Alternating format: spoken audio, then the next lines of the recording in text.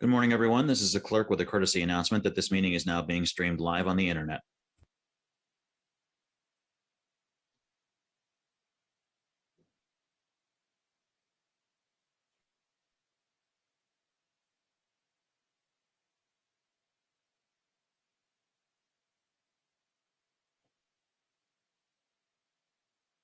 Rosario, I can, on the attendees list, I can see your hand, but it won't allow me to promote you. If you could try to come back again. There we go. Finally, you promoted. Good morning, Rosario. Oh, thanks God, Rhonda. Thank you very much. I was about to email you back. We can hear you loud and clear. Have a great meeting and thank you. Thank for you. being here.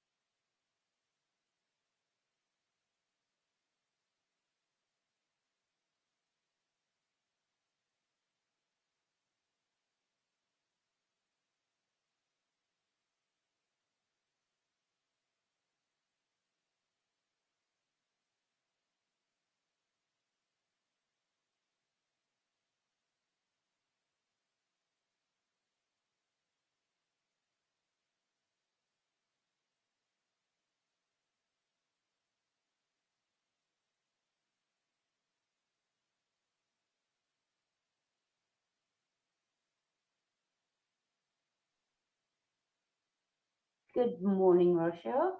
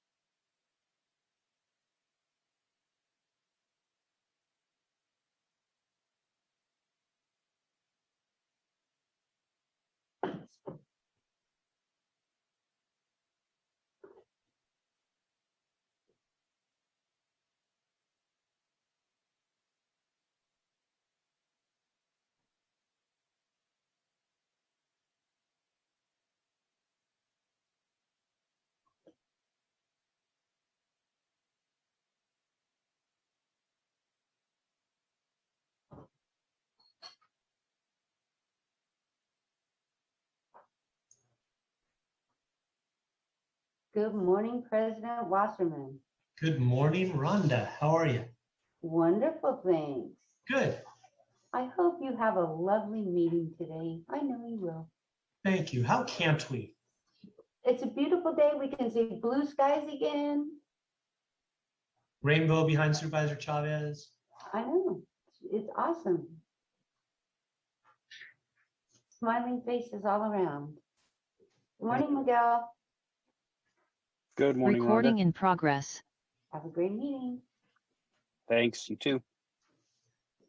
Supervisor Wasserman, your clerk today is going to be Dave Leon. Wonderful. Good morning, sir. Good morning, David. Nice to have you. Nice to be here.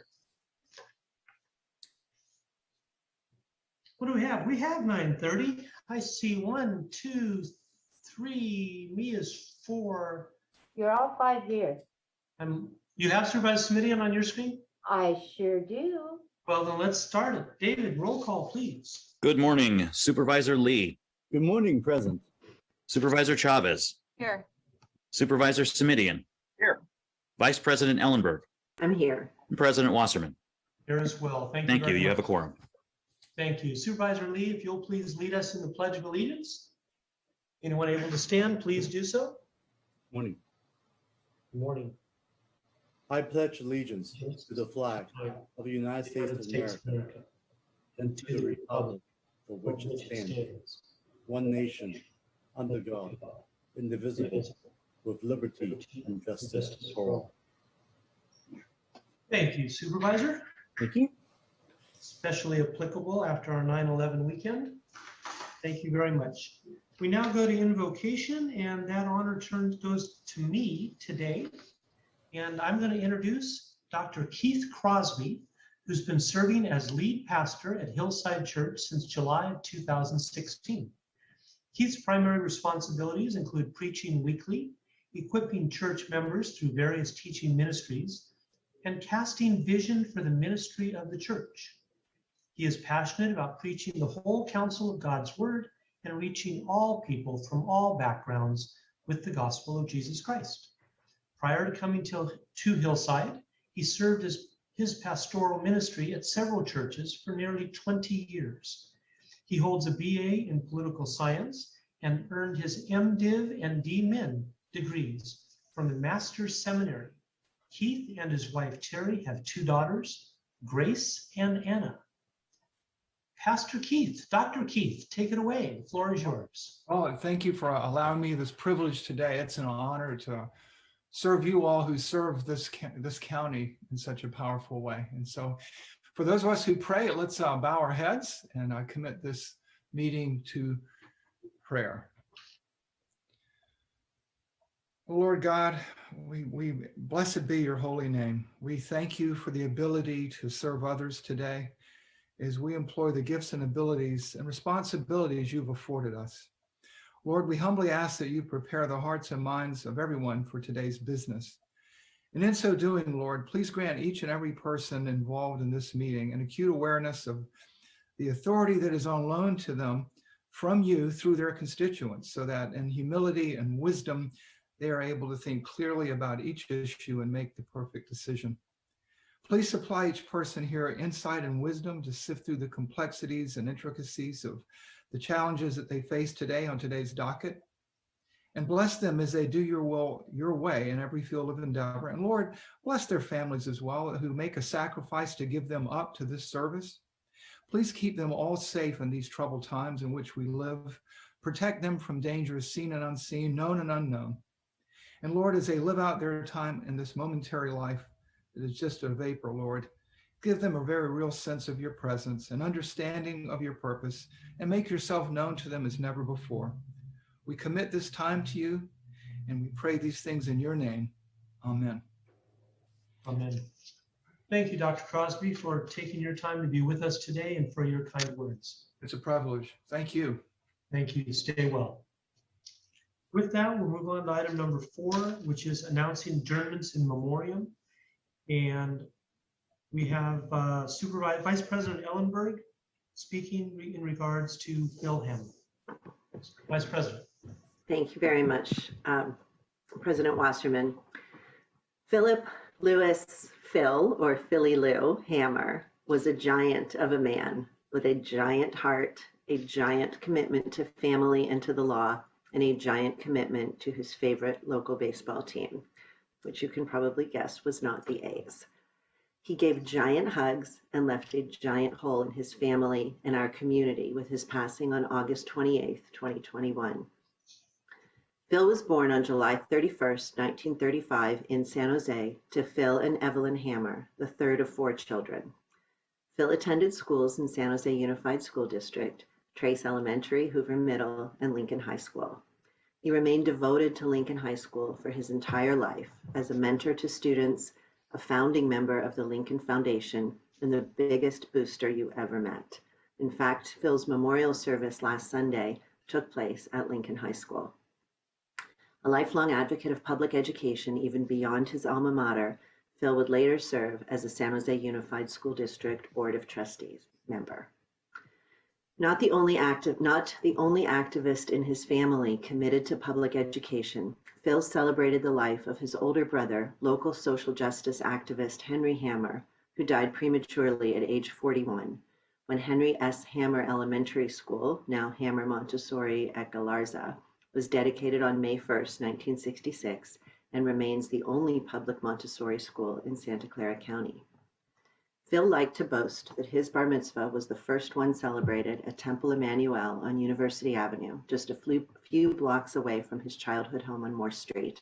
He took on leadership roles at his neighborhood synagogue, always eager to serve any community of which he was a part. Phil attended college at Stanford University, which was briefly put on hold while he served in the United States Army. While serving, Phil found his love for the game of bridge, which indicates that he found himself out of harm's way, at least some of the time. Pardon me, I'm just going to. When he returned, Phil completed a degree in political science from Stanford University and continued his education at Berkeley, go Bears, where he completed his law degree. There, he met his future bride, Susan. Susan and Phil married in 1960 and moved briefly across the country. Phil worked as an attorney for the Civil Rights Commission and provided legal counsel for victims of race-based persecution. In 1963, they returned to San Jose with eldest son Philip, who goes by Bo. Phil continued to defend the Constitution and people's First Amendment rights by taking on the Pruneyard Shopping Center when its owners tried to curtail demonstrations by high school students. Phil argued Pruneyard v. Robbins in 1980 before the U.S. Supreme Court and won his case, which further cemented the right of students and the public to peacefully petition the government on privately owned but publicly used commercial property. Phil and Susan were as passionate about the arts as they were about civil rights. The shared leadership they embodied propelled the founding of the San Jose Repertory Theater, eventually renamed the Hammer Theater, and the growth of the San Jose Museum of Art and MACLA. Of course, Phil was his wife's strongest supporter in her successful bid for mayor of San Jose in 1989, and it's with deep sadness I reflect on having adjourned our Board of Supervisors meeting in Susan's memory just a year and a half ago. I want to share just a few personal thoughts at this time. I learned about Phil when I was in law school. My then boyfriend, Steve, proudly pointed out that his family was good friends with the lawyer who argued the Pruneyard case that is studied by every 1L student in the country. When Steve and I moved to San Jose, we quickly met and befriended 4 generations of the Hammer clan. My aunt and Phil's mother, Evelyn, met and bonded instantly. Over time, our families connected through bridge, politics, public education, celebrations of life, and more. It was Phil who encouraged me to run for San Jose Unified Board of Trustees in 2015, and he co-chaired my campaign along with Supervisor Ken Yeager. It was Phil who encouraged me to mentor students at Lincoln, which I did for 4 years. It was Phil who nominated me for an American Leadership Forum class, and Phil was one of the first supporters of my run for this seat. I will miss his huge smile, even amidst great back pain in his later years, his big hugs, and his advice and counsel. He modeled a life of menschlichkeit in cherishing his family, serving his community, and bringing joy wherever he went. Phil is survived by his children, Bo, Hallie, and Matt, his daughters-in-law, Donna Hammer, Rebecca Thompson, Michelle Longos, and Margie Hutchison, his 7 grandchildren, Nick and Aaron Hammer, Elliot Hammer, Prairie Hammer, Isaiah Hammer, Mateo Hammer Longos, and Michaela Hammer Longos, his niece Betsy Hammer, his great-niece Gia Hammer, and his great-grandniece Bertu Bellate. Phil will be missed by so many. May his memory always be for a blessing. Thank you very much, Vice President Dellenberg. And Phil will also be happy to note the Giants have the best record in all of baseball right now. Excellent. Supervisor Chavez, your hand is raised. Thank you. I wanted to say to Supervisor Ellenberg, that was a lovely tribute to a really important man. And I hadn't thought about how giant his heart and all of him was throughout his life, and I appreciate you reflecting on him.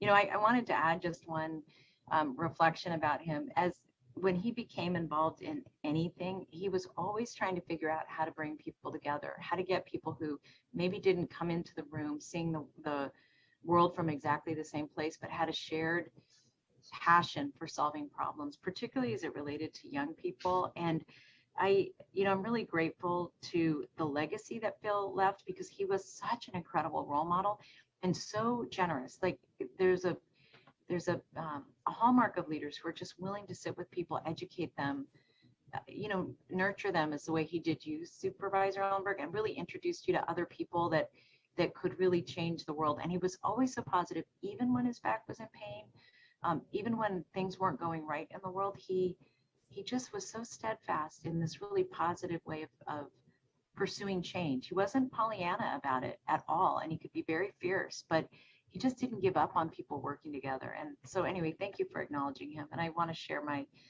condolences to his family. Thank you. Thank you, Supervisor Chavez. And you can keep the microphone as we go to commendations and proclamations. And we turn to you for a proclamation regarding Fetal Alcohol Spectrum Disorders Awareness Month. Thank you so much. And today I have the privilege of presenting a proclamation declaring September 21st as Fetal Alcohol Spectrum Disorder Awareness Month. Fetal alcohol spectrum disorder, or FAST, is the blanket term used to describe a group of conditions that can occur in a person whose mother drank alcohol during pregnancy. And as a reminder, there is no safe time or amount of alcohol consumed during pregnancy. And that has kicked off a campaign called Not Even One that I want to thank our public health staff and our social services agency and the Beat Valley Transportation Authority for all their work on that campaign. The fetal alcohol spectrum disorder is largely unrecognized and often misdiagnosed instead of ADHD, bipolar disorder, autism, bad character, or bad parenting, leading to incorrect and awful, harmful interventions. With correct identification, understanding, and intervention, people with FAST can go on to healthy, productive adulthood. Without these supports, a great many will suffer from unwarranted blame, unrealistic expectations, and unproductive punishment, often resulting in marginalized or truncated lives. Santa Clara County, for those of you who don't know, has had a long history of attention to this issue, beginning with the Valley Medical Center's FAST Diagnostic Clinic over 20 years ago. It hosted a series of conferences and workshops and a coordinated effort to provide prenatal screening for exposure. Our county is the first county in the nation to tackle this problem across systems with a 5-year plan of prevention, diagnosis, intervention, beginning with an extensive prevention campaign, including a website, videos, bus banners, and ongoing research on the effectiveness of that work. Within the board's packet today, there are 2 links to videos that serve as a reminder of the importance of maintaining an alcohol-free pregnancy. I would encourage our community members and my colleagues to send those videos out to your constituents. And they're part of the first wave of action focusing on the prevention work plan created by Behavioral Health Services. And again, I want to thank them for their leadership regarding FAST. The videos explore what it is, how it affects behavior, and how important it is to diagnose. I also just wanted to thank FAST Northern California, which is a group of parents and professionals aiming to foster diagnosis, services, and support for everyone affected by fetal alcohol damage in Northern California. Their mission is to raise awareness by consulting with families and agencies and providing and hosting trainings and disseminating research. I just would be remiss if I didn't call out the fact that the way this came to us was through our reentry network. And during that a meeting, Barbara Hansen, Christine Clifford, Kathleen Page came forward and asked us to take a leadership role on re-engaging around this issue. And I particularly want to thank Miguel Marquez, Deputy County Executive, or I'm sorry, I know you have a fancier title than that, but to thank him for coordinating this because he really wrapped his arms around this very challenging issue and brought it forward. Today, I want to say to my colleagues that Dr. Land had a family emergency, so he wasn't able to join us this morning, but they asked that I read this on behalf of the coalition.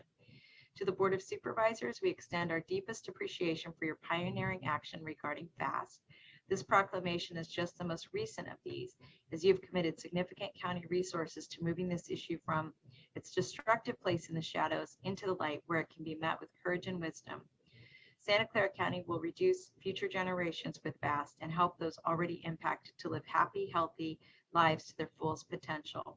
We at the Collaborative thank you from the bottom of our hearts, and we thank them for their leadership. Thank you, Supervisor. for president. Thank you, Supervisor Chavez. Appreciate it. We're now going to move to item number 6, which is public comment, where anyone can speak about anything not on today's agenda. And I really appreciate when people adhere to those rules.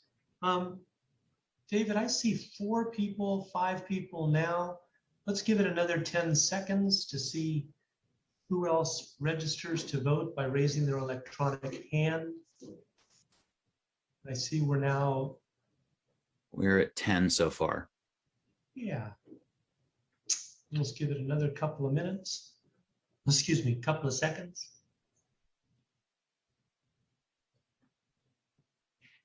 Oh, person got on, person got off, person got on. Anyone wishing to speak, please raise your hand electronically so we can monitor the time and ensure everybody has the same amount of time.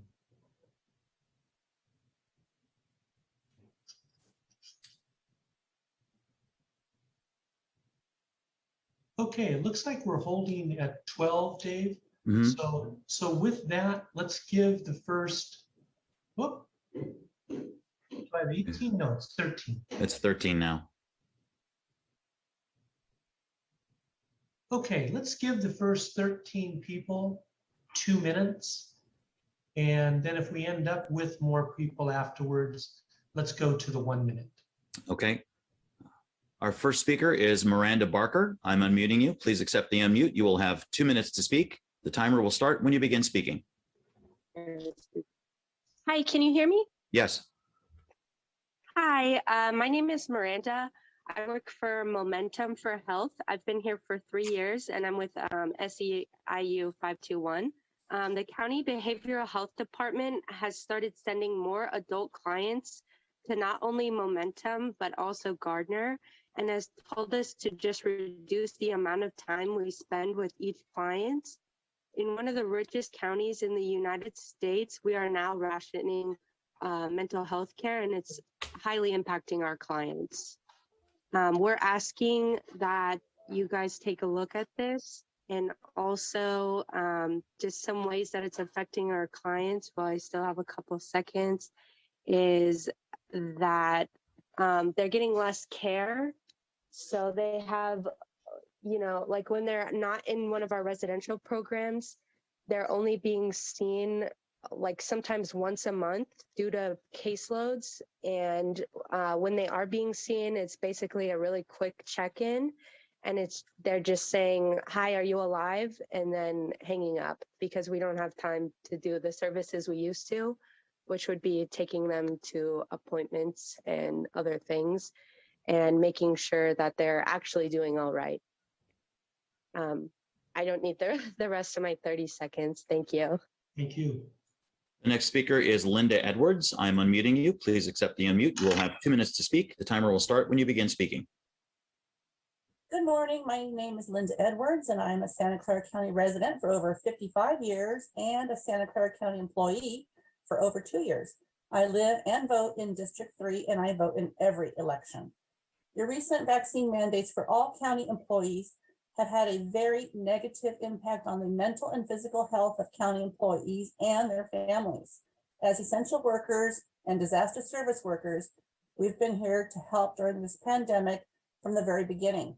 Forcing vaccine mandates does nothing to stop the spread of this virus and only gives people a false sense of security. I urge all Santa Clara County board members to instruct Dr. Jeff Smith and Miguel Marquez and County Council to accept each and every medical exemption and religious exemption submitted in good faith. Let's get back to the business of providing essential services to our county. Let's keep workers employed, families housed, and services flowing. I oppose vaccine mandates and vaccine passports. And if you care about mental health, keeping people employed, and reducing homelessness, you should oppose mandates too.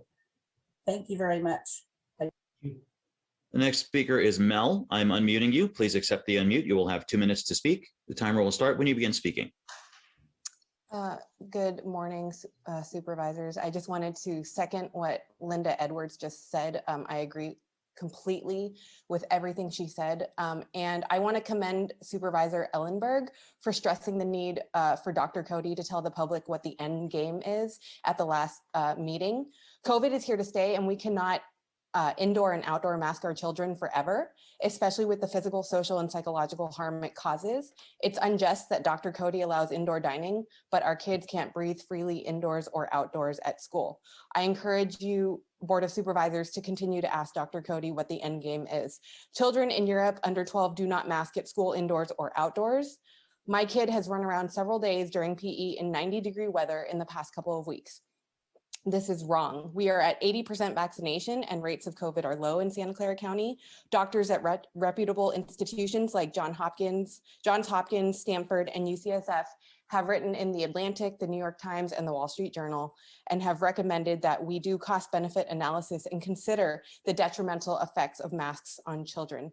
Please fight for the children of Santa Clara County and encourage Dr. Cody and Jeff Smith to encourage superintendents to end outdoor and indoor mask mandates. Thank you. Next speaker is Christopher Alvarado. I am unmuting you. Please accept the unmute. You'll have 2 minutes to speak. The timer will start when you begin speaking. Okay, good morning to the Board of Supervisors. My name is Christopher Alvarado. I am a mental health therapist at Gardner Health Services, located in San Jose. I've been at Gardner since 2012, and this past year has been, as you know, one of the hardest for our community. I'm also a member of labor union SEIU Local 521. Santa Clara County's Behavioral Health Services Department has started sending more clients to Gardner. Their solution to manage this, just reduce the amount of time we spend with each client. In one of the richest counties in the world, in the United States and the world, we are now rationing mental health care. Please stop forcing us to ration care. To care for more clients, we need more funding to be able to recruit, retain, and hire more staff and more flexibility in our contracts. The system is at a breaking point, and we need you to take action now. Thank you. Thank you. The next speaker is B. Beekman. I'm unmuting you. Please accept the unmute. You'll have 2 minutes to speak. The timer will start when you begin speaking. Mr. Beekman, are you there? Hi, I'm here. Sorry, thank you. I worked on a speech, hopefully it will come through here. Like local community democracy and democracy itself, let me make sure here. Here we go, this one's it. Like local community democracy and democracy itself, how we talk about the future of COVID-19 issues and its vaccine process is a process that always needs openness, examination, and can be improved upon. The ideas of an eternal steadiness we often ask for from our current democracy and its republic should not be at the expense to build our society upon lies, half-truths, in order to better understand the deeper truths of ourselves, our science and technology, and how we can better work together. How we have talked about the early stages of this vaccine process and vaccine passports may be much different than how we can talk about it by the end of this summer and through the fall. We simply have to continue the good efforts and how good communication and healing on the subject of vaccines, the spread of COVID, and the vaccine passport process and the future of surveillance technology, we can talk about these things more openly and honestly. And we can look for creative good choices of community safety for everyone with these concepts. 3 months ago, if I was to type out a Google search to ask about nanotechnology in the mRNA vaccine process, I would not get much of an answer. I can now. So we need to learn how to talk and to continue the efforts of honesty and openness in the good definitions of community safety in our future conversations about COVID-19 and its vaccines. I think the federal level has actually shown some creative good thinking, and as they have just announced, they will continue a process that federal government workers can have a choice of the vaccine or weekly COVID tests in order to limit and reduce the future COVID spread. And then I hope a continued good term of Governor Newsom and Mayor Liccardo and Santa Clara County will also want to work towards open, honest dialogue and creative, safe practices as well in the next 6 months. Next speaker is David Kay. I'm unmuting you. Please accept the unmute. You'll have 2 minutes to speak. The timer will start when you begin speaking. Hello, this is David Crace. I'm a special ed teacher. I currently work with Momentum for Mental Health. I've been working in the field for over 30 years, and I've worked with some of the top people in mental health in the country and throughout the world. unfortunately, I would think that, the system today is really, it's really broken. It's been proven to be a complete failure. And I don't think it's anyone's fault. I think it's just that the dynamic and the extent of the problem is tremendous. People are overwhelmed. But I think that we need to start thinking differently about how we support people. Using this current contractor system, it doesn't work. And I think part of the problem is that people don't want to tell the truth about, they don't want to admit the truth. Where things are broken, people are afraid. For example, I'll give one example. I worked a lot for many years with people with developmental disabilities. You do not see anyone with Down syndrome on the street. Why? Why did that happen? Because these people are conserved and their parents are lawyers, doctors, and there's been many lawsuits that prevent these people from being taken advantage of.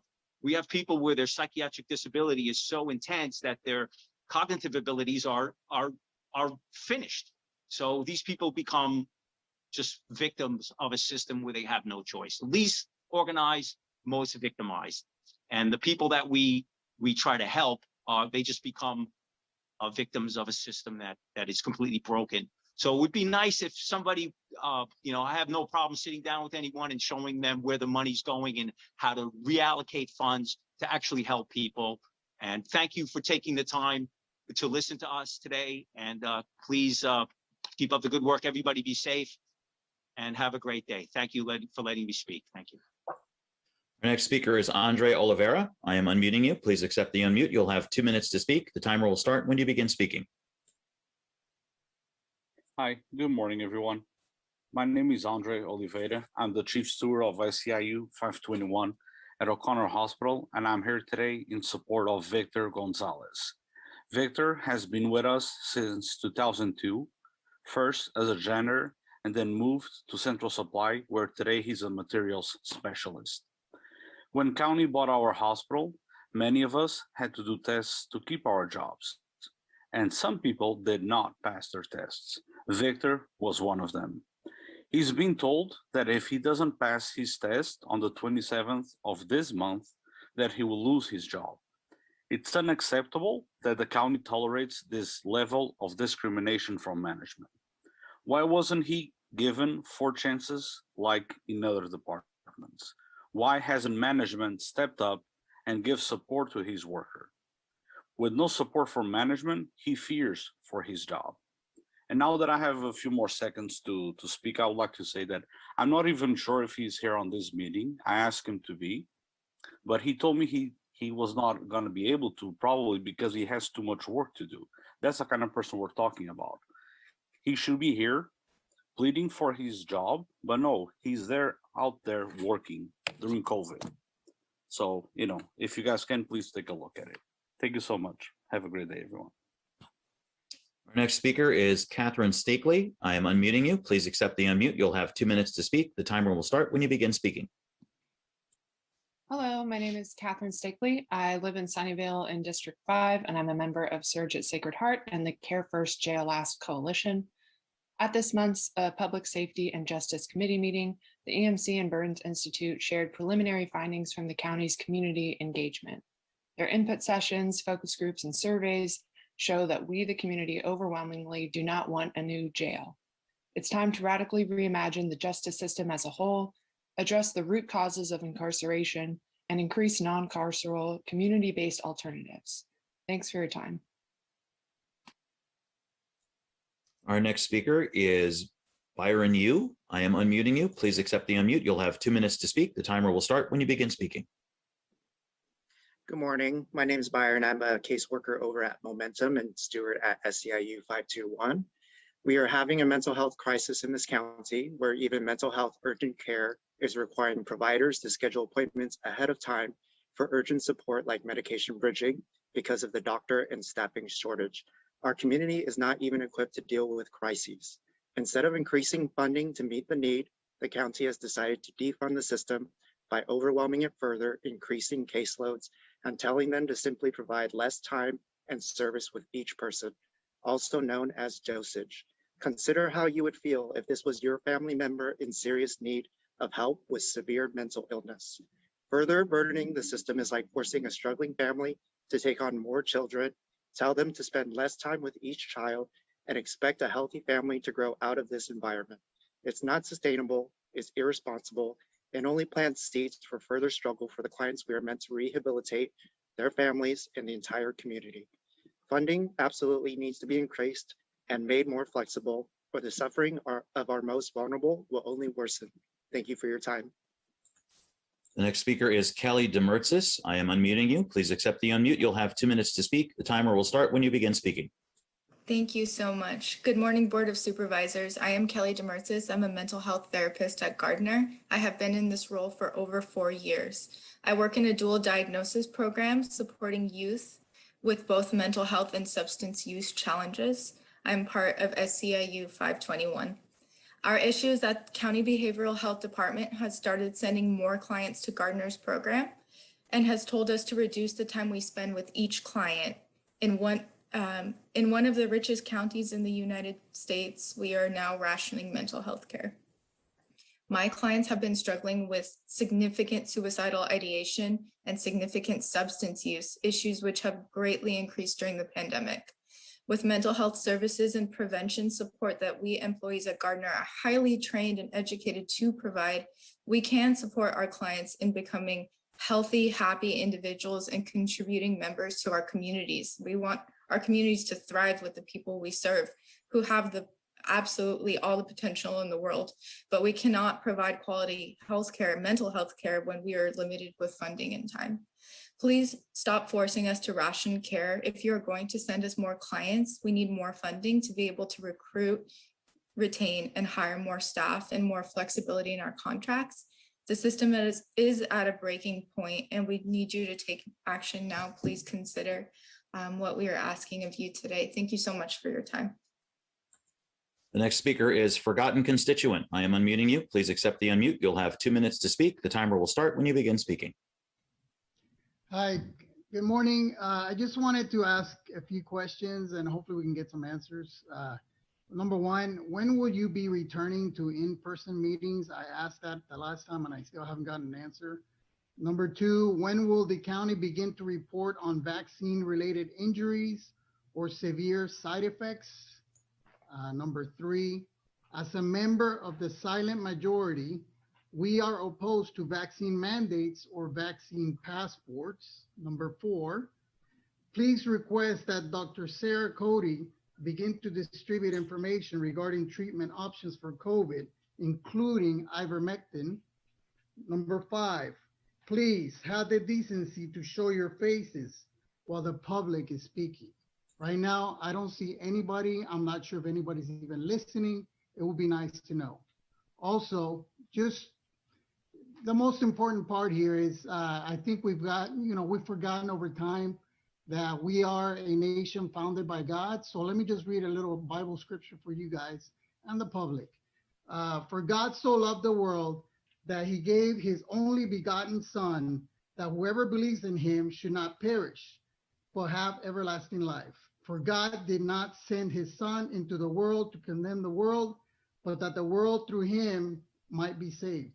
He who believes in him is not condemned, but he who does not believe is condemned already, because he has not believed in the name of the only begotten Son.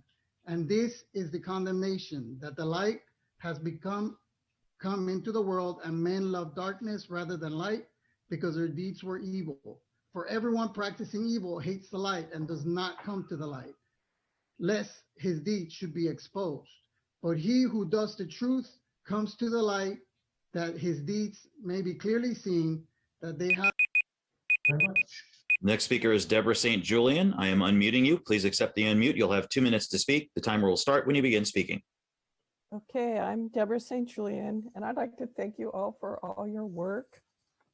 And I live in District 1, and I'm a member of Showing Up for Racial Justice at Sacred Heart and the Care First, Jail Last Coalition. I'm also affiliated with PAC's Beloved Community.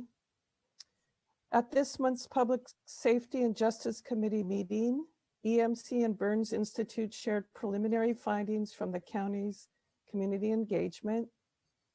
Their input sessions, focus groups, and surveys show the community has overwhelmingly decided they don't want a new jail.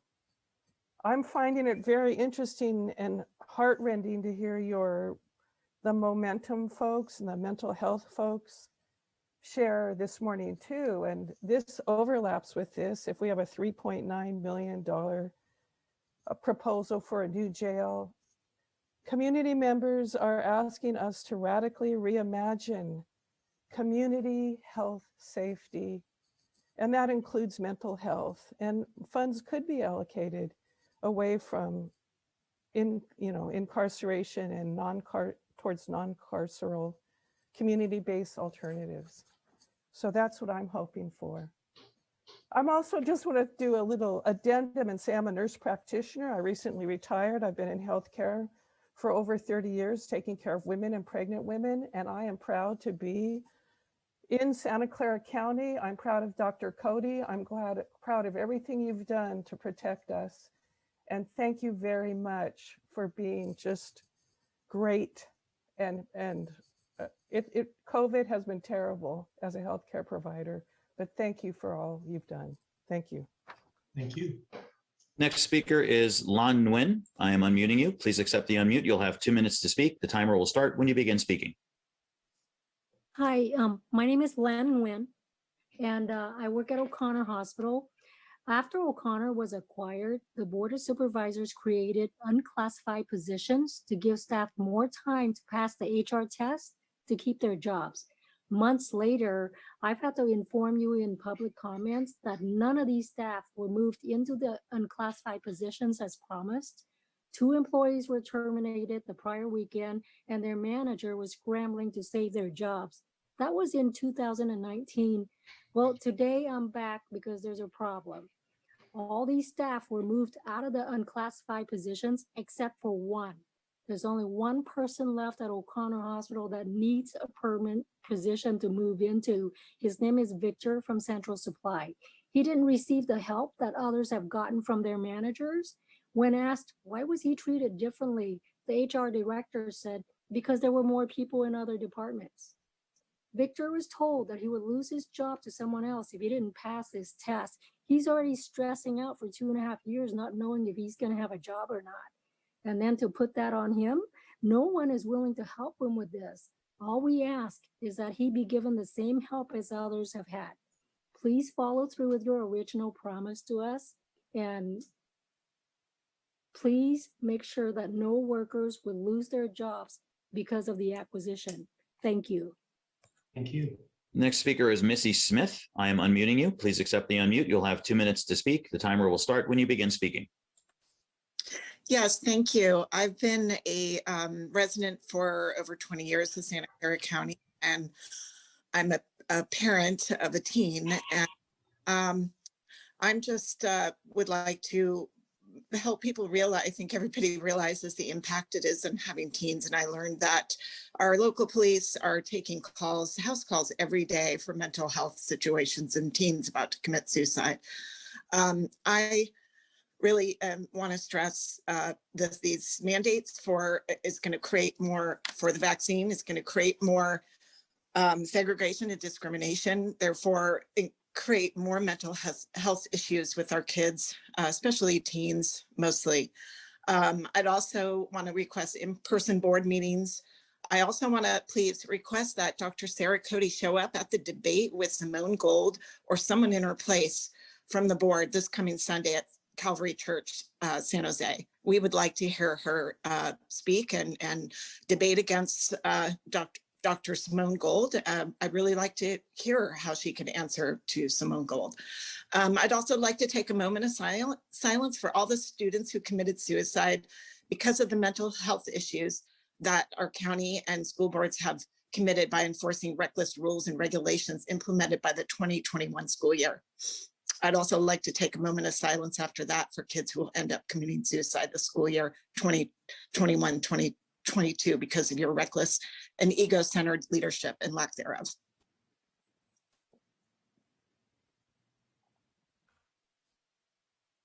The next speaker is Alexis McNabb. I am unmuting you. Please accept the unmute. You'll have 2 minutes to speak. The timer will start when you begin speaking. Hi, thank you. This is Alexis McNabb. I live in District 2, and I'm a member of Showing Up for Racial Justice at Sacred Heart and the Care First Jail Last Coalition. And as you know, the EMC and Burns Institute shared their findings at this month's Public Safety and Justice Committee meetings, and they showed that the community overwhelmingly does not want a new jail. I am listening to comments not only about folks calling in about more needed resources for folks with mental health issues from Momentum, but I'm also remembering someone who is bringing up developmental disabilities. That's something that I know about personally in my life, and my brother suffers from multiple developmental disabilities, which make him fall through the cracks in a lot of ways. And if it were not for a great deal of race and class privilege, he would be in jail because of the ways that his disabilities cause him to behave. And I have the privilege and the advantage in my family of being able to take care of him when he falls through the cracks. And not everybody has that, which is why it's so important to fight for other alternatives. So we ask that you radically reimagine the justice system as a whole and address the root causes of incarceration and increase the non-carceral and community-based alternatives. Thank you. Next speaker is Urvish Kumar Mehta. I am unmuting you. Please accept the unmute. You'll have 2 minutes to speak. The timer will start when you begin speaking. Thank you very much. I wanted to thank all the Board of Supervisors as well as Mike Westman, the President of the Board of Supervisors, as well for the consideration as well as the opportunity to speak. I wanted to echo out the proclamation and commendation that is being provided to the few individuals, and as well as notifying and providing the insight on the commendation for the federal alcohol. Now, I also wanted to mention about that, some of the ongoing improvements and the attention with regards to the ongoing wildfire situation within the California.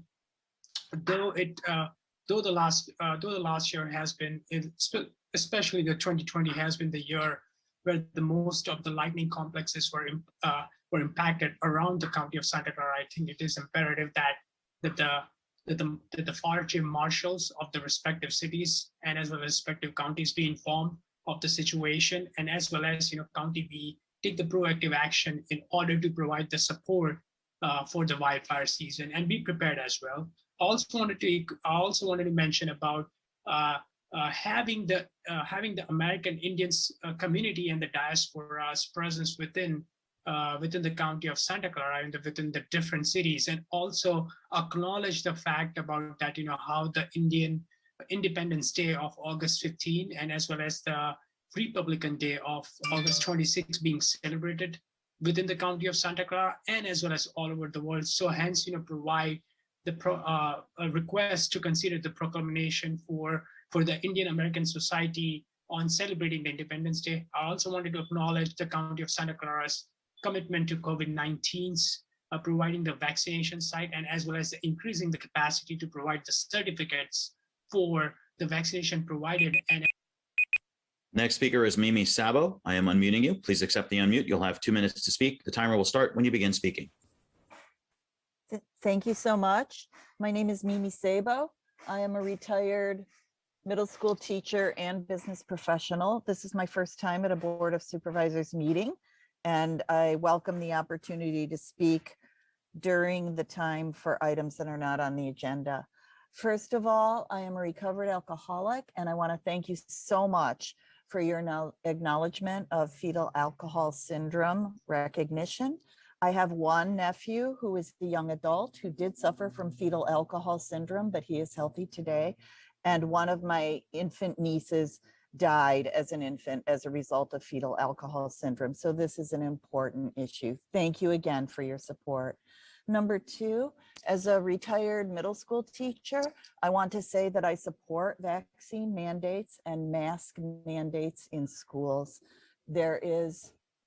I taught during the 1.5 years of the pandemic, And I found that school children had no difficulty wearing masks in schools, and the advantages to keeping everyone healthy and safe are enormous. So thank you very much. And I commend you for all your service. And I thank all my other fellow citizens who have commented today. I yield my time. Next speaker is Mai Abed. I'm unmuting you. Please accept the unmute. You'll have 2 minutes to speak. The timer will start when you begin speaking. Hello, this is in regards to the bill to support Afghan refugees with funding. As a progressive city with one of the largest, with living in an area with one of the largest Afghan populations, we as a community have the responsibility to do as much as we can to support these refugees, especially considering that many have fought for the past 20 years alongside American troops, and they have put their life on the line, and we need to do everything we can so that their fight wasn't in vain and we haven't put their lives on the line without supporting them. Thank you. And that concludes our request to speak.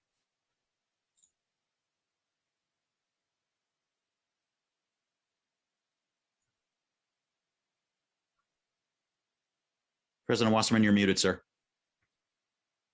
Thank you, and I was doing so well. All right, David, I said thank you very much for handling that so well. That was item number 6. We now move on to item number 7, approval of the consent calendar and changes to the Board of Supervisors.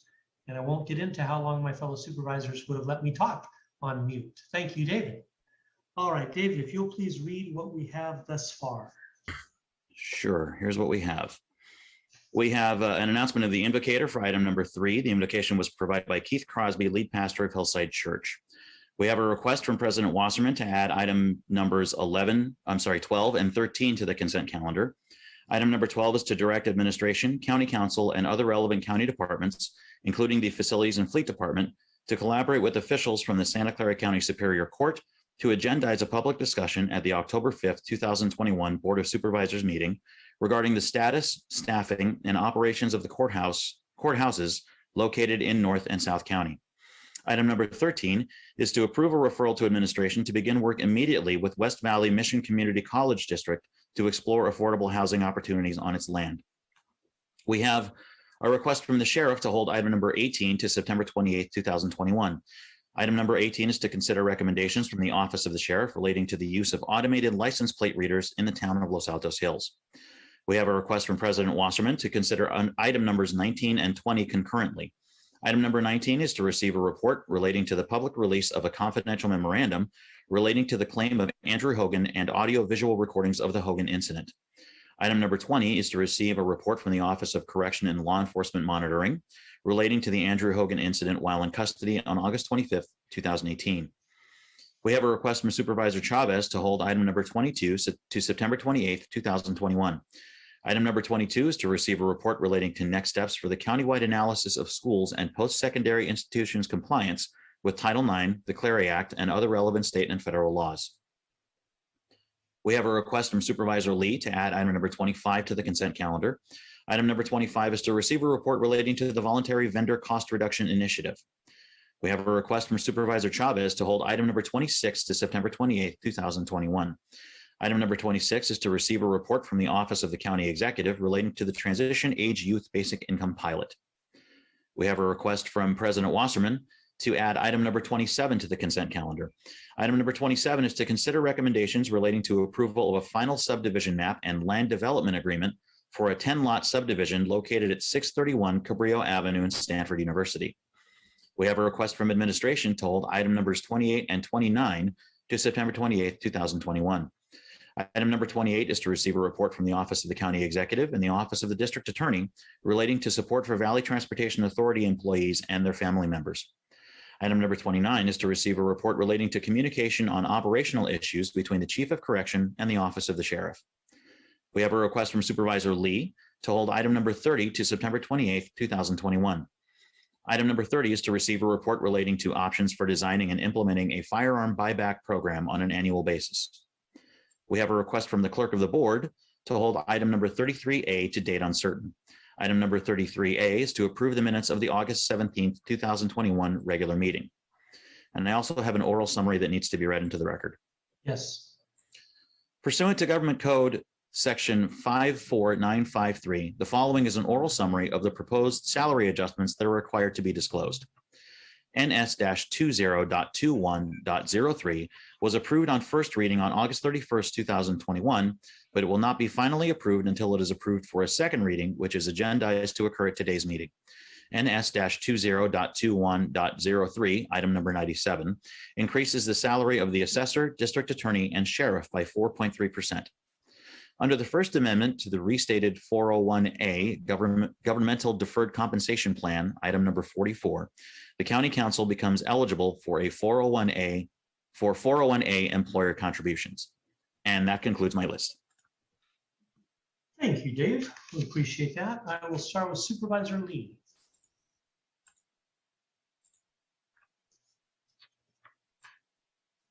Thank you, President Wasserman. That's a lot to digest, and I just want to go through a few of the issues that has been put onto consent. So first of all, on item number 13, we are perfectly happy to leave on consent, and I would like to make this comment as follows. First, I want to thank Supervisor Simidian for this referral, and I'm certainly in strong support. This actually referenced Supervisor Chavez referral back in June 2018 that the Office of Supportive Housing provided an off-agenda report around April 2020, summarizing the county's efforts in exploring housing opportunities with school, community college, and hospital districts.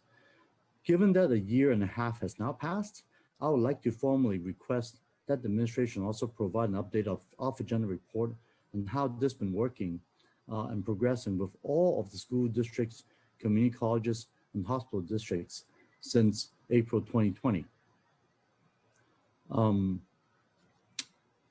For item number 12, I also want to thank Supervisor Simidian and Wasserman regarding the referral with the court services issues and the closing of the North and South County court facilities.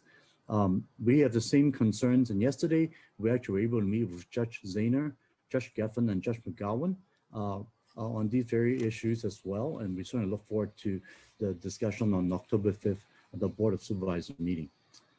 On item number 35, I would like to go ahead and leave it on consent as well and make the following comments. This is a very important issue regarding internet scams, especially related to COVID. And it's certainly a really good use of our COVID-19 relief funds.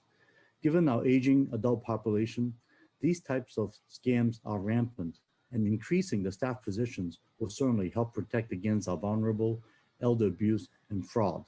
This is long overdue. If anything, I really think we should have multiple staff working on these efforts more so. On item number 56, regarding the information referral resources, I would like to direct administration to consult with networks of community-based organizations, such as the Silicon Valley Council of Nonprofits, Emergency Assistance Network agencies, Continuum of Care, Cadre, Community Health Partnership, Behavioral Health Contractors Association, and the CSA Puerto Collective prior to the initial planning stage of the project as a pre-work activity. Is that it, sir? And last one about the 57 regarding the Board of Supervisors referral matrix there. First of all, I want to thank staff for putting that matrix together, extremely helpful in tracking the items. I do have one correction on item number 89 on the matrix. The comments on the item mentioned that the off-agenda report was issued at the end of August and that the item is complete. My staff actually has been communicating with administration, mentioned that the details of the item are still being worked out. So if we could just please update that the month when the board will likely receive the off-agenda report in the future, that would be great. And I think that's all I have. Thank you, President Mossman. Thank you, Supervisor Lee. Supervisor Chavez, you next. Thank you. I wanted to also say I think the addition on 13 is really very, very helpful, and I'm excited to see there's some movement that Supervisor Simitian's office has identified. And I know that San Jose City College and Evergreen College are in a similar position. So I think being able to check in with our partners is a great idea, and getting an off-agenda report is also a great idea to move forward. So thank you for that. Item 22 for the Title IX analysis, I'd like to ask that that actually be moved to 1019. Item 22. That's correct. And item 23, colleagues, this is a period product report back. And what I would really like to do is ask the staff to take 60 days to put together a solicitation for free and environmentally sustainable period products, and have it come back to the board at the time that the solicitation has been let. And that would be a motion there. On item 25, this Supervisor, excuse me. So on item 23, yes, you're asking that to be held? no, this would You're be adding to to give it. direction for a 60-day solicitation for free and environmentally sustainable period products for all our public buildings. And otherwise, it be included on consent. That's correct. Thank you. Item 25, this is a voluntary vendor cost reduction, and I wanted to thank our procurement director, Gene Clark, and his staff. This allowed for 87 contracts to move forward, and also to have a net savings to the county of $12 million. I thought it was brilliant, and I want to leave it on consent as a reward to not have to stay here, but I did want to just say really well done and good job. And then finally, on item, let me just look real quick. Actually, I think those got my items. Thank you. Thank you, Supervisor. Vice President Ellenberg. Thank you so much. Let me pull up mine. I want to, I'm happy to keep item 12 on consent that was moved. Make sure I'm on the right number. Directing administration to agendize a public discussion about the court staffing, and happy to leave it there. And thank you to Supervisors Wasserman and Simitian for introducing the referral. I understand that the court clearly has autonomy, and to the extent that they're open to answering our questions, I believe that it will provide all of us with a more transparent understanding of the relationship and create avenues where our entities may be able to work more closely together on behalf of county residents who come in contact with the criminal legal system. If it's all right with you, I'd like to add one additional question to the list that you've laid out to better understand the roles that the courts play in alternatives to incarceration. I'd like to add this question to the referral. Are there particular processes, county programs or services, or access points that should be improved for more effective operation of the courts overall and better support to residents that come in contact with the courts? Thank you. And in addition, just want to make two more comments. First, on item 56, happy to leave it on consent, but just want to acknowledge the work of the staff. I'm really pleased with the direction that they're taking on engaging and coordinating the community on COVID recovery through this information and referral resources program. This is exactly the type of work that I've been talking about and looking for. So thank you, glad to see it happening.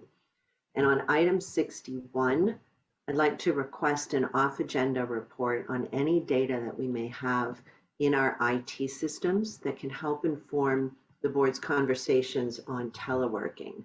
So I'd like to get an off-agenda report for all of us on the following areas as they relate to telework: systems requirements, productivity, collaboration, performance management, time and mileage tracking, training, postal mail versus email, and digital storage. And happy to have any other information that may be relevant to the board's consideration of teleworking. That's it. Thank you. Thank you, Vice President. Supervisor Simitian. Thank you, Mr. Chairman, and forgive me here while I toggle over. Here we go. I wanted to indicate that I would be an abstention on item 97, consistent with my prior vote on this item.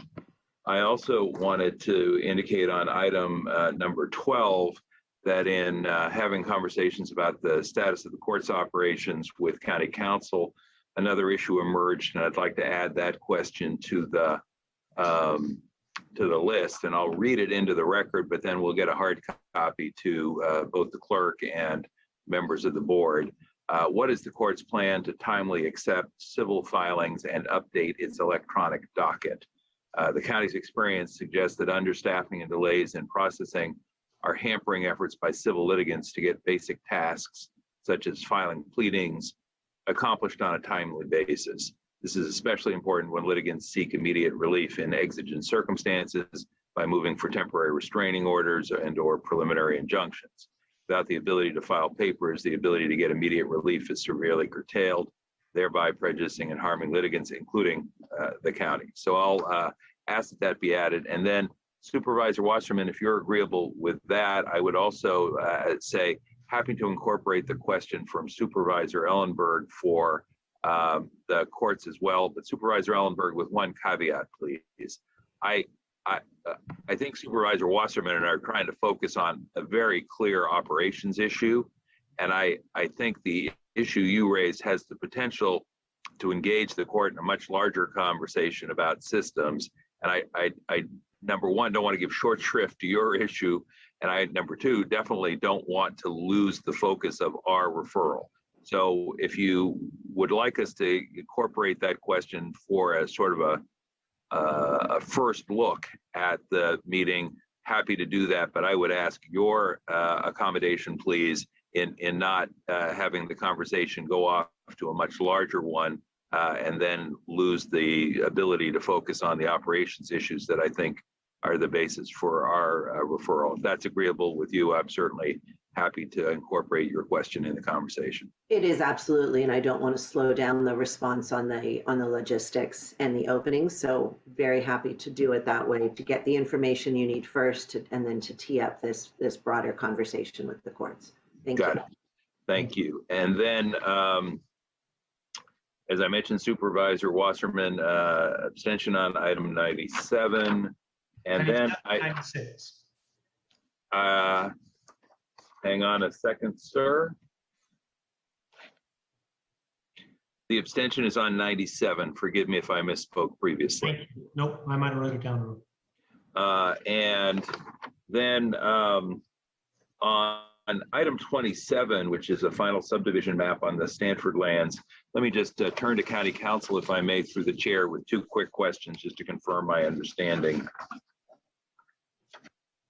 And Mr. Williams, I just want to confirm, my understanding is that this is an item that would be categorized as ministerial and that we may take action on it without a public hearing and on the consent calendar. I just want to confirm that so it's not gummed up or misunderstood as we continue. Yes, that is correct. Thank you. Then thank you, Mr. Chairman. Those are my only comments, observations, and requests. Thank you very much. Supervisor Chavez, your hand is still raised. Thank you. I neglected to just make sure that I put on the record that items 38 and 39 are for clinical positions for the Vietnamese American Service Center. And I think Dr. Smith was bringing back at the next meeting the two final positions that I requested have the board have an opportunity to vote on. And I just wanted to confirm that, Dr. Smith. Dr. Smith? Actually, it won't be the next meeting. It'll be the one after that. So the first meeting in October? Right. Thank you. Supervisor Smitty, your hand is still raised. My apologies, sir. Got it. Vice President Ellenberg. Thank you. I had neglected to register a no vote on item 97, consistent with my vote on it at the previous meeting. So I'm a no on 97. Thank you. Thank you. And that concludes our board. Before I make my comments, David, we have two speakers. That's correct, sir. Yep, we can give them 2 minutes each. Okay, one moment, please, while we get the timer up. Thank you. The number has increased. We're up at 3 so far. All right. So we'll keep them at 2 minutes. Yes. Okay. The next speaker is Scott Largent. I'm unmuting you. Please accept the unmute. You'll have 2 minutes to speak. The timer will start when you begin speaking. Good morning, everyone. Scott Largent. Good morning. Oh, thank you. Thank you. Appreciate that, Mike. Now, what I am, I'm a little confused. I understand why you guys changed things around as far as the consent calendar. I'm trying to learn more about how this all works. I know I've been attending this stuff for a long time, but there are items as a member of the public I would like to pull off the consent calendar for discussion. Maybe it's something I need to run by the county council. I'm just a little confused. We do taco together the county executive's report, the county council's report, and then the entire consent calendar. My item that I would like to discuss today that was put on to consent, of course, was item number 12, then item number 41 that involves the behavioral health services, the mobile crisis teams. Maybe this can be addressed at the next meeting. Maybe James can kind of figure out, it just doesn't seem right. At other government meetings, the public is allowed to pull an item off. I could have gone off for 2 minutes. I'm sorry, not gone off, but 2 minutes on the behavioral health one. I'm very frustrated that all this stuff gets consent calendared. It all gets tacoed on the consent calendar and voted off the island. I don't fully agree with that. As far as item number 12 involving our courts, I do like what you had to say, Susan. And a lot of these programs are not very impressive. I personally have experienced drug diversion classes, mental health diversionary program. They just do not help the public. Even going to these diversionary programs, half the people were on drugs. They were in buildings and places I really shouldn't have been. And these are the programs that we're offering people. And to this day, I'm really not seeing success stories with these type of programs. This would also be a great time to start digging into Judge Manley's hustle. And those are also programs that don't work and clients that are getting their rights violated. So thank you. Next speaker is Linda Edwards. I'm unmuting you. Please accept the unmute. You'll have 2 minutes to speak. The timer will start when you begin speaking. Good morning. My name is Linda Edwards. I live and vote in District 3. On behalf of all of the community members speaking at today's Board of Supervisors meeting, I would like to respectfully request that all board members be present and visible during public comment sections of the meeting. Many of us must take time off from work or juggle our schedules to be able to tune in and submit our 1-minute comment to the board during public comment. And when you look up and you don't see that all board members are present, webcams turned off, or see that their screensaver has been turned on for a long time, well, it's just disappointing. If we were having the meetings in the Board of Supervisors chambers, would you just get up and walk out during public comment sections? I don't think so. I hope not. If a 5-minute bio break is needed, maybe those should be regularly scheduled during the meeting for all to get a break. And if technology issues seem to be an ongoing problem, like Supervisor Simidian seems to have, then it is time to address those. If I can figure out how to upgrade my internet, my computer, and my phone lines in order to conduct business at home during the pandemic, then so can board members. So please, show courtesy to those that have taken the time from their busy lives to make their public comments. Be visible and be attentive. I yield my time. Thank you. The next speaker is B. Beekman. I'm unmuting you. Please accept the unmute. You'll have 2 minutes to speak. The timer will start when you begin speaking. Hi, this is Blair Beekman. I'm hoping to speak on items 17 through 20 and 85 and 86. Ideas of 17 to 20 are ideas of surveillance technology. Just a wonderful reminder of the importance of what the surveillance technology ordinance can do for ourselves. We were really studying some interesting ideas of ALPR data collection that, is a process that used to be a year long that people could keep data. That has been dwindled down to, 6 months and to 3 months, based on the concepts of, good open democracy, civil rights and civil protection ideas that, this is exuberant, helpful, exciting, fun stuff to think about, how open democracy can help and civil rights can help the future of data collection. It makes a more efficient process and a more democratic process and an enjoyable process for everyone. Good luck in your efforts, how we continue to talk about openness and accountability with the future technology. For items 85 and 86, road maintenance issues, just my reminder and question, I may be a bit off, but are we possibly going to be having an earthquake in the next few years? And if so, are these road and maintenance issues, I figure it's important that I ask this question so it can make it easier for yourselves to discuss the issue. What is road maintenance and what exactly do we need to do for such issues? It also can be a very interesting way to help connect with the Sheriff Lori Smith of this time and hear bureaucratic questions that we're not only having of her, but of our own local government and their departments, how we can simply work better together at this time with better open communication between each other. Let's practice and prepare emergency services for the next few years and next decade really well together. Thank you. Next speaker is Urbish. I'm unmuting you. Please accept the unmute. You'll have 2 minutes to speak. The timer will start when you begin speaking. Again, thank you very much to all the Board of Supervisors for again considering the comments as a public speaker to the County of Santa Clara. I wanted to emphasize on what the technological platform could revolutionize the way the County of Santa Clara operations as well as the government operations involve and engage on a day-to-day work with the county officials. On a first-come, first basis, I request Board of Supervisors to consider implementation of the Science, Technology, Innovation, and Space Commission to be established, as it is going to be engaging a lot more technological platforms to be involved with the county and how the open government software works and how the constitutes from different districts be directly working with the Board of Supervisors in order to work on a technology platforms and bring the diversified environment of different diasporas, different communities, different religious institution, non-profit organization being directly engaged with the county officials. On contrary, there are also ongoing issues with the disaster, with the California wildfire, as well as COVID-19, that could help revolutionize the platform with the County of Santa Clara. It is equally important to understand the demographics with the way the redistricting is ongoing.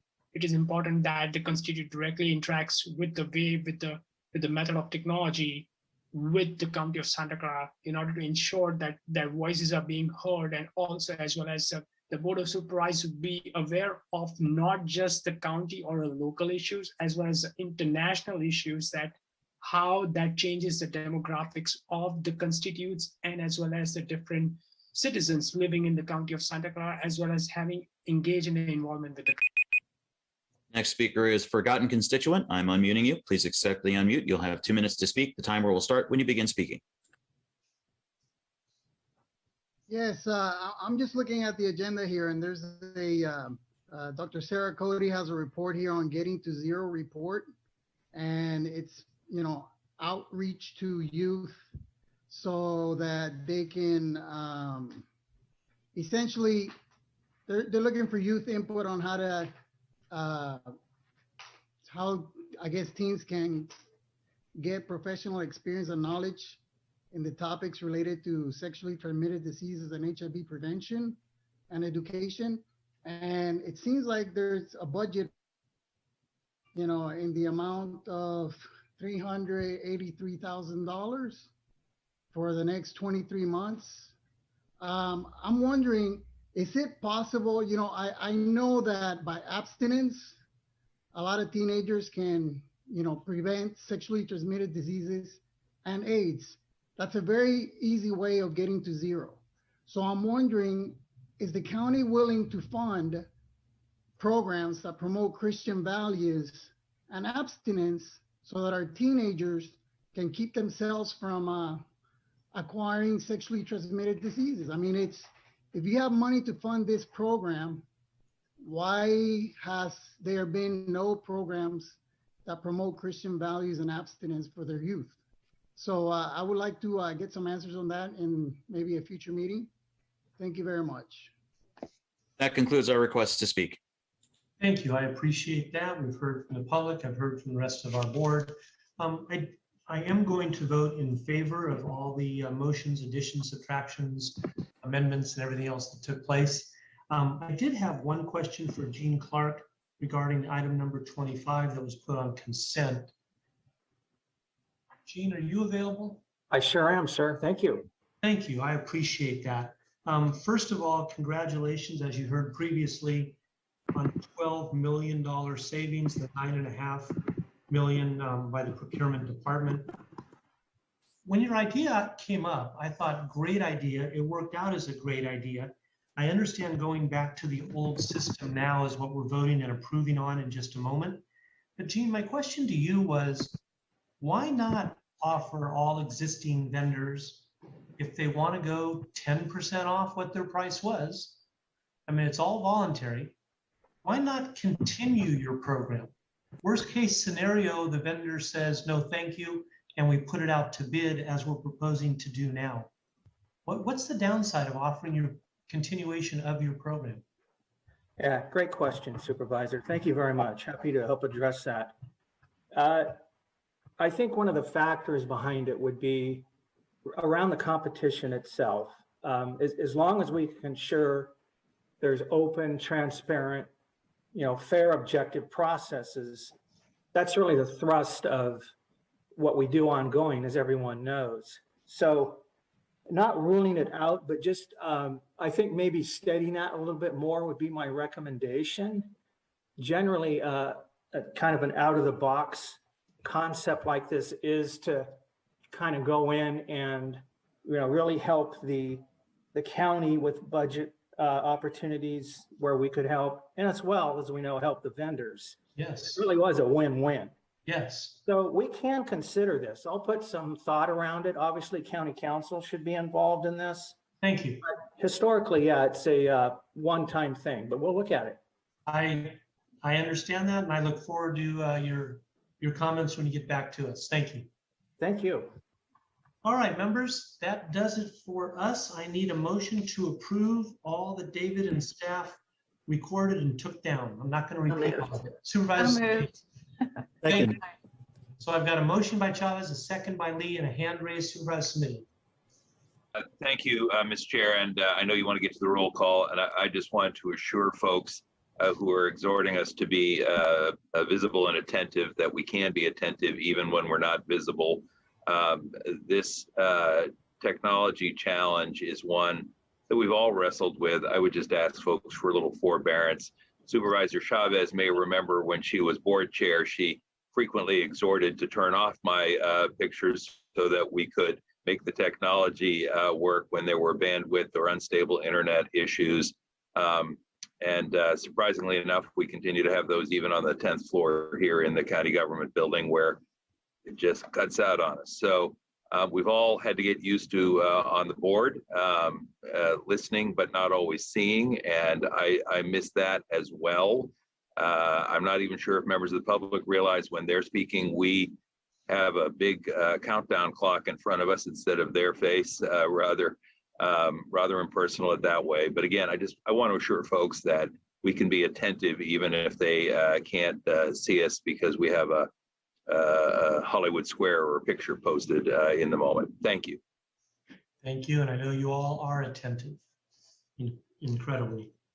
All right, so I've got a motion. I have a second.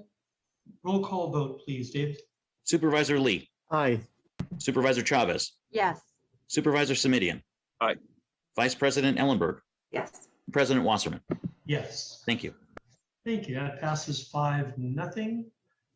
And I'm going to move on to public hearing item number 8, which was to be heard no sooner than 10, so we qualify. And I will turn, I imagine, to Consuelo. Yes, our Director of Office of Supportive Housing, Consuelo Hernandez. Welcome, Consuelo. Good morning, Board President Wasserman, members of the board, Consuelo Hernandez, Director, Office of Supportive Housing.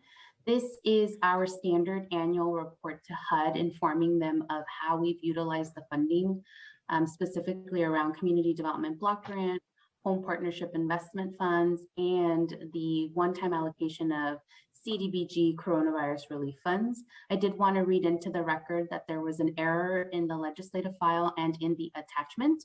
There was an technical issue on our side that showed a $0 amount for our rental assistance program, and it created two separate categories of funding. I did want to read out that the total expenditures was $350,632 that were expended by Sacred Heart. There is a balance of fund in that category, which we will be working on reprogramming to other eligible CDBG expenses. That will require a formal public hearing and annual action plan amendment, which will come back to the board later this fall. And happy to take any questions. Thank you. I don't see any questions, so we're going to officially open the public hearing, which we did.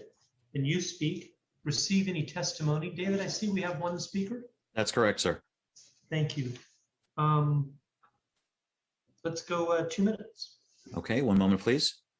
Next speaker is B. Beekman. I'm unmuting you. Please accept the unmute. You'll have 2 minutes to speak. The timer will start when you begin speaking. Hi, Blair Beekman here. I'm not fully sure, but this may be an item that can be appropriate for Scott Largent to want to address his behavioral health issues, possibly in terms of housing. For myself, it's been quite a few years working with HUD. You've developed some really interesting HUD ideas came through the federal level at the end of the Trump administration that I know the city of San Jose really had to consider and gnaw over, and they were like really interesting, but I think San Jose may have rejected some of them for the time being. Good luck how you'll be working with HUD and with a new administration. To really remind yourselves, there is, it's what I'm trying to learn how to do to be a good reminder of things, is that, you know, from the federal and state level, there is some new housing subsidy programs starting to help with, you know, transitional housing. So people in transitional housing can now be subsidized and be able to afford permanent housing. These were statistics that were usually, you know, 1 in 3 transitional homeless housing people end up getting permanent housing. This can now change to maybe 2 in 3. I mean, this is a game changer possibly, and it's being introduced across the Bay Area. I hope it can be, I'm interested how it can be introduced sooner rather than later. It may be time to it may take time to get people acquainted with its concepts. That's what I'm trying to do here. Be responsible about these subsidy practices and its funding patterns, and it can do some really, really interesting work. Let's not be afraid to talk about subsidies in our future and make it an open dialogue for all parts of the community. Thank you. Thank you. Next speaker is Irvish. I'm unmuting you. Please accept the unmute. You'll have 2 minutes to speak. The timer will start when you begin speaking. Thank you very much. Again, I wanted to thank all the Board of Supervisors. I want to specifically emphasize on the implementation of a CDBG, and as well as with the availability of incorporating the U.S. Department of Housing and Urban Development within the County of Santa Clara's inclusion. It is to be a vital step in order to implement the consolidated annual performance and evaluation report as a part of a CDBG, and as well as the home investment partnership programs through the U.S. Department of Housing and the Urban Development with the County of Santa Clara.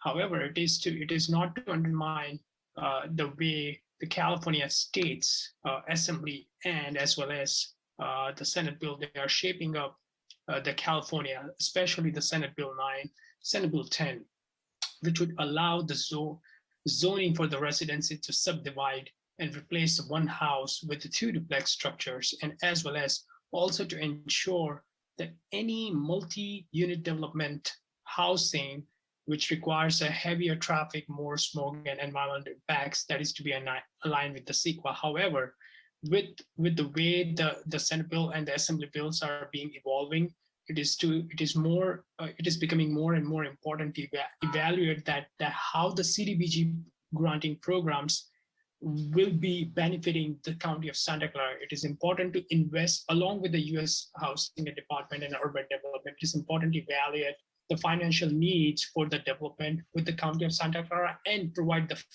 provide the granting program fundings and as well as provide the investment portfolio funding with the bond indexes and with the treasuries that directly involves with the government and financial operations of the County of Santa Clara in order to evaluate the right set of financial resources to be established to the ground. Next speaker is Scott Largent. I'm unmuting you. Please accept the unmute. You'll have 2 minutes to speak. The timer will start when you begin speaking. Thank you, everybody. Good morning, Scott Largent. I am not as, I did a little research on HUD. It's kind of above my pay grade, which is 0. What I'm noticing is that when you guys talk about a lot of these different grants, that they involve coronavirus funds. And I'm wondering how much actually went into the trough there at the county that didn't go into some type of FEMA camp or some type of, just some type of dignified camp in a way, some type of, I'm very puzzled about this. I know you guys got a lot of funds that came in for using the fairgrounds for vaccination and testing, and I believe this money did come from HUD. I don't know if this is something that Jeff Smith is in charge of figuring out, but it just doesn't seem. I think you guys opt out of providing actual camps for people to go during COVID, and I think it was because you guys utilized South Hall and Park Lane. This is very puzzling. I'm surprised something was not erected out at the fairgrounds. We're really in a humanitarian crisis right now down the street from, it's in your front yard, and nothing was provided out here, nothing at the fairgrounds, nothing in your parking lot across from the county building. Just basically makeshift shacks and dilapidated tents and a 66-acre just war zone. So can somebody like maybe kind of shake Jeff a little bit over there and tell him, hey, bud, what's going on here? Because I think this really makes you supervisors look bad right here. I think you're very compassionate people, but I don't think you walk down the roads. I don't think you get off that 10th floor. I'm just puzzled. None of you have ever even been out here, at least. Well, maybe you guys drove down the center. I don't understand. That concludes our requests to speak. Thank you, Dave. Board members, we've got the report from Consuelo. We're being asked to approve the draft fiscal year 2020-2021 and authorize the Office of Supportive Housing to incorporate public comments and submit the final paper to the Department of Housing. I would move approval, Chavez. Thank you, Supervisor Chavez. I have a motion. Do I have a second? Second. Thank you, Supervisor Lee. Any further discussion on this item? Hearing and seeing none. Dave, roll call vote, please. Supervisor Lee? Aye. Supervisor Chavez? Yes. Supervisor Simidian? Aye. Vice President Ellenberg? Yes. President Wasserman? Yes. Thank you. And Consuelo, thank you. We now move on to item number 9, considering recommendations relating to the imminent resettlement of Afghan refugees in Santa Clara County, brought forward by Supervisors Ellenberg, Vice President Ellenberg, and Lee. You wish to make any opening comments? Yes, please. Thank you, first of all, President Wasserman, for creating the space for this special hearing to address the influx of Afghan refugees into our county.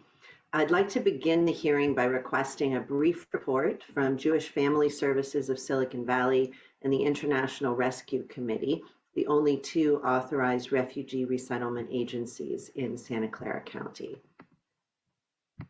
And I think, Dave, we might, I see Mindy there. Do we have Saya as well? Yes, I'm here. Yes. Okay, fantastic. Turn it over to the 2 of you. Thank you very much. Okay, I will begin.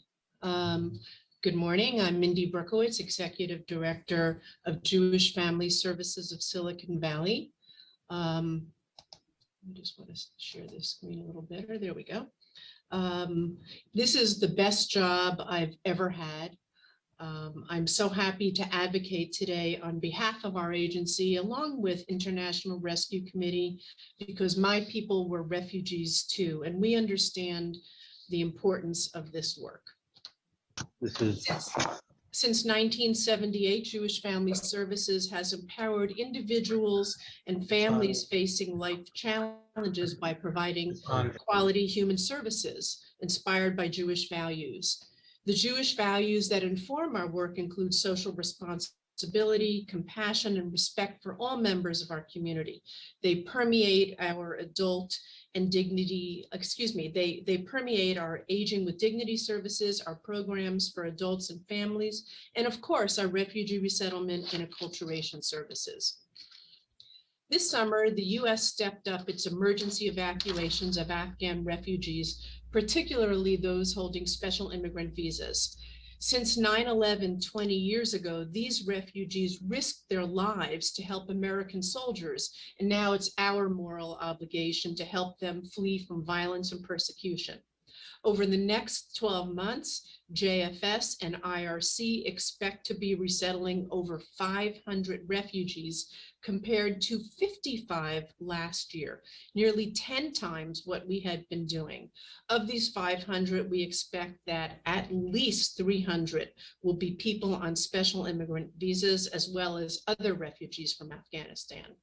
As a way of explaining to you, prior to 2016, our agencies resettled hundreds of refugees each year. During the Trump administration, however, the refugee resettlement program was nearly dismantled, and that is why our resettlement numbers were so low. Now, as we return to reinvigorated refugee resettlement in Santa Clara County, our agencies need to quickly gear up for refugees who have already begun to arrive at Mineta San Jose Airport, often with just a day or two notice. The task before us is to take refugees from being dependent on the system to that of being self-sufficient contributors to society. We work with their sponsors pre-arrival and then resettle them and help them find housing they can afford. We connect them with doctors, schools, emergency food, and the government assistance they need to survive. And then through our contract with the County of Santa Clara Social Services, we teach them English for the Silicon Valley workplace and help them get their first jobs in America. We give them support to advance in their careers and no longer need government assistance. So the recommendations before you today are to increase the two JFS and IRC refugee service employment contracts by a total of $130,000, as well as a one-time emergency fund request of $750,000. This is what makes up that ask. We have been contracting with county social services to provide vocational English language training to refugees since the 1990s. This contract has been consistently reduced over the last 7 years. Our county employment contracts are currently at a level that would make it impossible to meet the vocational English as a second language, career counseling, and job connection and retention needs of a huge influx of refugees. The request is to raise the contract from a current amount of $185,000 to $250,000 per contract for an ongoing total annual increase of $130,000 starting October 1st, 2021. This increase in our contract would ensure that we help more women like Fatina and Gita, who had never worked outside their homes before coming to the US. Fatina is an excellent baker. Once she learned enough English in her vocational ESL class to converse easily with others, we helped her interview for jobs in bakeries. Her positive attitude and expert cooking skills helped her get her first job ever at the bakery department at Safeway. 6 months later, she was promoted to assistant manager of the bakery. Her friend Gita is a conscientious mom who raised her 4 children. She worked hard to advance her English skills and took a job as a daycare worker with preschoolers. Now Gita hopes to open her own family daycare program. The one-time emergency fund request of $750,000 is of paramount importance. In addition to supplying employment services, we also provide housing assistance, emergency food, counseling for those suffering from PTSD, and more. The need for these services will grow as more people from Afghanistan arrive in Silicon Valley. The biggest need, of course, is for below market rate housing for newly arrived refugees. Even when we do secure these needles in our haystack, refugees often need housing stipends to help cover their first few months in our county before they've secured employment. These days, we often need to help provide $1,000 to $2,500 per household for housing alone. We will also use these funds to ensure that each adult we resettle has a usable phone and phone contract, as well as other basic technology so that they can connect to potential employers, doctors, their children's schools, and their case managers. If there are any funds remaining, we'll use it to increase our mental health support for those refugees arriving with PTSD and other special needs.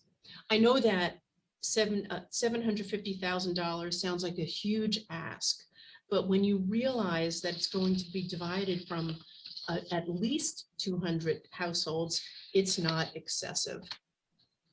So while the news from Afghanistan has been devastating and overwhelming, the ways our community has stepped up with caring and generosity has been incredibly moving and inspiring. I'd like to again thank Supervisors Ellenberg and Lee for advocating on behalf of people who are seen as heroes by our American troops, and to all of you for considering this heartfelt response to help our new arrivals feel welcomed to their new lives in America. And now I'll be happy to answer any questions you may have. Thank you. I think we'll turn to speakers. Mindy and David, let's give 1 minute each for the public. All right, one moment, please, while we get the timer adjusted. And then Sayad will come back to you for any closing comments.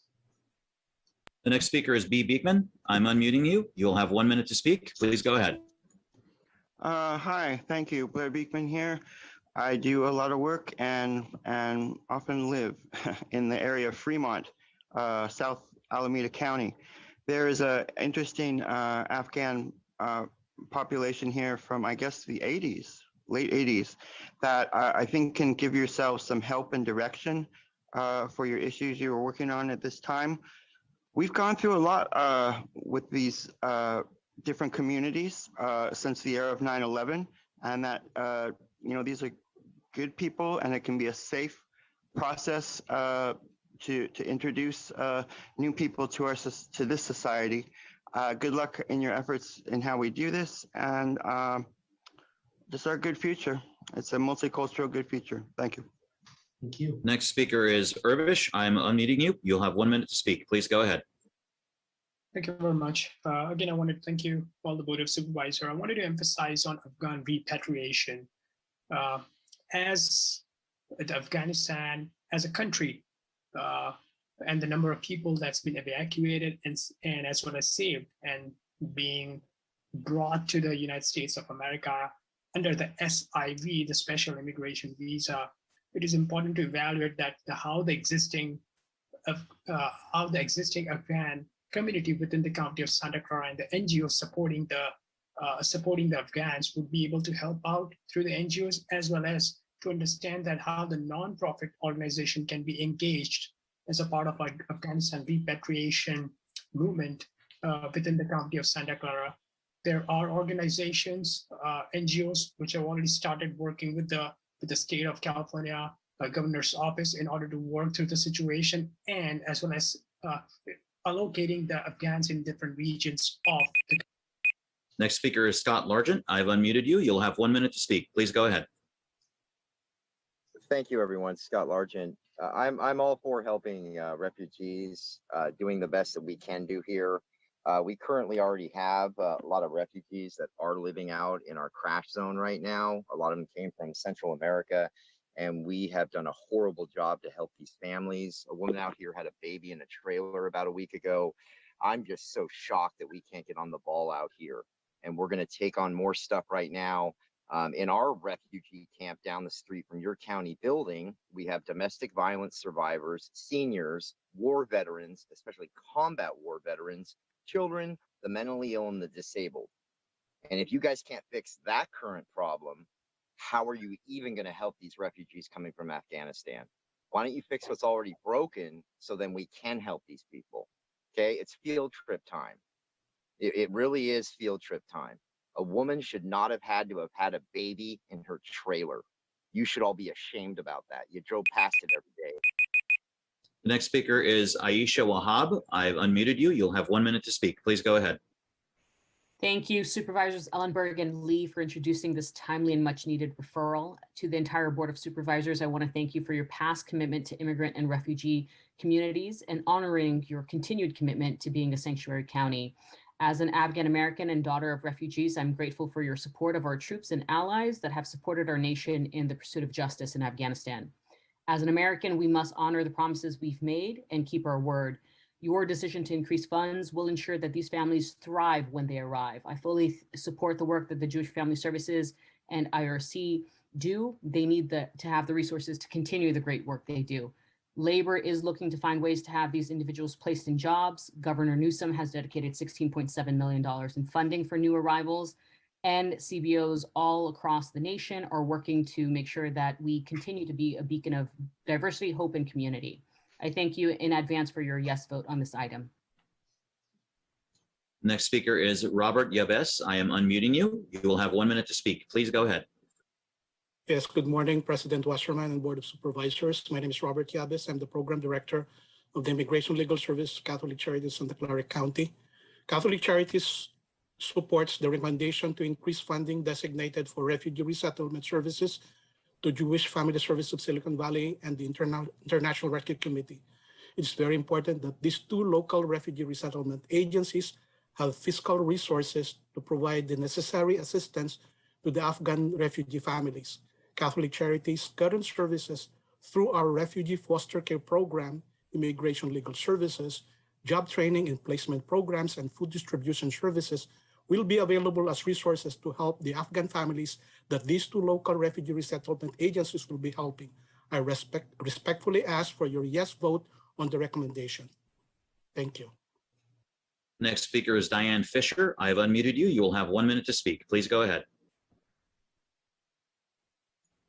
Diane, are you there? I ask you to unmute one more time. Am I unmuted now? Go ahead. Thank you. Diane Fisher, Director of the Jewish Community Relations Council of Jewish Silicon Valley. The JCRC has long supported refugee resettlement efforts, and we support them both because the issue is personal and an ethical obligation for us, but also because these are tremendous organizations with generations of expertise in refugee resettlement. All uphold the Jewish highest value of helping others help themselves. But now these agencies are shouldering tremendous burdens. The situation is urgent, and the JCRC urges the board to implement the proposed funds needed immediately for food, housing assistance, job training, counseling, and ESL classes. JCRC is grateful to Supervisors Ellenberg and Lee for prioritizing this initiative, to the individuals who have personally hosted and personally contributed to resettlement efforts. This takes all of us working together. Thank you. Next speaker is Vaughn Villaverde. I am unmuting you. You will have 1 minute to speak. Please go ahead. Good morning, President Wasserman and members of the Board of Supervisors. My name is Vaughn Villaverde, Director of Advocacy at ACI, and I'm here to urge the board to approve the referral introduced by Supervisors Ellenberg and Lee to increase funding for Jewish Family Services of Silicon Valley and the International Rescue Committee to support refugee resettlement in Santa Clara County. As the county's only provider of specialized refugee mental health services, ACI is part of a network of community-based organizations working with our governmental partners to ensure that these newest members of our community are able to transition successfully into our new lives. Both Jewish Family Services and the International Rescue Committee are integral parts of this network. Simply put, the success of ACI's Center for Survivors of Torture is directly tied to how well these two organizations can do their work. We thank you for considering this important referral and urge you to approve it to demonstrate that this county welcomes our newest neighbors and stands ready to help them successfully navigate this very challenging transition. Thank you. The next speaker is Rabbi Faith Joy Dantowitz. I have unmuted you. You will have 1 minute to speak. Please go ahead. Good morning. Thank you. Yes, my name is Rabbi Faith Joy Dantowitz. I'm the rabbi of Congregation Emeth in Morgan Hill. And I join you this morning to thank you for this referral and to say that we stand with refugees. Our people are immigrants too, and this country has helped so many people over centuries. We want to be there to help as well. This is a moral obligation for all of us to welcome those who need a place, who need support. And I'm proud to support this work from the JFS and from IRC. We're so lucky to have them stepping forward right now to do this work to help refugees. And at this time where Jews are in this period of the new year, between Rosh Hashanah and Yom Kippur, we return to teshuvah, to turning to the best version of ourselves, and to turn to tzedakah, to doing what is righteous and justice, and to turn to prayer that we make the right decision today. Thank you very much. Next speaker is Nancy Bramo. I am unmuting you. You'll have 1 minute to speak. Please go ahead. Nancy, are you there? I'll ask you to unmute one more time. Go ahead. Sorry, can you hear me? Okay. Yes, this is Nancy Bramo. I am a member of the Santa Clara County Commission on the Status of Women. I am here representing myself, not the commission. However, I would like to ask for your approval of this amount to these two wonderful organizations. And I'd like to thank Supervisors Ellenberg and Lee for bringing this forward. The commission and I'm sorry, myself personally, are very concerned about Afghan women and girls and the persecution that they are fleeing, and look to the county to do whatever we can to support them. Thank you all very much.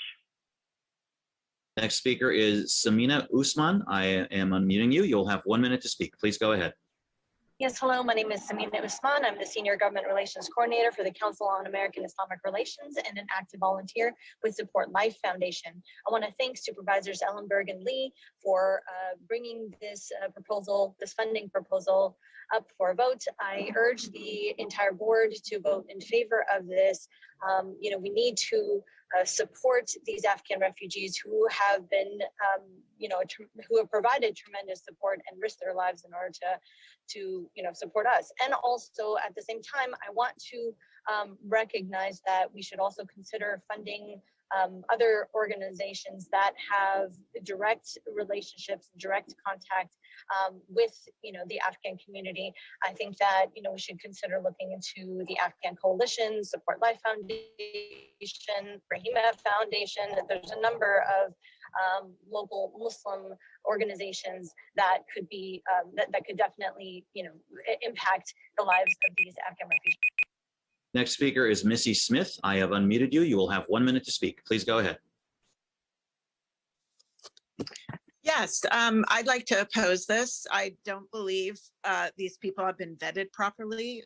Women and children are more at risk from their safety, especially from the Afghan men. Many of them have shown no respect for the law based on their country and how they view the law. They don't respect the law. Most of them loved their country. By placing them in the US so far from their home is pure insanity. Many have family there or near there. Germany has struggled years ago with these immigrants or these refugees. Many girls have been raped and violated in the street, and women. I'm scared for my children. I'm scared for myself. What are we going to do to increase safety in our cities? It's going the opposite way. And this is a time where Americans are still struggling from this pandemic without jobs. And this is a complete slap in the face. I do not support sanctuary cities. I do not support America Last, which is the way this country, the city. The next speaker is Justin Lardenois. I am unmuting you. You'll have 1 minute to speak. Please go ahead. Thank you, President Wasserman and the board for considering this proposal today. My name is Justin Lardenois. I'm a San Jose Planning Commissioner, but I'm speaking today as an individual. I'm also a constituent of District 4. I'm here to speak in support of this proposal. Everyone has a right to live free of persecution and a right to seek asylum. And it's the obligation of all countries and all communities to step up and support refugees. We have a long history of welcoming refugees in this county, and I'm supportive of this proposal to ensure we have adequate resources to support the Afghan refugees who will be coming to Santa Clara County. And I look forward to seeing a unanimous vote from this body in support. Thank you. Next speaker is Maye Abed. I've unmuted you. You'll have 1 minute to speak. Please go ahead. I support the increase in funding for Afghan refugees. I feel like this is an opportunity to see the refugee community thrive. And it shows that the United States is fulfilling its promise to help Afghan refugees, especially those who have helped the US in the past 20 years. And as a result, if we don't increase this funding, it just shows that the US hasn't been fulfilling its promises, and it won't give Afghan refugees the opportunity to thrive within our community and grow. Thank you. That concludes our request to speak. You're muted, President Wasserman. There we go, unmuted. I was saving you all from some dogs barking. All right. I was going to go back. Sayad, did you wish to, you've got a couple more minutes in the time that was allotted for you and Mindy. Did you have any additional comments before I turn to supervisors and then for a vote? No, I think it was so great to hear all the support from the public. And I just want to thank you for Supervisors Ellenberg and Lee for bringing this for your consideration. And I'm hoping for increase in funding. Thank you so much, all. You got it. We heard from Vice President Ellenberg already. We'll turn to Supervisor Lee. Thank you, President Wasserman. First of all, I would like to thank my colleague, Supervisor Ellenberg, for leading efforts and asking me to join in this important and urgent referral now to ensure that we act locally. This situation and information are changing on a daily basis. And this is why we need the flexibility to make these funds available as soon as possible. Santa Clara County is one of only 8 counties in California that is tasked to accept these refugee resettlements. After 20 years, the US military presence in Afghanistan has finally ended. Seeing the violence and chaos with people literally clinging to the planes leaving Kabul, I'm personally appalled, like many, by the lack of the proper planning of this drawdown. Those who think we are now quote unquote done with Afghanistan are sorely misinformed. The work is far from over. For our county right here in Santa Clara, our work has just begun. This issue is really personal to me, not only as an immigrant, but because of my year-long serving with the Army boots on the ground in Iraq. Having worked with dozens of local country nationals who provided not only translations, but the invaluable local connections, logistics, and local intelligence that is so crucial for carrying out our missions, protecting our soldiers every single day. Similarly, thousands of local Afghans risk their lives, their family's safety to welcome, support, and protect Americans, soldiers, doctors, nurses, teachers, and so many others in Afghanistan. We have built trust, relationship with them, and I'm forever grateful to the many local nationals that risked their lives in Baghdad, like taking alternate convoy routes outside the wire to avoid IED attacks and save my lives and many of my battle buddies. Thousands of the Afghan families in harm's way have supported our troops are still left behind. And for those fortunate enough to make it to America, the few of them, we must support them like we support our returning service members. Few of them made it out during this chaotic drawdown, and they have protected us then. Now we have the honor, the duty, and the moral responsibility to care for them and their families to transition to the new lives here. In addition, I would like to also add and request that our Office of Immigrant Relations, OIR, to work with the current providers to provide a report to the Board of Supervisors by September 28th on the current county services for our refugees and what other jurisdictions they are doing regarding resettlement and other humanitarian needs that the county should consider also funding. This will help us understand the funding that will be needed to support these resettlement efforts. And if staff should also continue working with the Afghan Coalition and other groups, agencies, and advocates on these efforts as well. Thank you very much. Thank you. In the order that the hands appeared, Supervisor Chavez, you're next, then Ellenberg, then Smidian. We don't have a motion on the table yet. I'm so sorry to interrupt. Vice President Ellenberg, go right ahead and make a motion.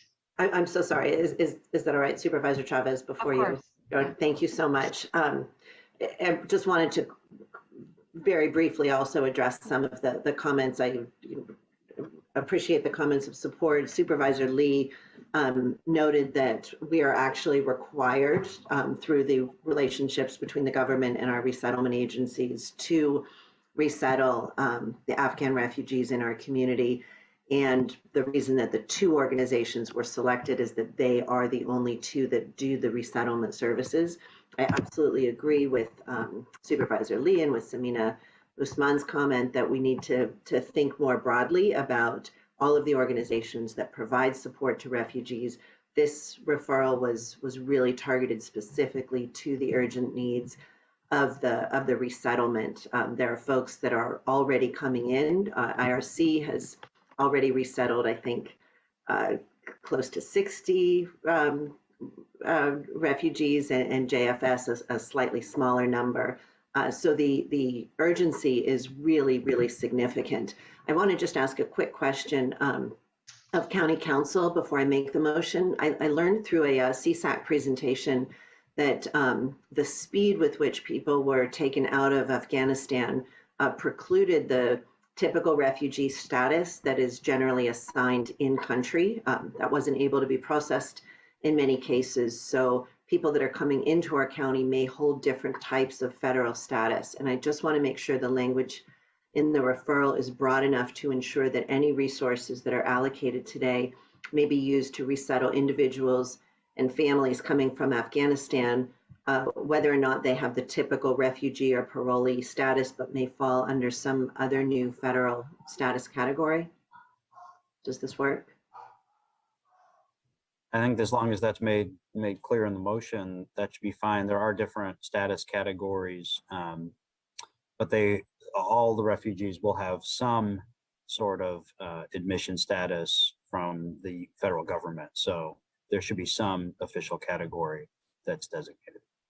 Thank you so much. Then with that and incorporating Supervisor Lee's additional comments about an off-agenda report in the next 30 days, detailing the full landscape of federal, state, and local resources and services that are available to refugees in Santa Clara County, I would respectfully ask for support of this motion. Thank you. And that's for A and B, the referral and the delegation and what you added in. Yes, please. And thank you. Thank you very much. And Supervisor Lee, you were seconding that? Absolutely. Thank you. Thank you. Supervisor Chavez. Thank you. I do also just want to thank Supervisors Ellenberg and Lee for just responding and to the need. One request that I have is that I think the point you raise about why these two agencies is very important, just for people to really understand this is a starting point. And when agencies have specific designation, it means that they have the both the experience and the flexibility to be able to respond in this need. And I think also Supervisor Ellenberg, your point about folks already resettling so many people is just a sign of the urgency at which we need to act. There are two issues that I would like to raise, and I think Supervisor Lee, they were encompassed in your motion. One is that the network of support that's needed for refugees does include quite a bit of mental health, medical services, and other services. And so one concern I have about the approach is that it doesn't seem to encompass the network of service provision. And so I do want to just acknowledge that I think we need to make sure that we're especially dealing with medical services and mental health services right away, and would like very much when staff comes back to delineate that. I think the second issue that and I think Supervisor Lee, that does sound like that was incorporated in your motion. Is that accurate? Yes, definitely. And the reason why I mentioned the other agencies for our county OR to look into it is to look at the type of different needs and services we could provide that's from the county, along with the different Afghan coalition and groups. As we all know, returning from a war zone, the trauma and PTSD is very real. And that's certainly the mental health needs that is so important. So thanks for bringing that up, Supervisor Chavez. Yeah, thank you. The other issue that I also just want to make sure is that we understand the state resources that are available too, and how those resources, and even if they're federal resources, how those resources are creating a network of what's available. And I think that, again, that's what you're asking for from the Office of Immigrant Relations. The other thing I would just say is if this comes back to the board, I think it's going to be very important to have staff present on this framework. And the reason I think that's important is so that our nonprofit partners, all of our nonprofit partners, have a chance to work with staff so that the presentation is very robust in terms of these other services, because I know there are a lot of partners that work together, and I'm sure the executive directors of the two nonprofits we're talking to have really rich networks of folks, and or again, recognize we needed to start somewhere.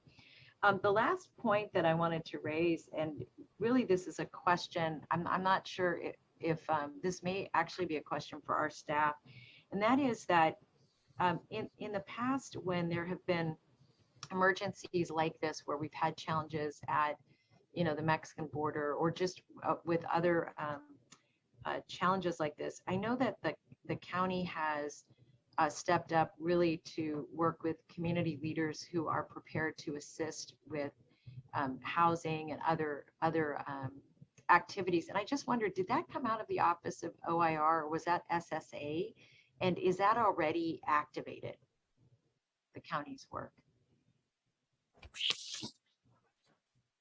That's for me. No, it did not come out of IGR. We take it out of various funds. So yes, it's still activated, but it's just a matter of where we place the funds. It's not. Yeah, and Dr. Smith, what I was actually asking about is a little more of the community network that that gets engaged, and that's an interesting. Belichick can answer that. Okay, Zahilka. Yeah, I think it's been a partnership, right? I think it's been a partnership between SSA and then also OIR. I haven't been around very long, right? To see That's right. I just realized that I'm asking you, we weren't here when we were doing that, but I know your nonprofit was part of our response team. So I would just ask if the maker and the seconder of the motion are okay with this, that in addition to OIR, that SSA and OIR get a chance to respond to the off-agenda report, or however it comes back to the board, so that that network is re-engaged. Because I do recognize that both for IRCC and Jewish Family Services, that, like I said, these are really rich networks that they already have, but we should also be engaging the community to get the support and help we've gotten in the past from the community as well. Thank you. And thanks again to colleagues for bringing this forward. Thank you. Supervisor Simitian. Thank you, Mr. Chair. I have a couple of quick questions, very supportive, but a couple quick questions, and then just a comment, and if you'll bear with me, a memory actually. For Dr. Smith, I just want to say, as I know you know, Dr. Smith, historically I've been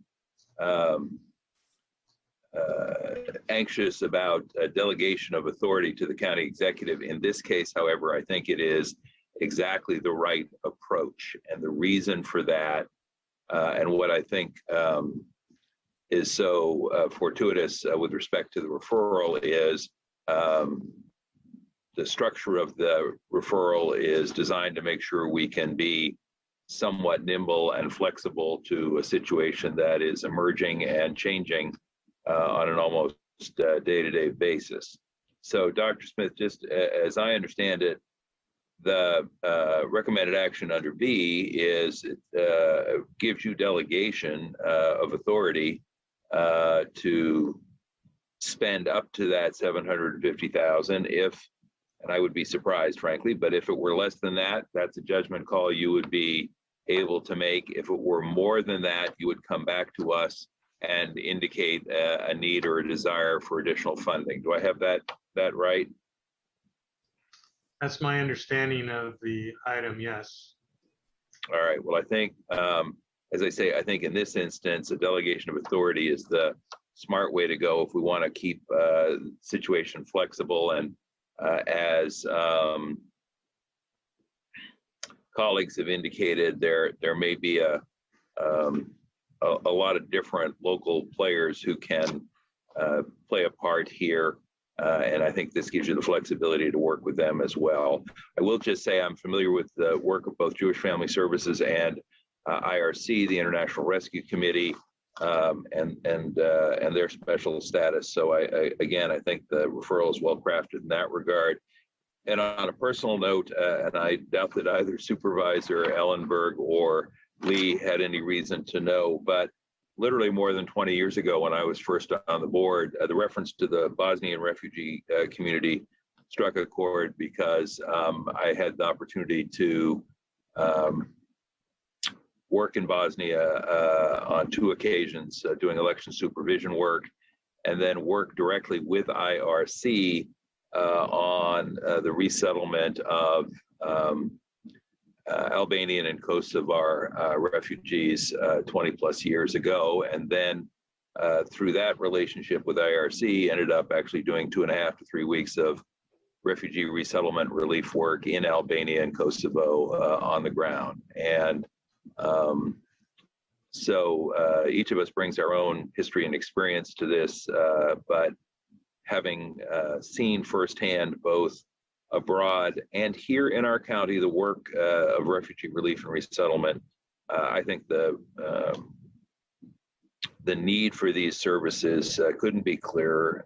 Respectfully disagree with the commenter earlier who had a different take on that.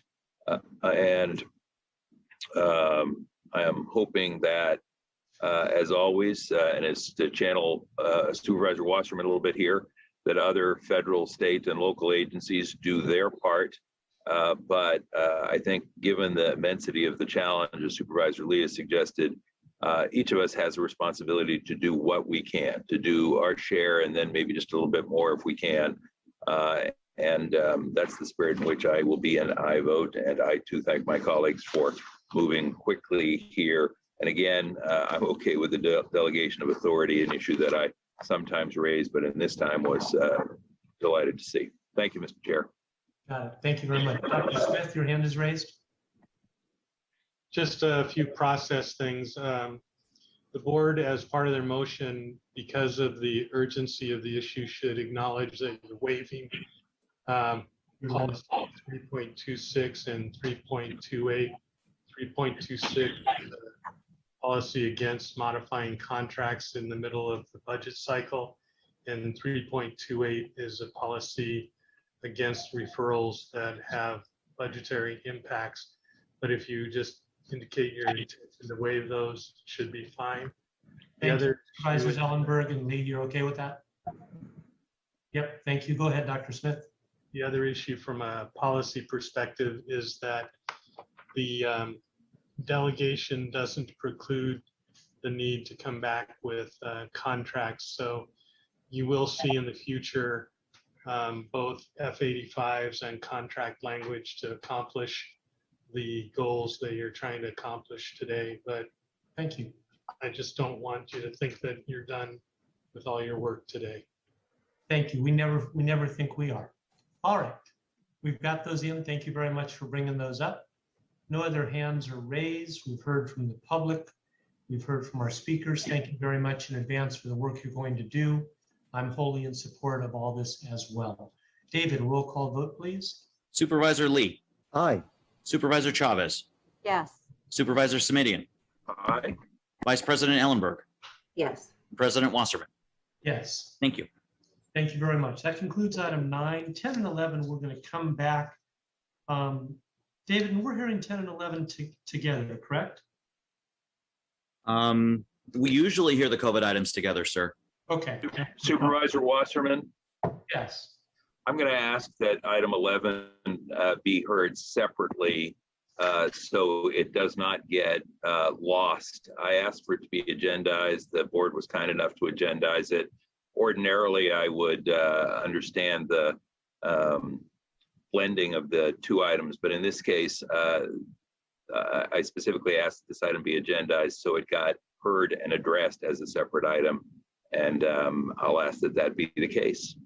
Okay, what I will give the public advance notice of is that the speakers, similar to what we did to consent, where you could speak one time on a group of items, speakers, although we're going to hear 10 and 11 separately, They're extremely related. So I would ask that when speakers are acknowledged, that when you speak, you're speaking on 10 and 11. We will not take public speaking on 10 and then do it again on 11. Those will be heard, those will be spoken about together and heard separately. All right, 12 was handled on consent, 13 was handled on consent. 14, Dr. Smith. Couple of items, one regarding the election today. The beginning of the election day, what went well, no major problems, not a lot of people at the polls so far. We'll see what happens later on in the day and the evening. I think there is a projection for a 50% turnout, and we'll encourage everyone to get out and vote.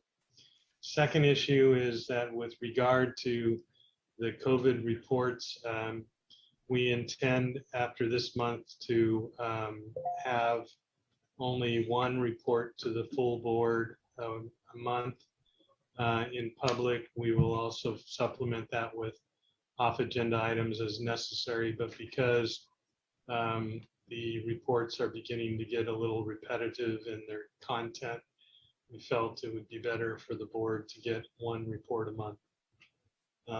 Unless there's any big objections, we'll move ahead with that. And that's all I have. Thank you, Dr. Smith. I appreciate that, and I see nodding heads. We'll turn to County Counsel James Williams for his report.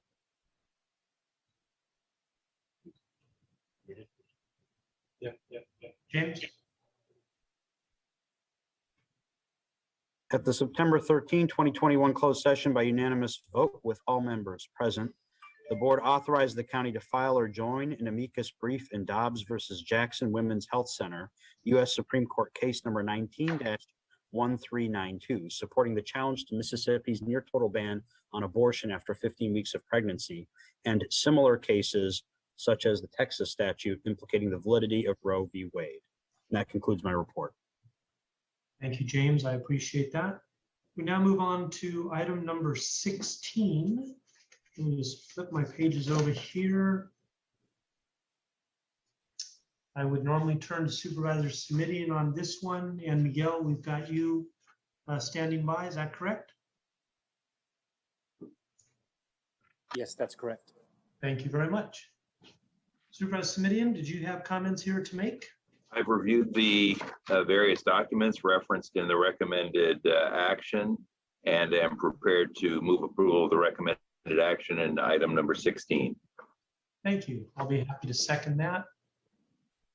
We have one speaker, David. Yes, we do. Thank you. How long would you like to give them, sir? 1 minute. It's going to be All 1 right. minute the rest of the way. Understood. Thank you for the clarification.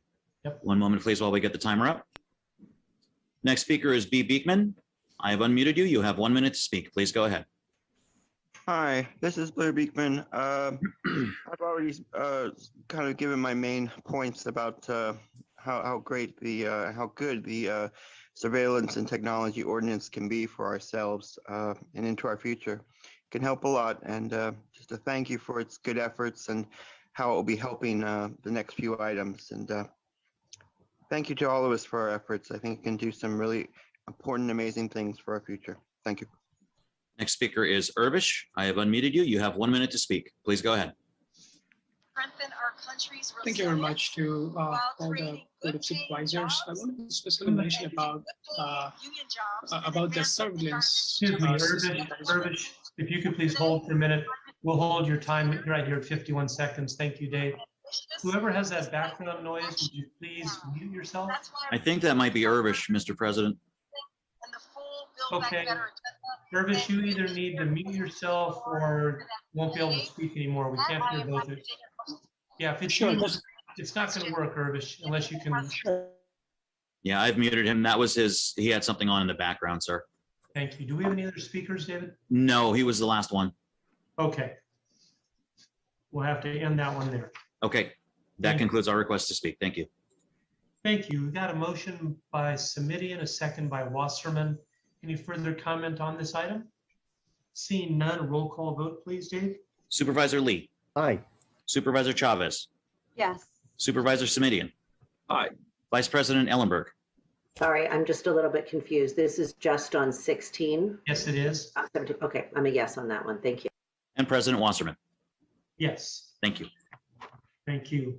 We now move on to item 17. We'll flip this on over and we'll start with Supervisor Smidian. Thank you.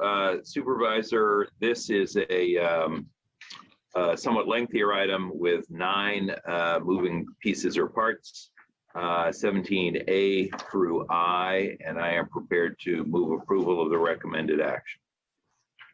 I'll second.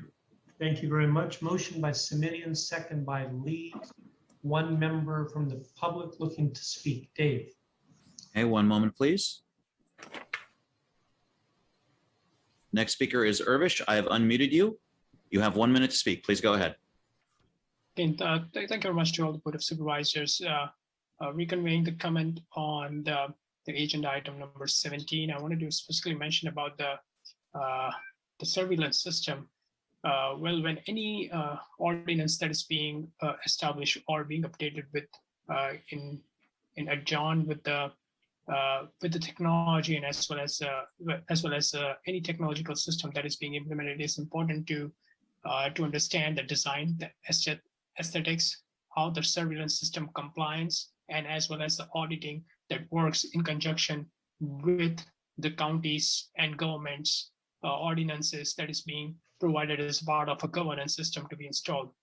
As most of the surveillance system, they are recommended to scan and provide the report with the different technologies that includes face recognition as well as the advanced zooming system. I request that county to consider and include that as a part of a.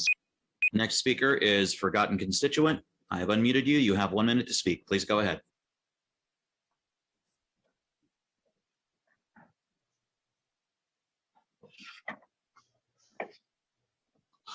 They're not responding. That concludes our request to speak. Thank you. Vice President Ellenberg, I see your hand raised. Yes, thank you. Just want to make a comment on 17. I'm not going to support this item. Just 2 weeks ago, our board voted unanimously to take a stand of no confidence in the sheriff. And because of the arguments that were laid out, I'm not comfortable agreeing to recommendations that add surveillance cameras and other equipment to the sheriff's arsenal, particularly equipment that has the potential to be significantly weaponized, particularly against disproportionately impacted communities. So just wanted to make that statement on the record. Thanks. Thank you. Supervisor Chavez. Thank you. I am going to be supporting the motion, but I did want to ask a question. I don't know if the sheriff's office is available to respond to this, but one of the questions I had is that I'm curious about whether or not we've done an after action report of the BTA shootings. Thank you. It looks like we do have the sheriff's Sergeant Dustin Davis. Anyone from the sheriff's department on? I see Sergeant trying to come on. He's unmuted. And Sheriff Smith, I see also. And there's Brendan Captain. Great. Captain Amori. Yes, good morning.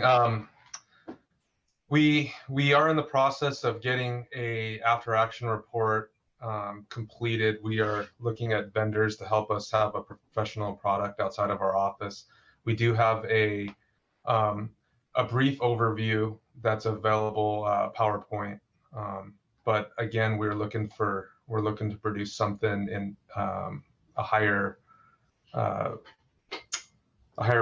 product than we're able to pump out through another firm. So that one's still going to take a little time. We're still waiting for some of the inserts from FBI to come back. So just please bear with us on that one. But if it pleases the board to have something a little sooner, we do have a PowerPoint that's ready to go. You know, Captain Amari, I would be happy to just get an off-agenda report with the timeline that you anticipate and how that after-action report will come to us. And one of the reasons, colleagues, that I'm curious about this is that, you know, there are some tools that were needed to be able to get in, even frankly, into offices and part of the building that I'm interested in just better understanding what worked, what didn't work, but also recognizing that there may be some issues relative to equipment that may also be required. So Brendan, I'm sorry, Captain Omari, I'd be very interested in just getting an off-agenda report that says, here's the scope, here's when we anticipate it will be done, recognizing that you've done some initial work, but also recognizing that you've got a lot of partners, AFT, FBI, that's a lot of moving parts to do an assessment with. Sure, we will get that for you. Thank you. Thank you. Okay, I will be supporting it as well. So we had the motion by Simidian. Was the second by, I'm sorry, Ellenberg or Lee? Chavez. Me. Oh, was you? All right. Excuse Sorry. me, Ellenberg's voting against. That's correct. So was Supervisor Lee. Okay, Supervisor Chavez, your hand is still raised? No more? All right, Dave, if you'll please take the vote. Supervisor Lee, Aye. Supervisor Chavez, Yes. Supervisor Simidian, Aye. Vice President Ellenberg, I'm actually going to abstain. and President Wasserman. Yes. Thank you. Thank you. Members, this is what we're going to do before we break for lunch. That was item 17. 18 was held. 19 and 20, I think we can hear together. That's going to take some time. That leaves Dave, 21 and 24. That's correct. That's what I have in my notes. Thank you. 21 and 24. Why don't we try and get 24 in, and then we'll break for lunch. Anybody object to that? No. Okay. So let's go to item number 24. And Dr. Smith, you've got Rocio and Zelica. We can Good get afternoon, those. President Wasserman and members of the board. This is Rocio Luna, Deputy County Executive.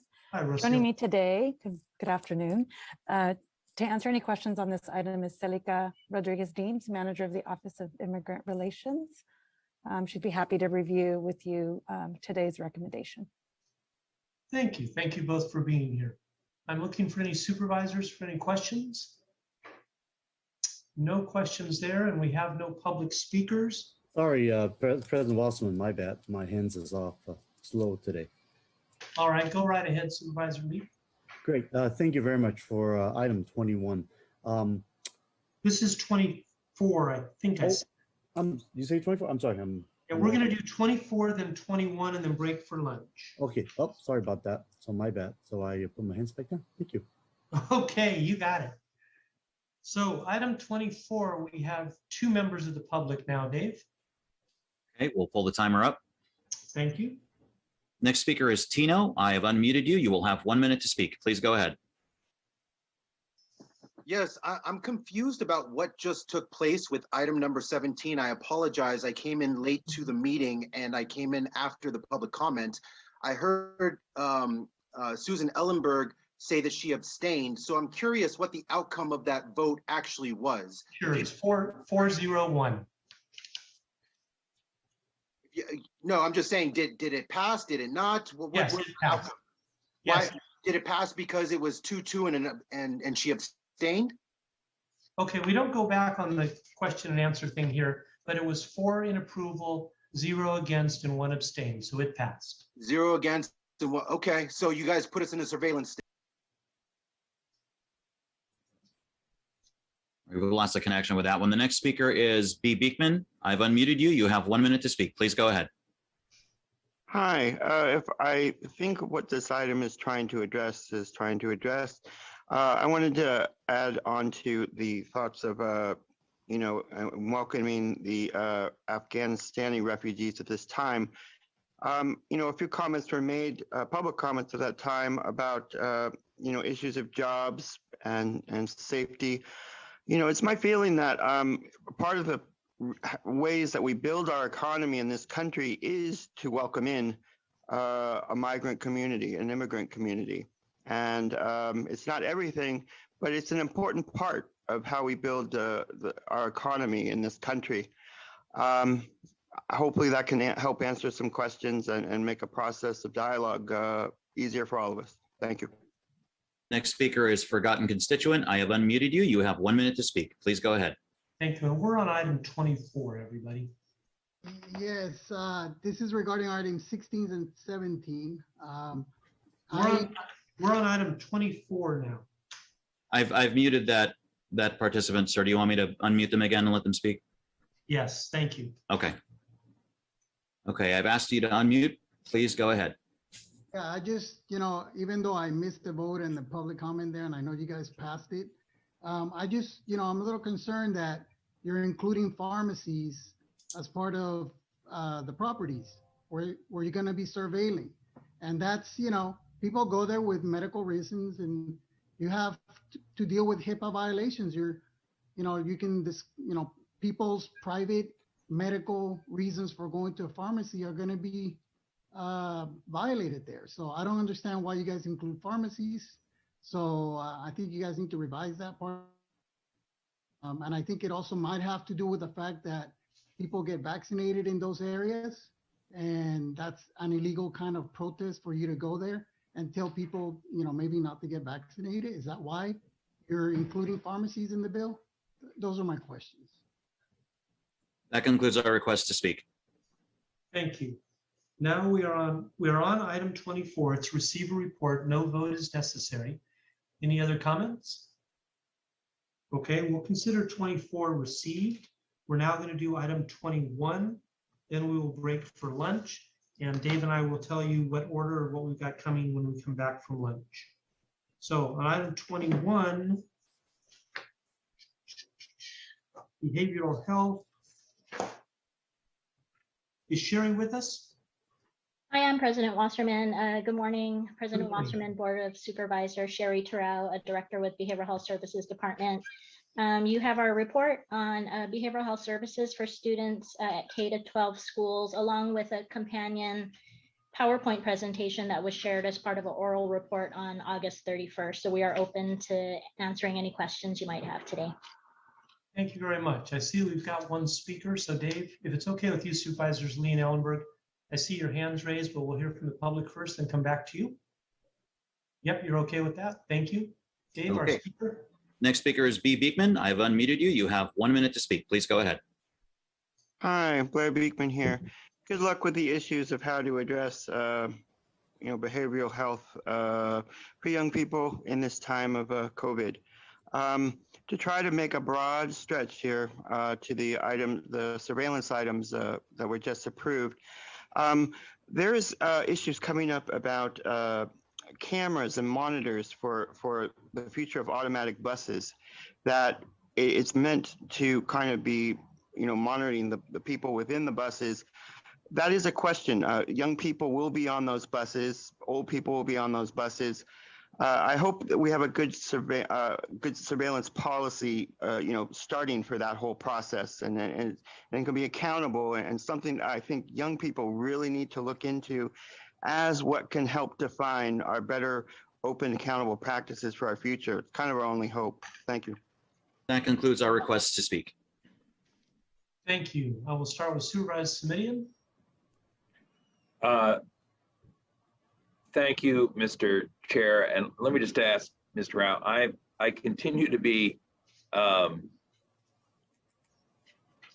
interested in the, I'll call it administrative infrastructure piece of the funding, Mr. Rao, and I'm trying to get a little bit more of a handle on that. And if you could speak to the $400 million that is specifically set aside for building out administrative infrastructure around K through 12 behavioral health in cooperation with our school districts, what portion of that funding is coming to Santa Clara County and how it may be used? And if the answer is we don't have clarity on that yet, then that would be good to know, along with a timeline for when we hope we have clarity. But I just think this piece is not flashy. It's not, service delivery, but I do think it's part of the infrastructure that we have to be attentive to if we're going to be in a position to make this work after the funds are gone. So let me stop there, Mr. Chairman. Thank you. Yep. Sure. Thank you, Supervisor Semidian, for the question. I'd probably best refer you to packet page 91 as part of our PowerPoint presentation. And this was related to the portion of funding referred to as school-linked incentive program funds. These funds will be distributed via competitive grants through the Department of Healthcare Services over the course of, they're stating partially during fiscal year 22, with the majority of funds allocated for fiscal years 22 through 23.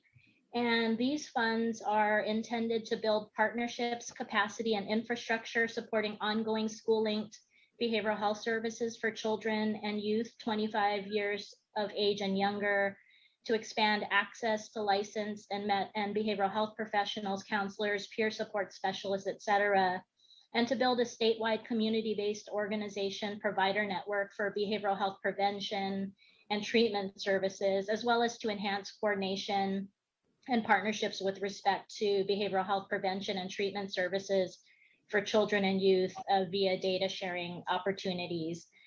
So essentially what is going to happen is the Department of Healthcare Services will determine eligibility criteria, grant application processes, and methodology for distribution of these funds, and will ensure that grants are distributed to rural, urban, and suburban regions of the. Oh, we lost you. Sorry, did I cut out? There you are. Yep. Okay, sorry about that. No So at this time, Supervisor, we are awaiting the Department of Healthcare Services to provide additional information and opportunities through competitive grant processes to access those funds. When they do become available, we will certainly apply for those.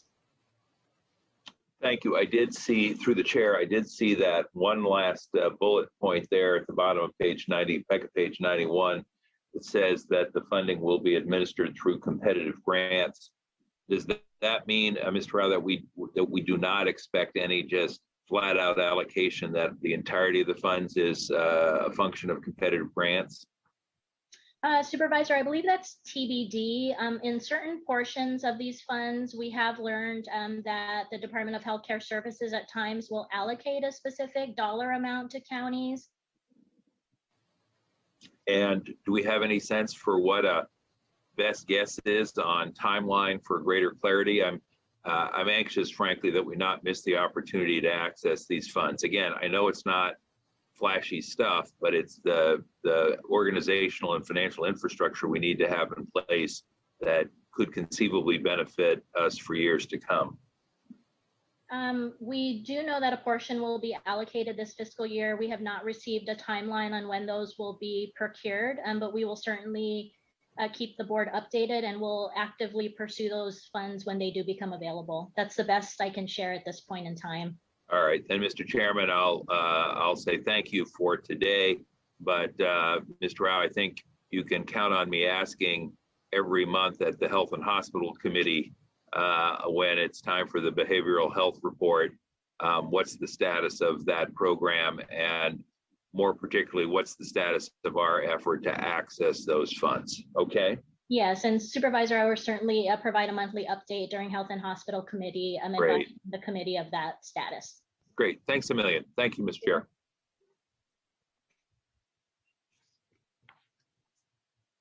All right, I got that mute button. Vice President Ellenberg.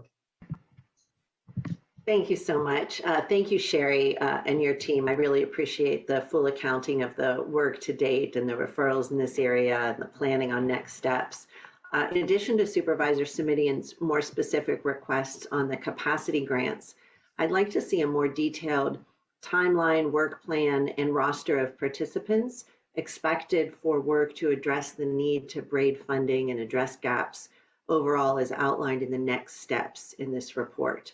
Can that come back either as a part of the September Children, Family, and Seniors Committee update on school-based behavioral health, or as an off-agenda report? Yes, Supervisor Ellenberg, we can provide that via an off-agenda report. Great, thanks. And in addition to the funding concerns and the options described in the report, I'm also curious about the behavioral health workforce capacity issues. that may come into play with expanded school services, including for licensed staff that would provide tier 3 supports, but also more peer and community mental health workers in the tier 1 and tier 2 roles. Can you comment on what you see as the workforce needs for expanded school-based behavioral health? Yes, Supervisor. On packet page 96, that is part of our PowerPoint presentation, there's a section of funding referred to as behavioral health workforce capacity, including behavioral health coaches and counselors. We really look forward to the opportunity for a new workforce position to be developed. And this is going to be developed statewide. And the position is a behavioral health coach, which will add a new category of provider to be able to provide support around unmet mental health needs, substance use needs of children and youth, as well as really providing more case management and consultation. And so we're excited about the state developing this new particular position, which, as you are aware, there's a professional shortage across the state of licensed clinicians, which has significantly impacted our county as well as other counties across the state. And so we believe these additional. Oops, we lost you a minute, Sherry. Internet's going in and out. So we're again looking forward to the development of the behavioral health coach position, which will add a new position to our systems of care. Great, thanks. And as we are thinking about filling more needed positions, particularly at less clinical levels and more community supportive levels, we really ought to be thinking about how we as a county assist in that workforce development and look at folks, whether they're in our CalWorks or getting county services, or through our CBO partners. How do we identify people that could be trained to fill the positions that we need? So we are really, that's part of the Build Back Better. It's the bridge to recovery concept. And it's something that I think we ought to be thinking about in a number of high need areas, with mental behavioral health being one of the top areas. Thank you so much for the report again. Thank you. Thank you. Supervisor Lee. Thank you. Ms. Terrell, on the report, it mentioned that the behavioral health service have increased the services to the existing 15 schooling services school by about 10%, right? To serve any student. My understanding is that 4 of these 15 schools districts currently don't have any county-sponsored PEI, which is the Prevention and Early Intervention and SOS Behavioral Health Services. Is that correct? That is correct, Supervisor Lee. I'm Catherine Spears, the Schooling Services Program Manager. We do have just the family engagement program with the SLS coordinators in 2 of the 4 schools, or in the school districts in Campbell Union High School, Milpitas, Orchard, and Fremont Union High School District. Okay, so if that's the case, I would like to ask direct the administration to try to expand the behavioral health services to also cover these 4 districts in the SLS program. Now, I've also heard from my staff that the SLS team is beginning to engage in discussions with some of these 4 school districts. So do you think it would be possible for you to provide an update and an off-agenda item to us in the future? Yes, we have been in communications with all 4 school districts. We've identified the gaps in services that they are needing. We are ready to work on amending contracts to be able to provide the services at these 4 school districts. And we can provide an off-agenda report with additional updates. Great, thank you. And I just want to mention that about 3 weeks ago, I was able to visit the long-awaited ALCO facility in Palo Alto, and Ms. Catherine Esperas has given me and my staff, Daniel Kawa, an excellent tour with many of those who work there. And I just want to commend on the great work of putting that together and how it's really serving many of the youth over there in Palo Alto. I've yet to visit the one in San Jose as well, but I look forward to that in the future. But again, thank you very much for your great work. Thank you, Supervisor Lee. Thank you, Supervisor. Supervisor Chavez. Thank you. Just a couple of issues that I want to raise. One is that, we've been working, I know,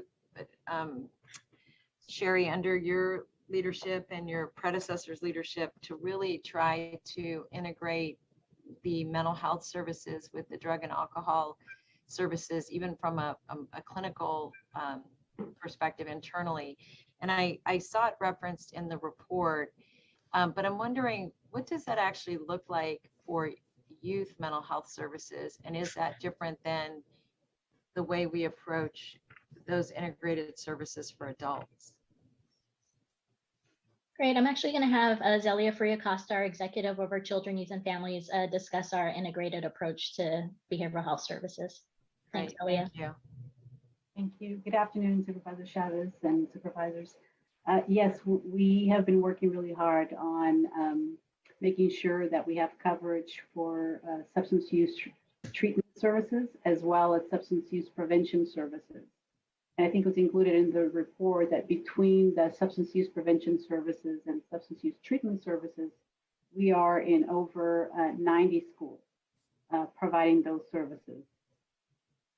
So there is some overlap with the mental health services and the substance use treatment services.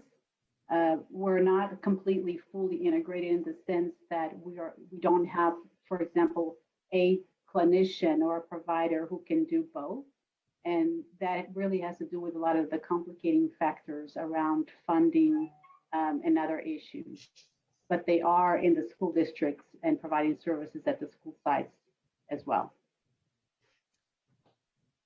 So I think maybe I'm not, I understand the point. I understand what you just said, but I may not understand the way you just said it, which is I understood that our goal was to be able to integrate those services so that we were, we didn't have a child who had to go to two different kinds of counselors. Is that a realistic, is my expectation realistic, or where are we in the process? And is that actually a goal? Yes, it definitely is. The services, we call them to be co-occurring capable. And what that means is that all of our assessments are integrated assessments. So anytime we're doing a screening and an assessment of a youth, we're doing it in an integrated way. And then coordinating the services to provide either through integrated services. We do have some providers that provide integrated services, but not all of our providers do that. The assessment is an integrated assessment, and to the extent that's possible for the services that are provided, we are addressing both mental health and substance use treatment issues. If a youth has significant needs in one area or the other, then we are coordinating those services that may be provided by two clinicians. So does that make sense? Yeah, it does. It really does. I think what concerns me, I have two really big concerns about that. One is that there's this kind of, I think an expectation, at least it's been my expectation for a number of years, that we were really, as part of whole person care, that actually literally meant that on the ground we were working to knit services together so that it was easier for everybody to access, and that we were looking at, as often as possible, really integrating these services. And I think what I'm trying to understand is that a realistic goal? Is that our goal? And if it is, what does that timeline and work plan look like? Because for children in particular, I think there's a lot of willingness, even with our for-profit and nonprofit medical partners, to try to figure out how to have a system of care for mental health services for children in our county. I think there's a moral imperative there. And so, but part of that is making sure that we're using resources really effectively, which is going to be my next question. And again, for families, I think, that are really trying to support high need children, not having those services integrated is actually it's actually a barrier it's an access barrier. So is that a goal of ours? Yeah. It is a goal, and I definitely hear what you're saying. And it's been in the making, and it's addressing the workforce, capability to be able to do that. As I said, we have a training plan that we've put into motion that addresses the different levels of what we call co-occurring capabilities. And what you're describing is what we refer to as co-occurring enhanced treatment. And so that is something that is in motion. We've brought our workforce to be co-occurring capable. We launched the integrated assessment. Our staff have been trained. Our providers have been trained. And now we're, rolling out the other pieces that will address what we call the co-occurring enhanced capabilities.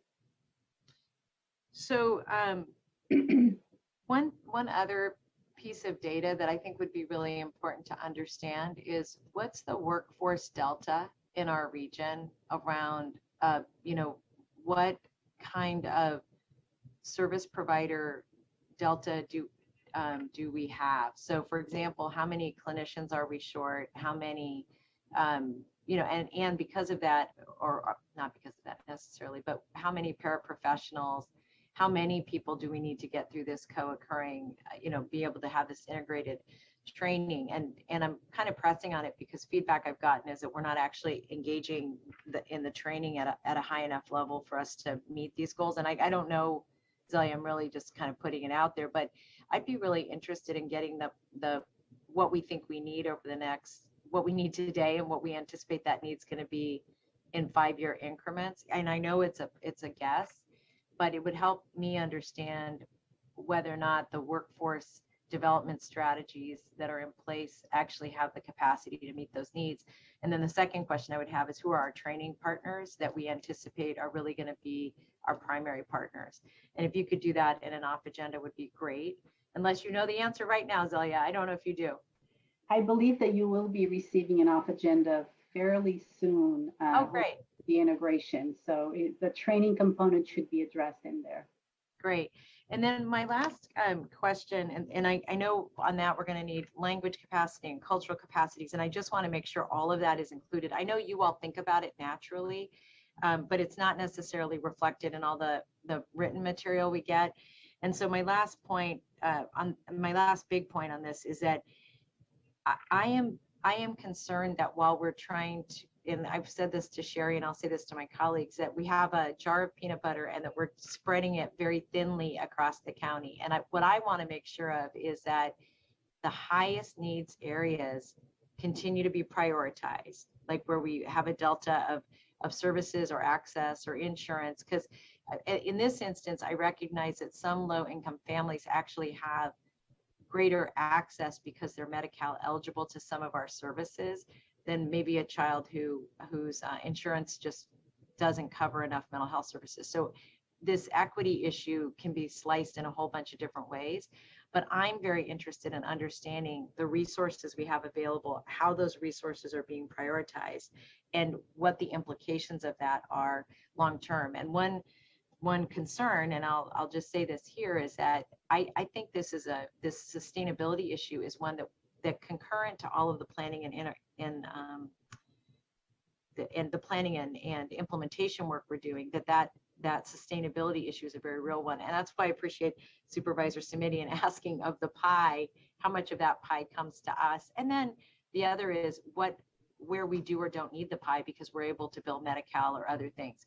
And I recognize that all of that is integrated into the very first question I asked you about how dealing with this co-occurring issues, because I recognize the insurance, what funds us is frankly, it overrides what we do in this field. And I recognize it's very complicated. Miguel assures me every time I talk to him about this, it's very complicated, but I want to figure out, I want the public and the board to understand this so that as we're making decisions in the future, we're doing it with so much information that we can be as accurate and as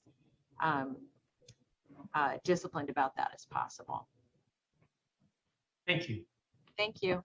Thank you. This was a received report, but a lot of direction was given. So I think a vote makes sense. Dave, will you please call a vote? Oh, Mr. President, do we have a motion and a second on that? I will move receiving the report with all of the requested information that Happy mental to health. second. I'll second it. Thank you for that. Motion by Chavez, second by Ellenberg. Thank you, Dave. Thank you. Supervisor Lee. Yep, I already made my comment. Sorry. Your vote on the item, sir? Oh, I'm sorry. Aye. Thank you. Supervisor Chavez? Yes. Supervisor Simitian? Aye. Vice President Ellenberg? Yes. And President Wasserman? Yes. Thank you. We are now going to break for lunch to 12:50, at which time we will return to items 10 and 11, which will be heard separately but public comment jointly. Then we will go to 19 and 20, and that will finish the agenda. Dave, if you agree. Yes, I have those items, and I believe item 10 is a time certain for 1 p.m. Is that correct? I'm certain, yes, no sooner than. You know what? We're doing so well. I'm going to reward y'all with a 40-minute lunch break. And we're going to come back to a 1 o'clock item 10, then 11, then 19 and 20 together. All right? That's a yes. Thank you. Thank you. Okay, we're all there. See you in 40 minutes. Recording stopped.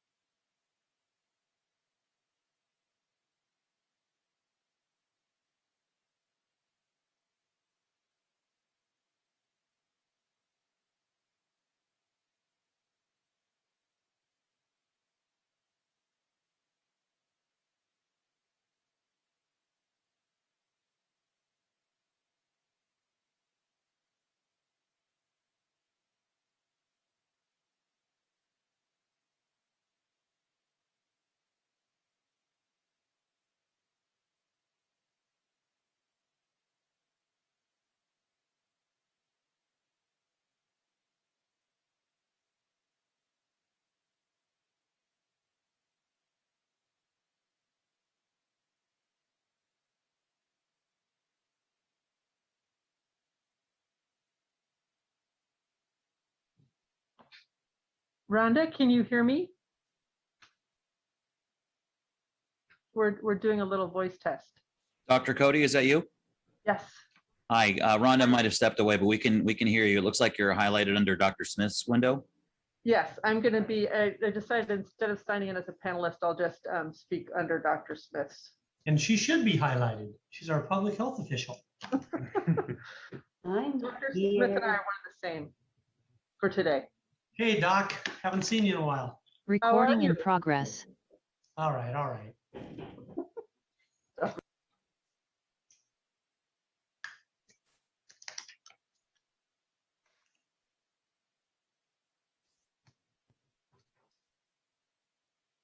Uno, dos, tres, cuatro. Uno más.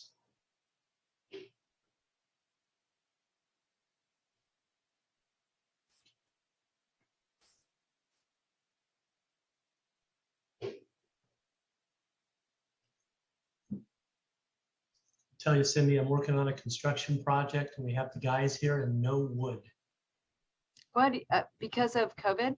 No, just because of the shortage of wood. It's expensive and it's tough to get. Yeah. So hopefully the two will be together one day, wood and people. All right, what do we got? 12:59.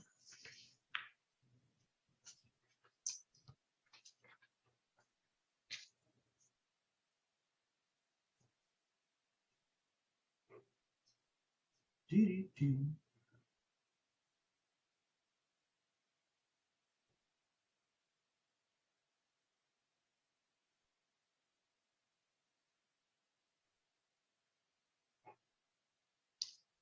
15 seconds. Dave, do we have you back with us? I am here, sir. Wonderful. View, go to gallery. It looks like we are still waiting for Supervisor Simidian to log in. I'm not seeing him yet. He's from Palo Alto. He might be making one of those entrances.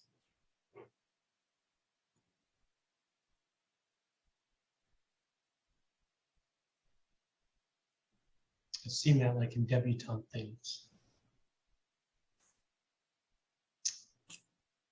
Supervisor Simidian, are you there? I don't see him. Looks like he hasn't logged in yet. I believe he's in the office today. Let me see if I can find a staff member to head back and see if he is around. And then Dave, we'll do a quick roll call vote and we'll start with item 10. Okay, let me know whenever you're ready. Thank you.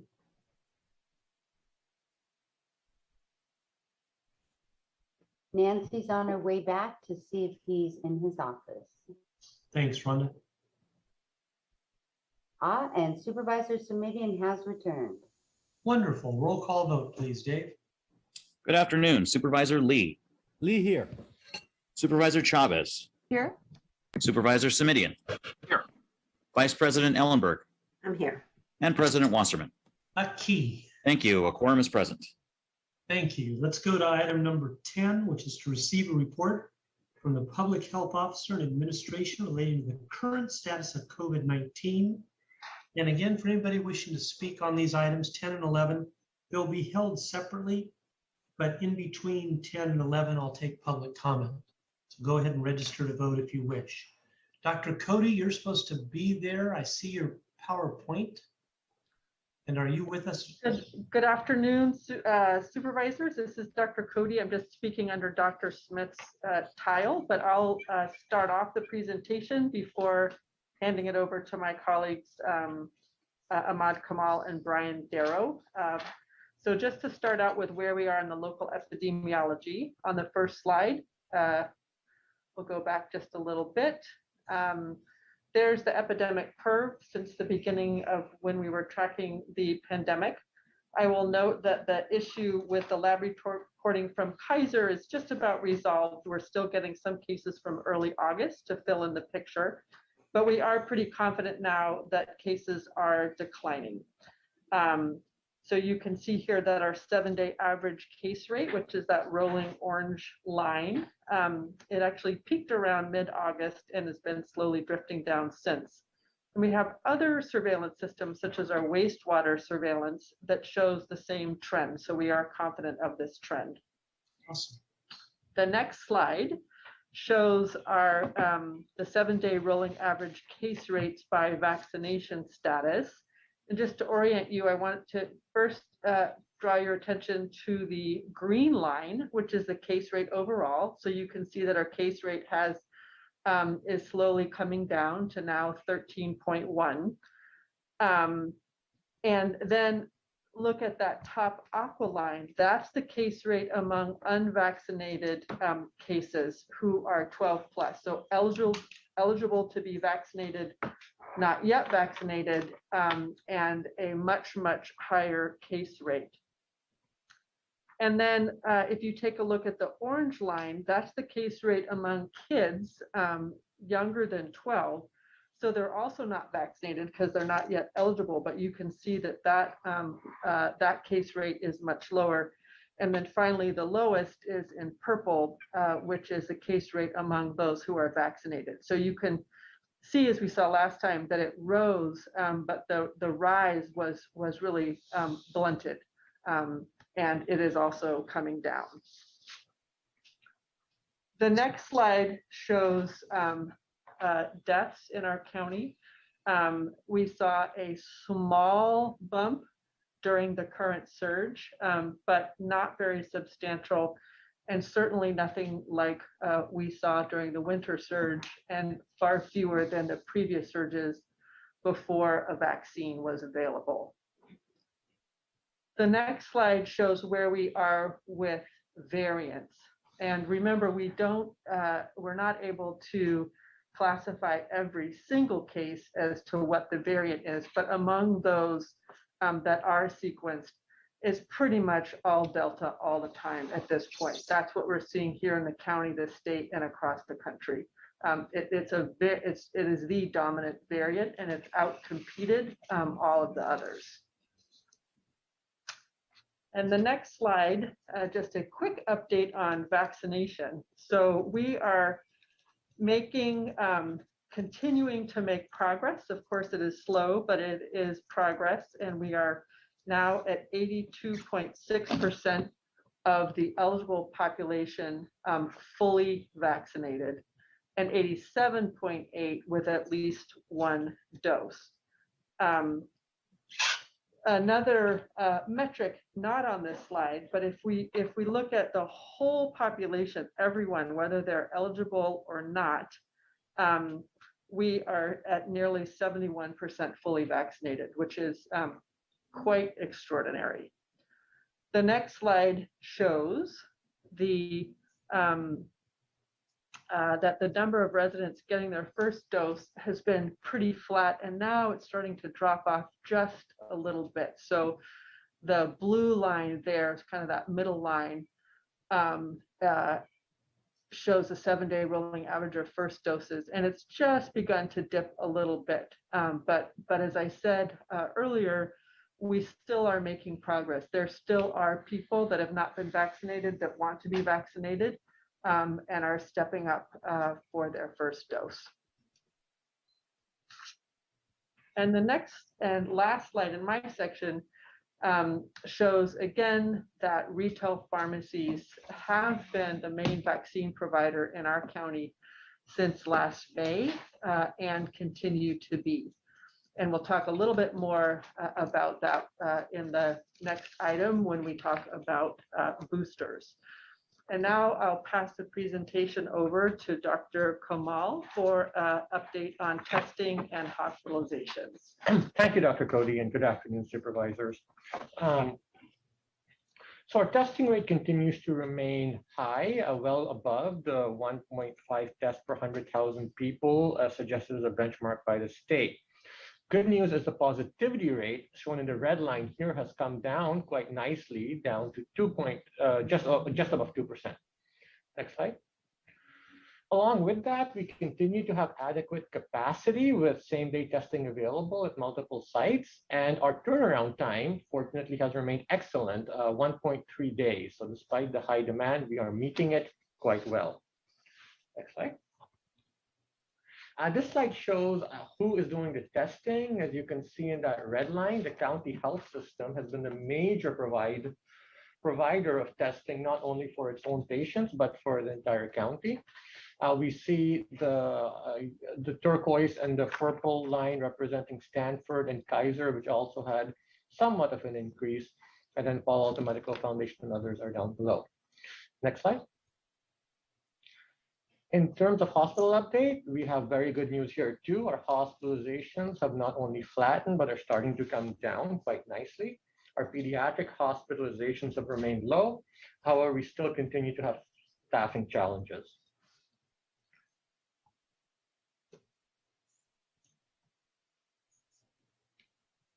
Can we go back one slide, please?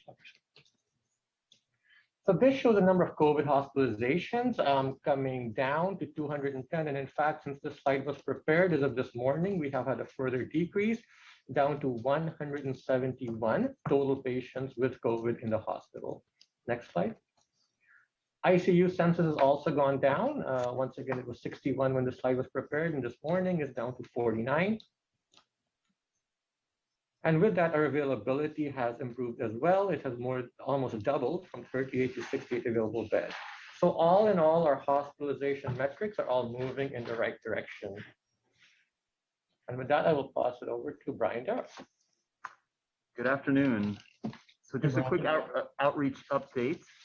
At our last meeting, we mentioned that the community health and business engagement teams, per the board direction, have incorporated more recovery-related resources into their field outreach. So specifically the rental assistance and CalFresh food assistance work. And with both of those programs, we started in July with more of an awareness campaign.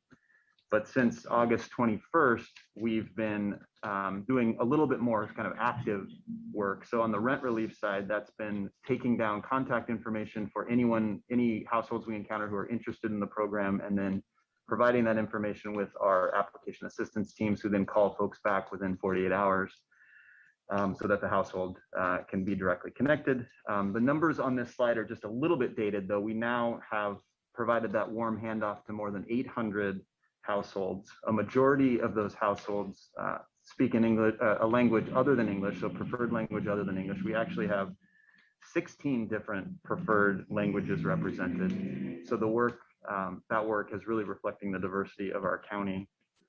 With CalFresh, similarly in late August, we started providing application assistance at the doors. And so far, our teams have directly assisted 279 households with CalFresh applications. I just looked at the data, so that's up to date. And then an additional, actually 800 households. Again, this number is a little bit dated on the slide, but 800 households have indicated that they will apply for the program on their own. In terms of vaccine outreach, we are continuing to talk about vaccines at the doors and at business outreach that we're doing, and we're helping people sign up for vaccine appointments. I will say that work has slowed down a lot, and that's been true for many weeks now. We've really saturated the community, I think, with a lot of that outreach. But one of the strategies I wanted to share is that we've, since late May, been really encouraging peer-to-peer engagement. So when we've encountered vaccinated community members, we've been asking them our teams have been asking them to commit to talking to a friend or a family member or a neighbor and encouraging them to get vaccinated. So since late May, we've had 27,000 vaccinated community members agree to take that action, commit to take that action. So it's a little hard to measure exactly what the impact of that is, but we do know at our sites that a common reason that people say that they've come to get vaccinated is that they've talked to a friend or family member. And then a couple final things. We have a texting campaign that's in place to promote our mobile vaccination. So we text folks who live near one of the sites. And finally, just want a word on boosters. If and when booster doses are authorized by the federal government, our outreach teams are prepared to help people sign up for those appointments. And we're working with our HealthLink team to set up a scheduling system with reserved slots, as we did with the initial vaccine rollout, just to make sure that our community health workers can sign people up, and that our most impacted communities have access to those booster appointments. And that, I believe, is our last slide, but we're available for questions. Thank you, Brian. Thank you, doctors. Appreciate all that. And let me just check here on participants. We've got one. I'm looking at supervisors first. Vice President Ellenberg and then Supervisor Chavez.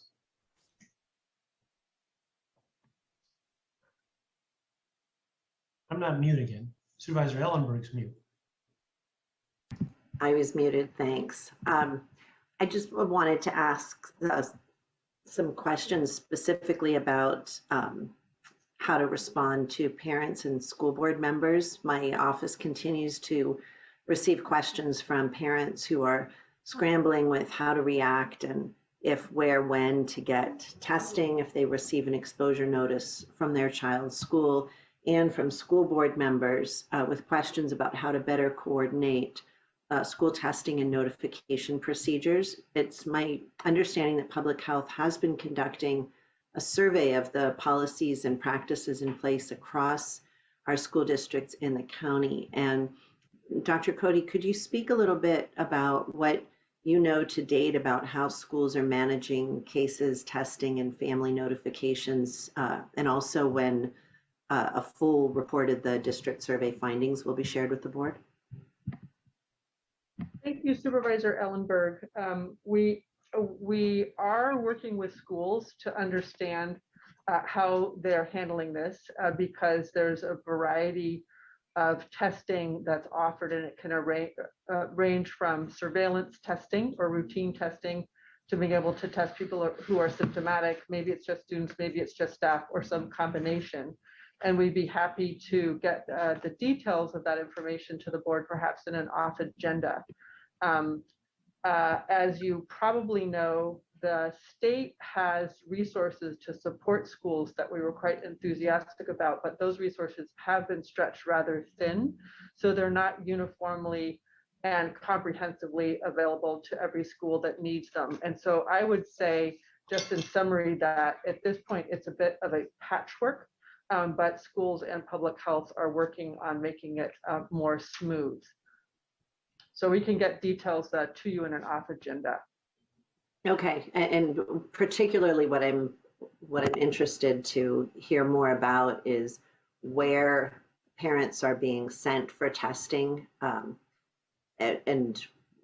what the convenience factor is there, as well as who is covering costs for testing. We will include that in the report. Thanks so much. Great. Thanks so much, Dr. Cody. Thank you, Supervisor Chavez. Thanks. And I'm going to follow up where Susan left off, and that is that I'm actually interested in this topic being presented to the full board. And I think it would be really helpful to invite some of the superintendents. And the reason is that the volume of calls that we're getting on this subject is pretty significant, actually. And one concern that I have is that making sure these communication lines are really clear. And I know our county, our superintendent of schools, Dr. Dewan's been doing an amazing job, but making sure these communications are really clear relative to how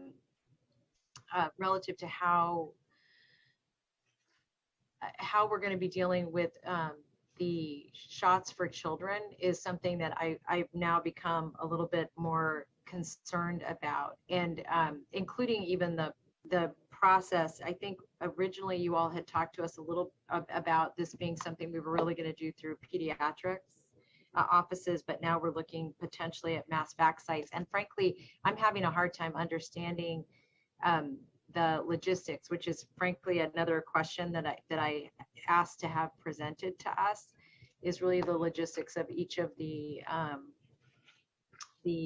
different waves that we were going to address. I know some of that will be addressed in the next presentation, but again, I don't feel like I have a clear enough picture to present this. So frankly, I'd like to see this come back at our next meeting.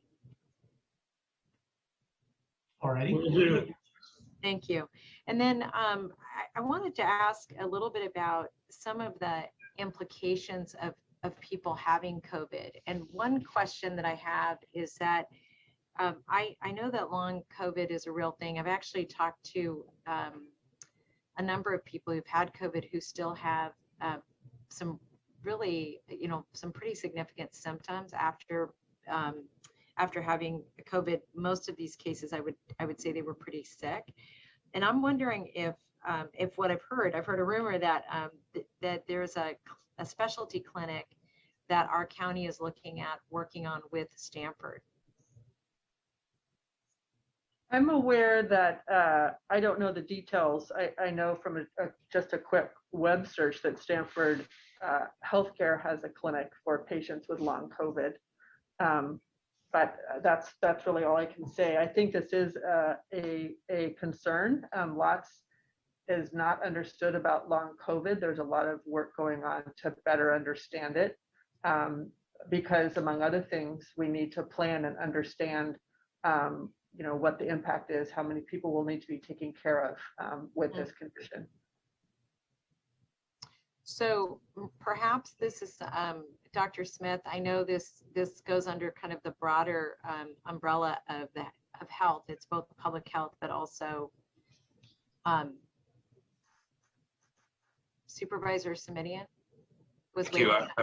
I'm just, forgive the interjection. I just wanted to let everybody know that the Health and Hospital Committee has recently scheduled an October 26th special hearing on long COVID explicitly and exclusively. Oh, sorry. excellent. Sorry for the interruption. No, I just like you're landing a plane or getting my attention, either one. So this is another issue that I think should come back to the full board, and I appreciate Supervisor Simidian and you all are going to be diving into it. There are kind of two big issues that I'm concerned about, or three. One is how it impacts the business of our healthcare system, just us as a healthcare provider, both the insurance products we have, but also the services that we may now be charged with providing. Second is that I don't know if long COVID, or if we even know yet how different it shows up for children versus adults. And that's something I think we have to understand relative to how we're approaching this. Again, I'm sure this is something that our healthcare system is thinking about. And then lastly, as it relates to children, I don't know if it's anecdotal that long COVID is more of an issue for children than it is for adults or not. And I don't know, Dr. Kamal, if you know the answer to that, or Dr. Smith, if you know the answer to that. There's still some debate about long COVID of significance. And there are a number of studies being done trying to elucidate exactly what it is, how to diagnose it, what are the symptoms, because they're sort of amorphous kind of symptoms. We are not in our system setting up a specific clinic for long COVID yet, but we are collaborating with Stanford and others to try to elucidate, what we should do and how our response should move forward. And we'll have more at the subcommittee meeting to discuss. Thank you. And again, as we learn more, I would be very interested in hearing that at the full board as well. Then my last thing, I wanted to really just say to the staff how much I appreciate that we're still doing so much outreach, because I know that the rate of return feels really small. You're watching these tenths of percents coming up on our board, but those are lots and lots of people. And so I just wanted to say how excited I am to see that outreach.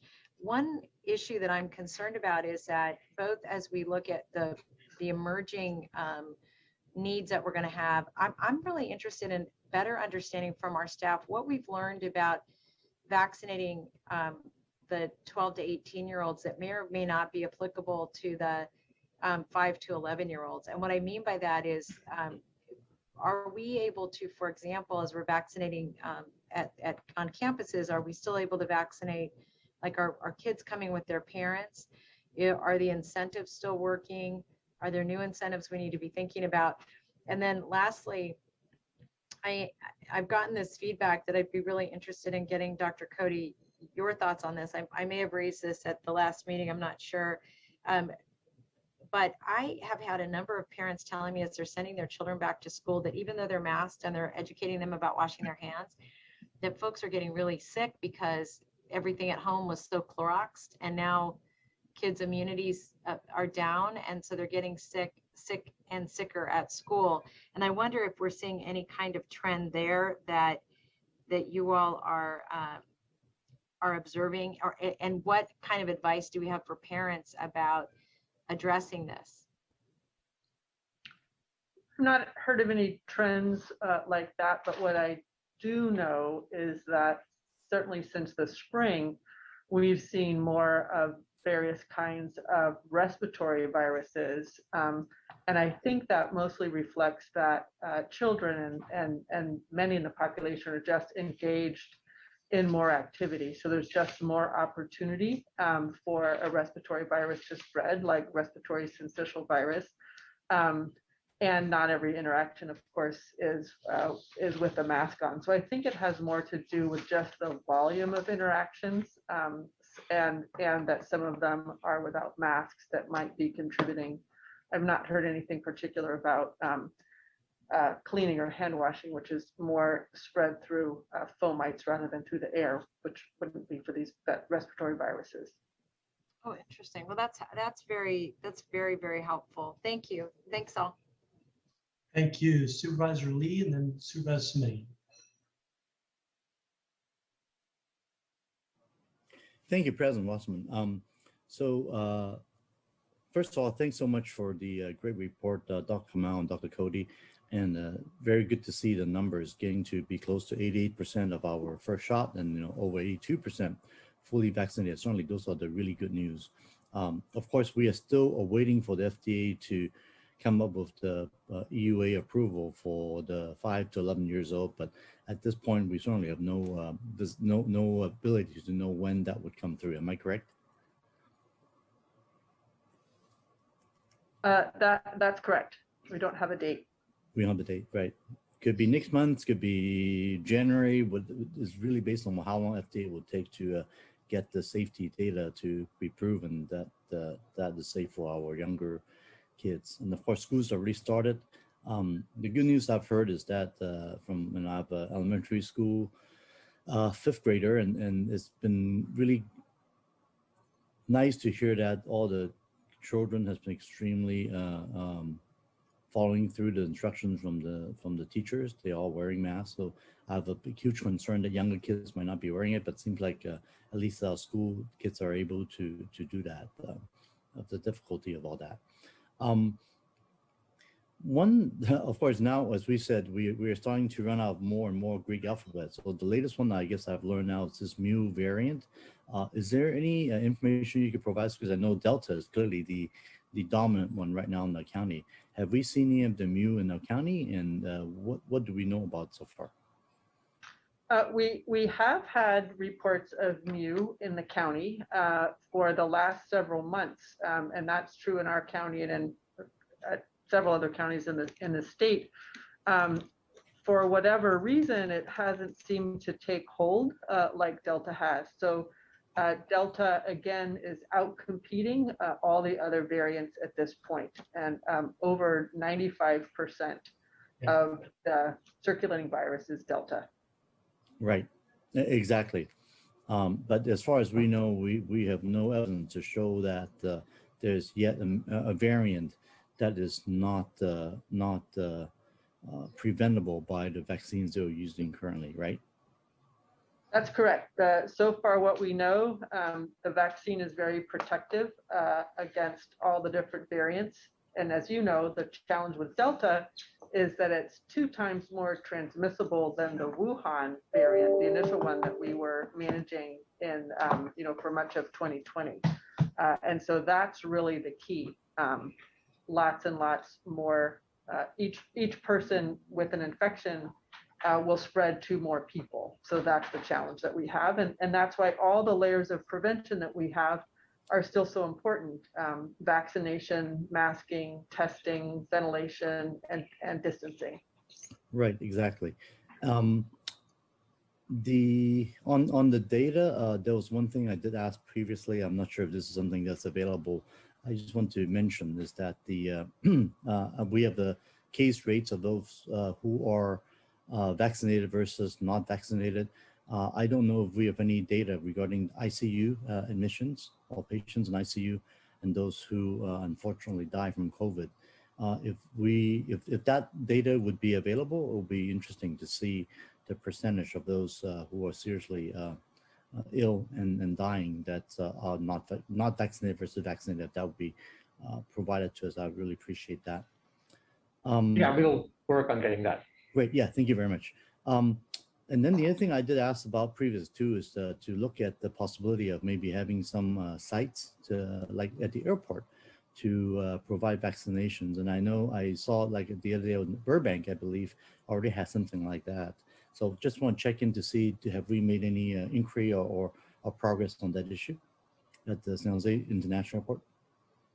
We've been trying to scope out where we're going to be able to provide services, and right now the airport doesn't look like it'll be one of the sites that'll get the biggest so-called bang for the buck, but we haven't given up on it, and we're planning to reach out to the city again. Yeah, thank you, Dr. Smith, on following up on it, and we'll just keep trying, keep asking. And thanks for, and actually this is a better question for you too, is on the vaccination, I know you have come up with a directive regarding the requirement of employees working for us in the Clara County to get vaccinated. So do you have a quick update of how that's coming along, and what are the deadlines that employees need to be met at this point in order to continue working with us and not have to take leave? It's been handled really quite well. Let me turn it over to Greta to give you an update. We had a little under 1,000 requests for exemptions, only a handful or more medical exemptions, most of them religious exemptions. We're treating it all as a application for reasonable accommodation. So we're going through them one by one. Greta can give you more details here. Hi, this is Greta. Dr. Smith generally covered it. Things are progressing. We're in the process of reviewing all the requests for reasonable accommodation. That process obviously takes some time, given the 1,000 employee volume that Dr. Smith mentioned, and we're of course carefully reviewing all of those, but the process is going fairly smoothly so far. We're also making sure that those employees who haven't yet responded to the request for vaccination status confirmation, that we're able to ensure we know, for example, which employees are currently on leave and therefore are not responding for that reason. So working through some of the data quality issues on running down and providing all the reminders needed, especially for folks who don't have who are in job capacities where they aren't on email, and making sure we're providing assistance to any employees who may need assistance in uploading their vaccination confirmation. But that's the general overview. Happy to answer any specific questions. Great, thank you. And I certainly would like to, do as much accommodation as possible, but at the end of the day, we are trying to balance the safety of our employees as well. And, I actually open it up. I think some of my staff would think I'm crazy. Any staff member who really would like to talk more about the safety of the vaccines, I'm perfectly open to talk to them one-on-one if need be, of why this is really something that's very safe. And I've told people, not hundreds, I've known personally thousands of people who have received the vaccinations and have proven to be safe. And unfortunately, there's so much stuff in the social media that is not only inaccurate, but I think is really killing people. If you have to look at numbers of other states, small states like Idaho, for example, which turns out to a very low vaccination rate, the ICUs are absolutely full, so full. And then now Washington ICU is getting full, and they can accommodate, taking patients from Idaho to help out. So the other question I have is, given the great numbers we're seeing in the hospitalization and ICUs, have we received requests from other states to try to help them out on those states where the patients that basically the ICUs are full, and then whether or not it's even feasible, given some of these states are very far apart? Do we have any of that? Yeah, so we have received a few requests from other counties, but none from other states that we are aware of. but certainly we'll evaluate whatever request comes our way and help where we can. Right. And then of course, just like what we do for fire, we send many of our county firefighters out to different counties to help fight the numerous fires we're saving now, and certainly with the support that we receive and provide to other counties. But I certainly want to encourage administration to make it as available as possible to help our neighboring counties, because we're in this together. We're fortunate these numbers are looking really good for us, both in vaccination and low hospitalization, but we definitely want to make sure that we'll help our neighbors as well. All right, and that's all the question I have. Thank you. Thank you. Supervisor Submitting. Thank you, Mr. Chairman, and I'll hold off on questions about boosters until after we've heard from the public and treat that as a separate item, as you agreed a bit ago. I did want to ask, however, on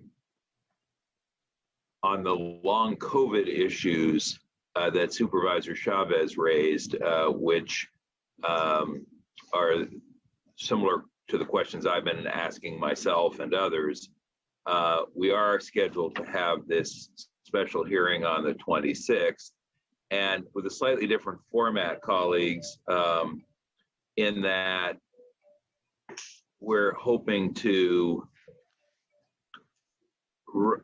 organize it, if you will, as almost a public hearing, town hall kind of format that would allow for the presentation of information by panels and question and answer from Supervisor Lee and myself in a way that would be illuminating for the general public. But I guess the question, Supervisor Wasserman as chair and colleagues, is this something where rolling out of that hearing, the board would like to have something presented at the full board hearing on November 2nd, or would the public hearing, or would the special hearing of the committee suffice?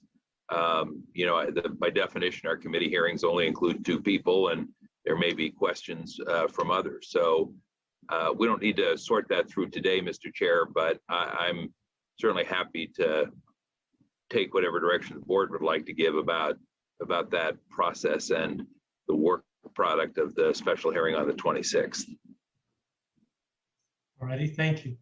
And then further to that point, I guess I'll go back to Dr. Smith and Dr. Cody and say, it was my understanding from the response to Supervisor Chavez's questions that at present we don't have a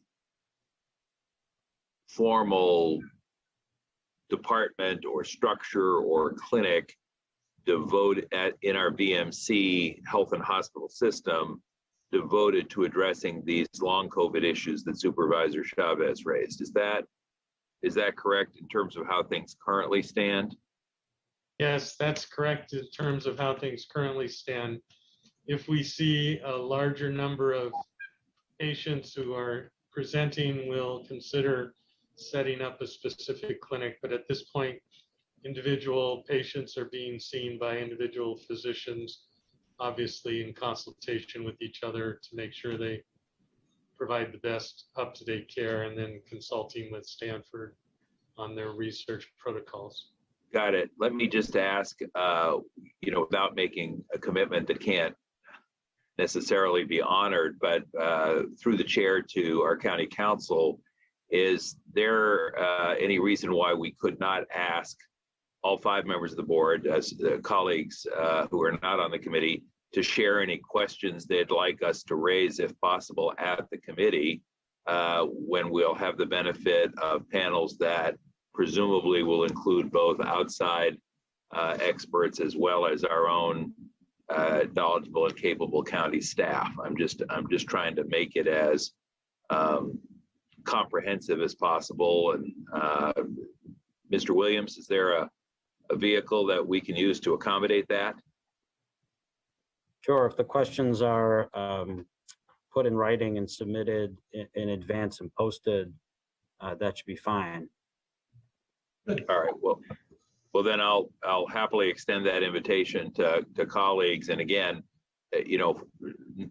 not clear how much time we'll have, and still in the process of putting the panels together, but we'll try and make sure that some of these questions get addressed there. If colleagues want to send questions or issue areas that they'd like to see us tackle related to long COVID, we'll try and fold as many as we possibly can. And to Mr. Williams's point, we'll make sure that they're posted. So please know that when they come to us, they'll be shared with the general public. Thank you, Mr. Chairman. The rest of my comments and questions go to the booster issue that's coming up in a moment. Okay, fine. And Supervisor Chavez, did you have another comment? Yeah, thank you. And Supervisor Simonian, thank you for that offer. That is very helpful. And one request that I would like to make is that as part of the panels, I think it would be important for us if we have patients that are open to participating in any of those panels, that it might be of value, because I think one thing I'm concerned about is that the people who have symptoms of long COVID, as we're understanding them, may be part of our system that really we're not able to collaborate with because we don't necessarily know those are impacts of long COVID. And so having people be able to explain their experiences with different providers, I think might be of interest. I've been surprised, frankly, at how many providers are at different places, I guess, in terms of maybe understanding there really is long COVID, and B, knowing even how to treat it. So in the communities that, at least the folks that have talked to me, there seems to be really broad disconnect between whether or not people are getting services and how those services are being rendered, and then whether or not there's an acknowledgement that there's long COVID. Thank you. Thanks. All righty, we can consider item number 10 received. Dave, would you please invite our four public speakers to speak? We'll continue with the 1 minute. Certainly. The next speaker is Linda Edwards. I have unmuted you. You have 1 minute to speak. Please go ahead. For the last 18 months, all we've been hearing from you is COVID doom and gloom, surges, spikes, upticks, and variants. Oh my. The reality is we are in a really good place in this county, far better than the state and the Fed. We don't yet know all of the health repercussions of the vaccines, which may last for years or even decades. But what we do know is that the virus has a 98% survivability rate. What we do know is that both the vaccinated and the unvaccinated can contract the virus, spread the virus, die of the virus, or survive the virus. But only the vaccinated can suffer complications or die due to the vaccine, and thousands have. Forcing vaccine mandates does nothing to stop the spread of the virus and only gives people a false sense of security. The data shows that this virus will continue to circulate in our community no matter if you are vaccinated or not. Now we have to figure out how to live with this virus. Next speaker is Tino. I have unmuted you. You have 1 minute to speak. Please go ahead. So you guys keep saying the vaccines are safe. Truth is, you don't know. Dr. Cody does not know. She cannot provide any report from the CDC or the FDA at all. I'm challenging you. Ask her. That proves every single one of the deaths reported on bears is indeed not due to the shots. She cannot provide it. The testing situation is a joke. It's the wild, wild West. Mike Wasserman, I see you rubbing your eyes. You know that the testing is a joke. PCR, okay? The cycle thresholds can be too high. They're antigen tests. She knows that the testing has not been able to differentiate between flus and viruses. We aren't sequencing all over the place. It's the wild, wild West, and you guys are leveraging it to abuse emergency powers. And what you guys are doing to kids, you should be ashamed of yourself. With these masks, she knows that they don't stop aerosol transmission. That is the primary mode. It is more dangerous than any kind of droplet. They don't wear them properly. You guys are gross. Next speaker is Mike Rogers. I have unmuted you. You have 1 minute to speak. Please go ahead. Mike, are you there? I ask you to unmute one more time. And Mike is not responding. We'll go back. Next speaker is Ryan Globus. I have unmuted you. You have 1 minute to speak. Please go ahead. Thank you to the Board of Supervisors and staff for their presentation. I just wanted to bring up two requests, rapid testing at home and indoor bar and restaurant vaccine requirements. For rapid testing, I may have missed it. I didn't see anything about that in today's presentation. It's incredibly convenient. It takes like 15 minutes. You can do it at home. And it would be great to see more of that for kids going to school, people with the sniffles and are wondering if it's allergies. It's currently $25 for 2 tests, which is pretty expensive.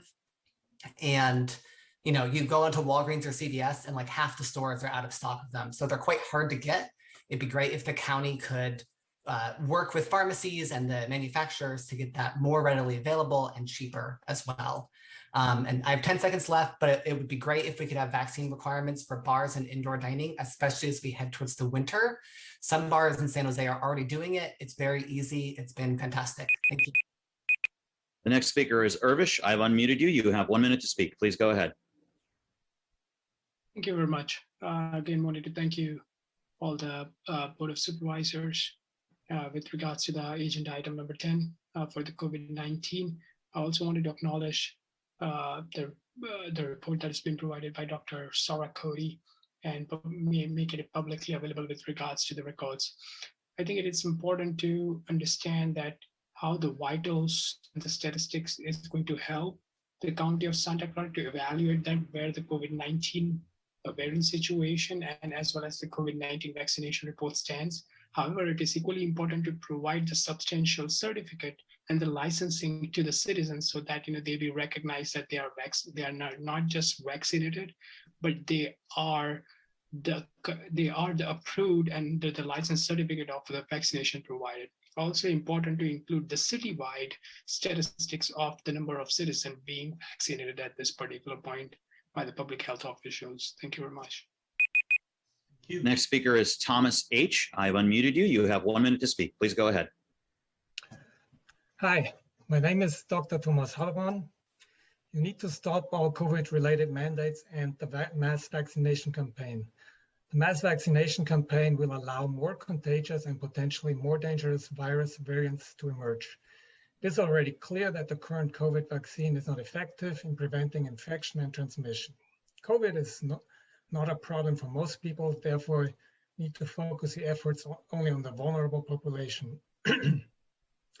There are very effective early treatment options available, and widespread adoption of those early treatment options would prevent many COVID deaths and hospitalization. You totally ignore that. Listen to experts like Dr. Robert Malone, the inventor of the mRNA technology, or Dr. Peter McCullough.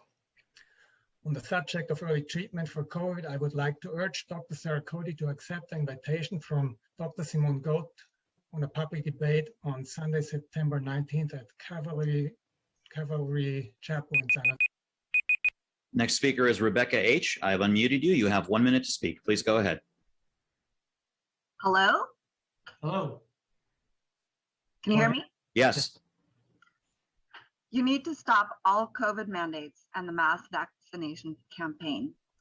Leading epidemiologists have already stated that we will never reach herd immunity for COVID through vaccination. Therefore, we need to stop the current mass vaccination campaign and focus on protecting the vulnerable population and using very capable early treatment options. All COVID-related mandates need to stop because the collateral damages are considerably higher. You don't even have any scientific studies to show that any of the mandates work.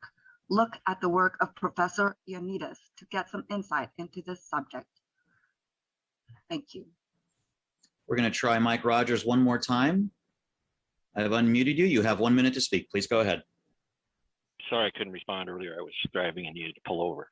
I just wanted to reply. I wasn't going to speak today, but I wanted to reply on the school issues and the complexities of doing track tracing now that everybody's back in face schooling and public schools. Personal experience, had my grandson on Sunday late in the afternoon while my daughter was working. We got contacted by the school district. Managed to go ahead and get my grandson had direct contact. We were able to get him tested, scheduled with his coverage through the Santa Clara Family Health Plan.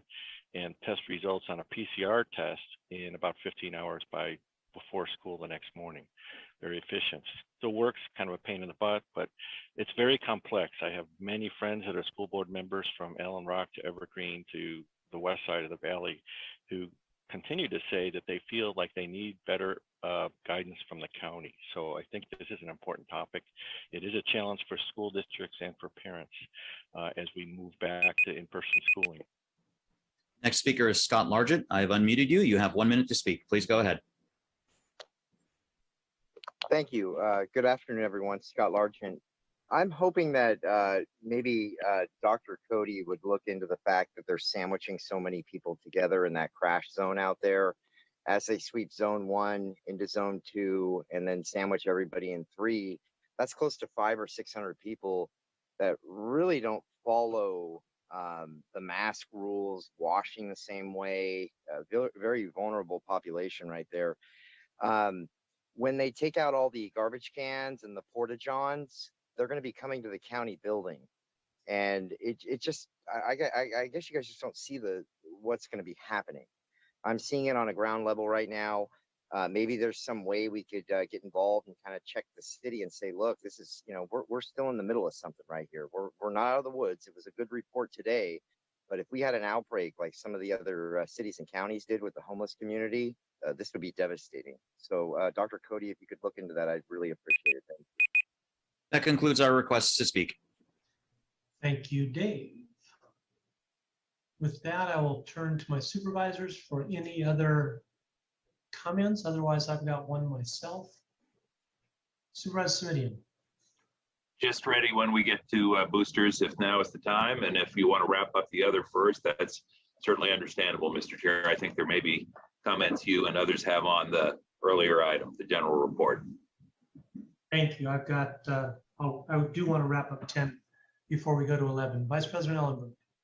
Thanks. I just want to express really strong support for Supervisor Chavez's request that we do a full presentation with the schools. And I know that now that our COVID reports, I believe, are going to be recommended to moving to a monthly cadence, I don't want that report to wait for a month because it is so timely for parents, school board members, all school officiants. So hoping that that can be agendized for the next board meeting.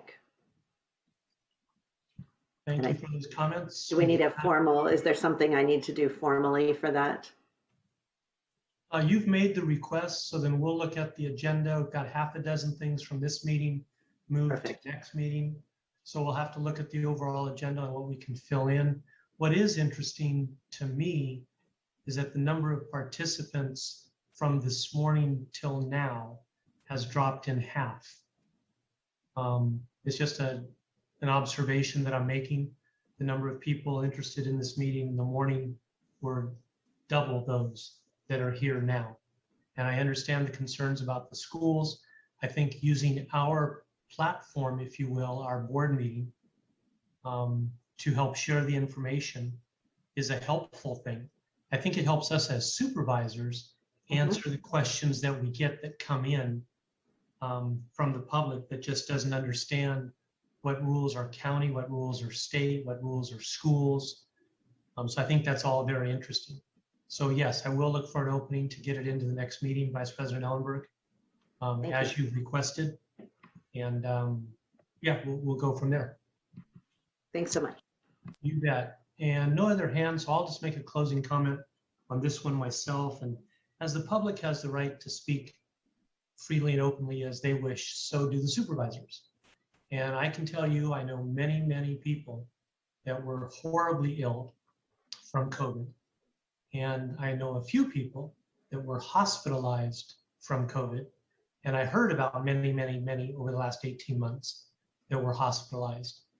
And in none of those instances, and this is only my personal experience, and I'm sure there's exceptions, in none of those instances were those people that got horribly sick and struggled at home or needed to be hospitalized. None of them had been vaccinated previously. I can tell you personally, the vaccines are 95% effective. So the 5% that get it, they do get it, and the symptoms they get are far less than the average symptoms of an unvaccinated person. And while I respect anyone's opinion to be vaccinated or not be vaccinated, I, for one, and my family, think that vaccinating is clearly the smartest thing to do, because 95% of people vaccinated don't get COVID, and the 5% that do get far less severe symptoms. And this is just one person's opinion, but like I said, we have the right to express our opinion too. So that's what I'm doing. That ends it with number 10. We're moving on to number 11. Nope, no supervisor's hands raised. So we move on to number 11. Supervisor Simidian, you're the one that wanted these divided up. Do you want the report from staff first and then you start your questions? Sure, let's go with the staff report. I think that would be helpful for all of us, Mr. Chair. You got it.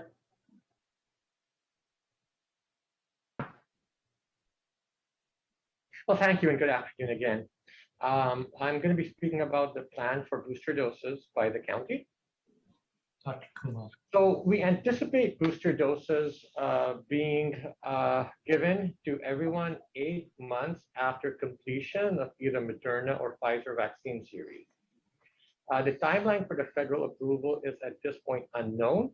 Initially, for our planning assumption, we assumed September 20th would be day 0 for this. However, we do have some information that might be beyond that. However, while there's uncertainty around the final recommendations, by adhering to this assumption, we want to ensure timely access for everyone who lives, works, or studies in Santa Clara County as soon as they become eligible. The idea here is to be over-prepared rather than to be under-prepared. We anticipate with this preparation having doses and arms within 24 hours of federal approval whenever that happens. Based on our experience with the third dose for immunosuppressed people, we had the first person vaccinated hours after the approval was given. There are several caveats to this. Obviously, we don't know what the approval date is going to be. We don't know if the Pfizer and Moderna approvals will come simultaneously. We also don't know if the vaccine will be restricted to certain groups, and we don't know who's going to want the vaccine. However, I would like to point out that most of these caveats would either delay or decrease the demand, once again, with the idea being we want to be over-prepared rather than under-prepared. Next slide, please. There's some very good news here. The first is, unlike last time, we do not anticipate a vaccine shortage. We believe that there will be enough vaccine doses for every eligible person. The only limitation is going to be the infrastructure and the staffing that are set up by the various healthcare systems.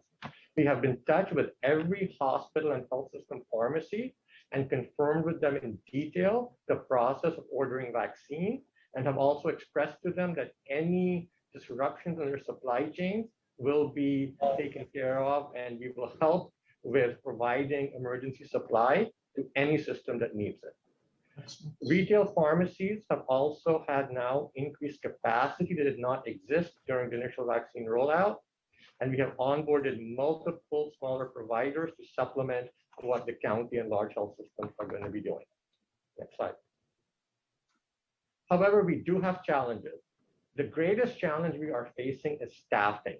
In addition to ramping up significantly our vaccine delivery system, we do need to continue to operate 3 hospitals, and November, December, January, when we anticipate peak vaccine booster demand, are also the busiest months in the hospitals.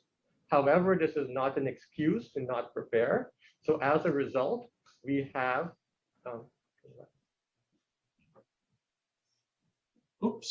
we have engaged registry staffing using multiple registries to get additional staff. We have cross-trained all of these staff so that they can be used for either testing or vaccination as demand requires.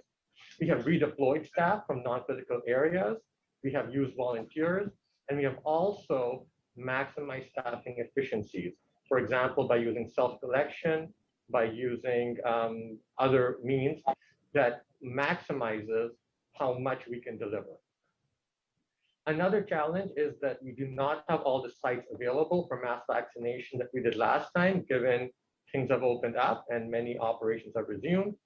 However, we are planning to offer vaccine at all of our primary care clinics. And as we will talk about, place our mass vaccination sites where we get the maximum bang for the buck, given the facilities we have access to. Also trying to extend hours and days of operation at each site, so that each site is able to give maximal doses with maximal convenience. We also have, as has been mentioned, the possible approval of pediatric vaccine during this time period. And although I will not cover that in detail, we do plan on offering this at clinic sites. We are onboarding many providers to provide vaccine, including pediatricians.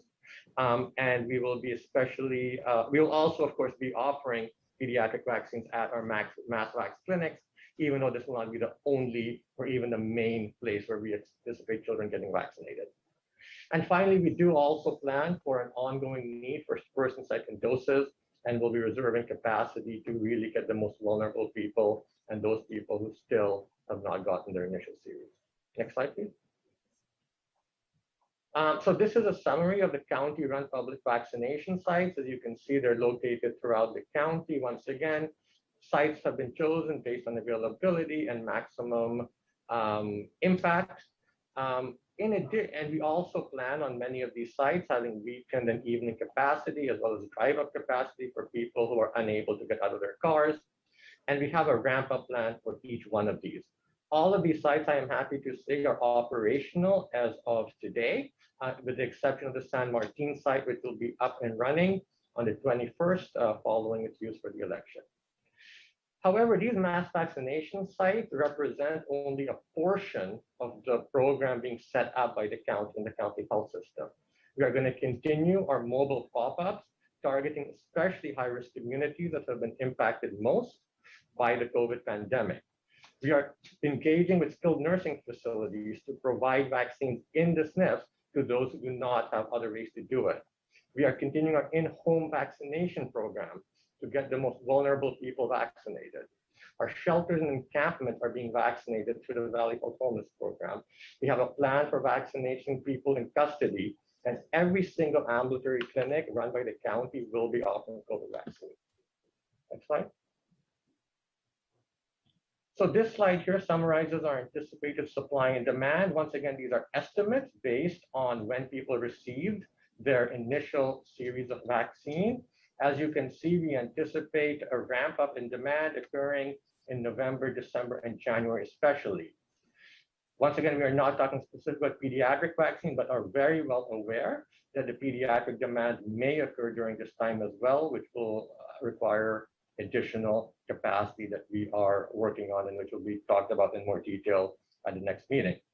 Our projected availability is shown in the orange area, where the public health system will continue to provide vaccine to the most vulnerable and in the most vulnerable communities. The County of Santa Clara Health System, even though it delivers primary care to less than 10% of the county, will be able to provide, I am happy to say, 50% of the entire demand for the entire county, as it did in the past. Wow. We are also happy that our pharmacy partners will be continuing to supply some, and we have other providers onboarded.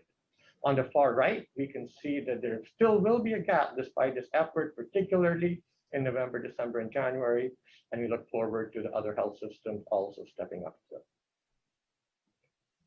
that's it for me. Doctor, before I turn to the supervisors, I want to say to you, thank you for that report. What we've got going for us now compared to 18 months ago is we have the infrastructure and we have the experience. You know, what we're doing here with the booster shot is giving another shot. And we've been doing that now for 15 months. So it's very, very encouraging. I feel much more optimistic about this time around. As they say, it's not our first rodeo. Supervisor Smitty, we'll start off with you. Thank you, Mr. Chair, and thank you, Dr. Kamal. And Dr. Kamal, just so you know your words stay with us, I want you to know I still remember build it, buy it, pool your tests from 18 months ago. So thank you for that. First question is for Dr. Kamal, Dr. Cody, and Dr. Smith. There's a threshold question here, which is, based on what we know today, would you recommend that residents of the county who've already received their initial vaccination get a booster if and when authorized and available? Straight out threshold question. Is this something you're recommending? Yes, of course, we always follow the lead of the FDA and the CDC, the Advisory Committee on Immunization Practices regarding vaccination. And if they give it the green light, we are ready and eager to implement. Dr. Smith, Dr. Kamal? I agree with that. I think that we will be following CDC guidance. I would like to say that, the importance of getting vaccinated is unquestionable. And I think in addition to the people getting booster doses, we're going to continue to encourage those few people who haven't gotten their first and second doses to get vaccinated. Dr. Smith, can I put you on the spot as well as our county executive? I think the question is, do we agree with the recommendations that a booster actually improves your immune response? And I think the answer is yes, wholeheartedly. The evidence that's been provided so far demonstrates it's a big difference and a great advantage to your immunity. And I think the only question remains, what time are we going to get the approval to do this? Thank you. So speaking of that approval, many of the documents we have specifically call out the uncertainty about the timing for, quote, authorization. And I just want to be crystal clear, since we've heard from FDA, CDC, Advisory Committee on Immunization Practices, and the White House, whose authorization are we waiting on? Who is it that when they say it's a go, we say it's a go? So the FDA is the body that evaluates the safety and efficacy data of the vaccine. And they do it vaccine by vaccine. So for Pfizer, for Moderna, for J&J, and for different populations. Once they say we have enough data to say that we recommend this vaccine for the pediatric population, or we recommend this vaccine for a booster, then it's the job of the CDC to provide the recommendations on how to implement it. What's the period of time between doses or such. And it's the ACIP, or that's the Committee on Immunization Practices. That's an advisory group to the CDC, and the CDC director generally takes the recommendations of the ACIP. So that being said, Dr. Cody, does that mean that before our county will say it's a go, let's make boosters available broadly to the general public, you will need to hear first from the FDA and the CDC both? That is correct. Okay. And not, all due respect, the White House or ACIP, because presumably ACIP would have already weighed in with CDC. Is that correct? That's right. So we are waiting to hear from both FDA and CDC. So usually FDA weighs in first, and then ACIP weighs in and advises the CDC. That's usually a very short lag. For example, the ACIP could meet and make a decision and advise the CDC, within the same day, so that those recommendations can be implemented. Okay. And I know we've had some uncertainty about the date, but part of the reason I raised this issue a month ago and asked for this report, Mr. Chair and colleagues, is because the September 20th date was being referenced at that time by the White House, certainly.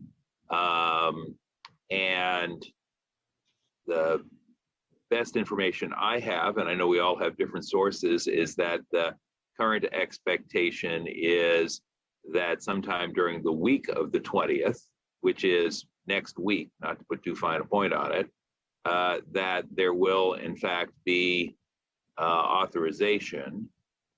Having said that, I think the one thing we've learned over the last year and a half is don't bet your life, literally or figuratively, on any particular date, given the seemingly ever-changing directives and timelines. But I do think what that means both for our organization and for our health organizations out there in the private, nonprofit, and academic sector is that, you know, we need to be able to turn on a dime next week and start this process.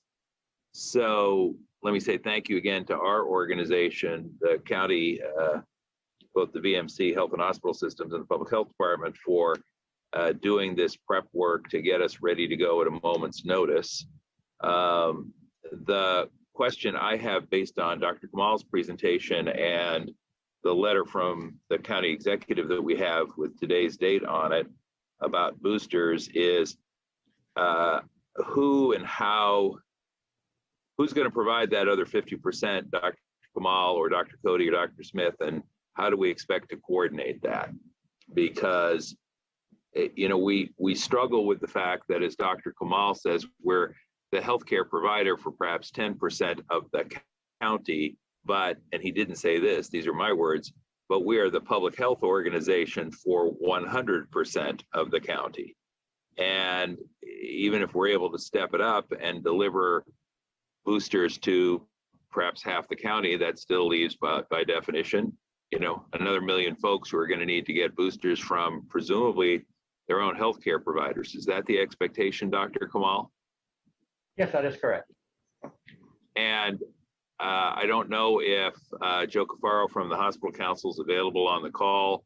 Mr. Wasserman, I think I may see a screen popping up there, but have we been in touch with the PAMP Sutters and Kaisers and Stanford Healthcare and El Camino in a way that provides us with any assurance that if sometime next week the authorization is forthcoming, they'll be able to pivot quickly and start providing boosters to their patients?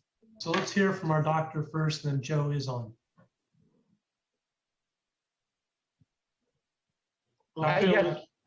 I'll fill in for a second.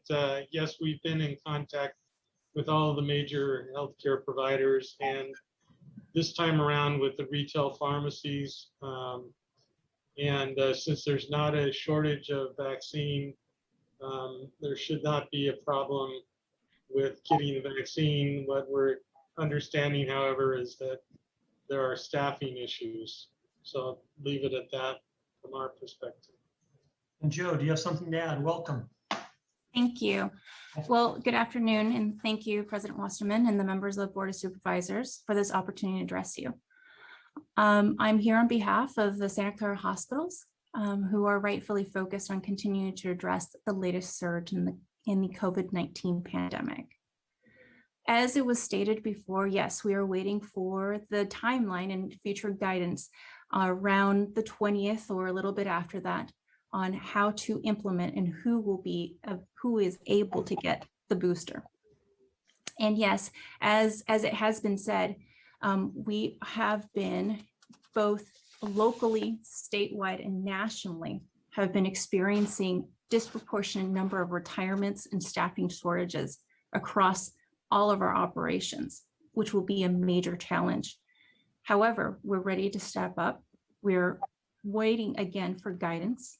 And once we receive that guidance, we'll be ready to help implement again, if we're able to, because of staffing challenges. I'm here to answer any questions that you might have.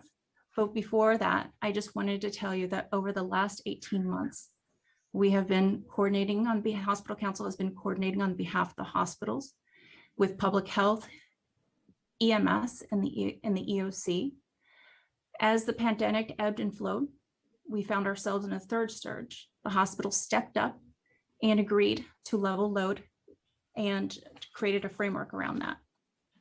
The hospitals and the health systems, along with the Hospital Council on Public Health, held daily meetings sharing information and best practices. Once the Delta variant hit, we again started meeting again with public health. We continue to have our commitment to working together and look forward to working with public health as we have these challenges before us. Thank you.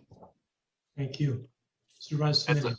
Thank you. As a follow-up, Ms. Cafaro, and I think board members know, but if they don't, we specifically asked the various members of the council to appear today, and they declined and offered instead to have Ms. Cafaro speak on their behalf jointly, and thank you to her for doing that.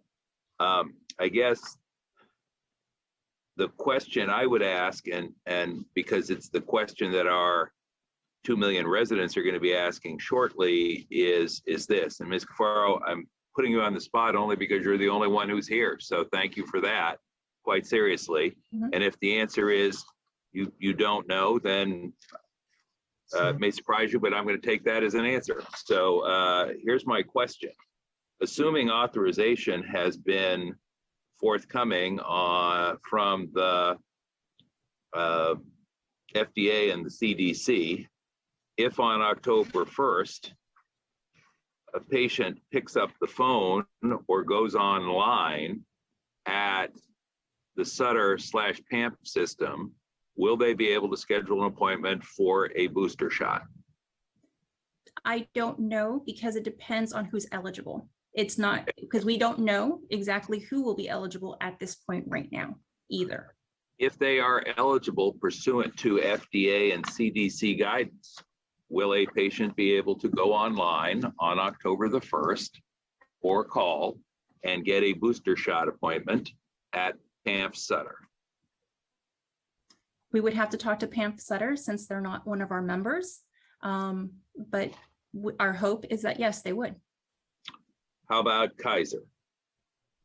The system is up and running, so we would hope that is the case too.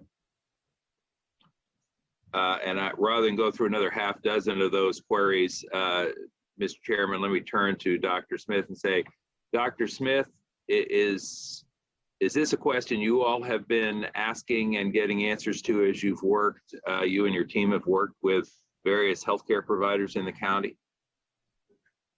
Yes, we've been trying to coordinate with all the healthcare providers as best as can be done. We are in a different situation than we were back in December, in the sense that we don't have the scarcity problem now. We really have enough vaccine to go around, but we do have staffing issues. So we're trying to coordinate with all the health systems.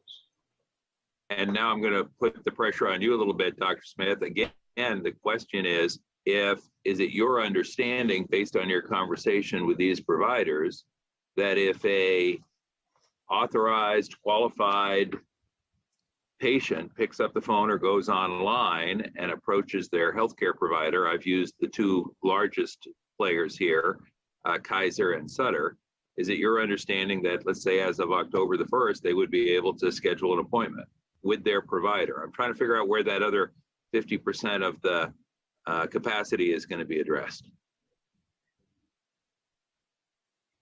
I can't speak for them, but it's our understanding that they would do that. Okay. Any thoughts, either Dr. Smith or your team, Dr. Cody, Dr. Kamal, or Ms. Cafaro, about how we can avoid, if we can, the confusion that existed when we had a multiplicity of eligibility criteria from different healthcare providers the first time around? Will that be avoided because folks will all be uniformly following the same guidance? I'm thinking of the fact that some people said you had to be over this age, some people said you had to be over that age. People then went essentially jurisdiction shopping to see where they could get themselves in for a shot as quickly. Anybody got a reaction to that? I would expect that it'll be smoother because the reason for those changing priorities had mostly to do with vaccine availability, and now that's not a problem. However, we at the county and our county health system and public health system are, as you heard earlier, geared up to be able to handle high volumes so that we won't be turning anyone away. I would certainly hope that providers in the region would facilitate access for their members. It would be nice to go back to the one door approach. But, well, you anticipated my question, Dr. Smith, which is the no wrong door policy, which ultimately was the way we could make this as easy as possible for folks. Ms. Cafaro, do you know if your member organizations will be accepting a no wrong door policy on booster administration, or whether they will be serving only patients within their systems? We would follow whatever the county guidelines are. And if that's the county guidelines, then that's what we would follow, of course. Now, one thing I do want to say is that all of this is dependent on staffing. We've heard it over and over again, is that staffing is the Achilles heel to all of this, and making sure that as available as it has been, that we could continue to do that. So that is the only thing that I want to bring up, is that is the one major challenge that we have no control over right now. Okay. Dr. Smith, Dr. Cody, does that mean that you're anticipating some kind of directive to the various healthcare entities about no wrong door? Or are we hoping for reciprocity on essentially just a good faith basis? Hi, this is Dr. Cody. I would just, I certainly understand the concern about staffing in all the health systems, and I would observe that our county is really in the same boat in that regard. And not only are we managing staffing of the delivery system, but we're also managing staffing in the public health department. And so we all share the same challenge equally. Our expectation is that healthcare systems will step up and provide vaccines at volume, just as we will be doing in the county. So that's the guideline. Well, Dr. Smith, Dr. Cody, Dr. Kamal, and others, I very much respect the authority of the public health director, and I suspect, like my colleagues, have been trying to explain that authority to my constituents for the last 18 months, because it is not always well understood. But I think what I would say, and I just want to plant the seed now, both in an open and public forum with Ms. Cafaro here from the Hospital Council, is that if we've learned anything, not to paraphrase Dr. Cody, it's not only that we're all in the same boat, it's that it's an all hands on deck exercise. And we need all hands on deck in this next phase. At least that's the current best thinking from medical experts. And if we don't have a situation where folks are stepping up in terms of the other healthcare organizations, I just want to put it on record, Dr. Cody, I'm going to be encouraging you to issue whatever directive you need to provide to ensure that every resident of the county who is authorized has access on a timely basis to the booster if it is indeed medically recommended. And I'll let it go at that for now, except, Mr. Chairman, before I get to some other questions, I do want to point out to all my colleagues on page 6 of the letter we have today, September 14th, from Dr. Smith. You know, we all look at these numbers through whatever lens we choose, but I'm looking at them and saying, yes, out of the 1,385,000 boosters for which there might be demand, I can't help but notice that November, December, and January, which is to say basically 6 or 7 weeks from now, we hit a 3-month period where it will be time for 1 million boosters to be made available in a 3-month period.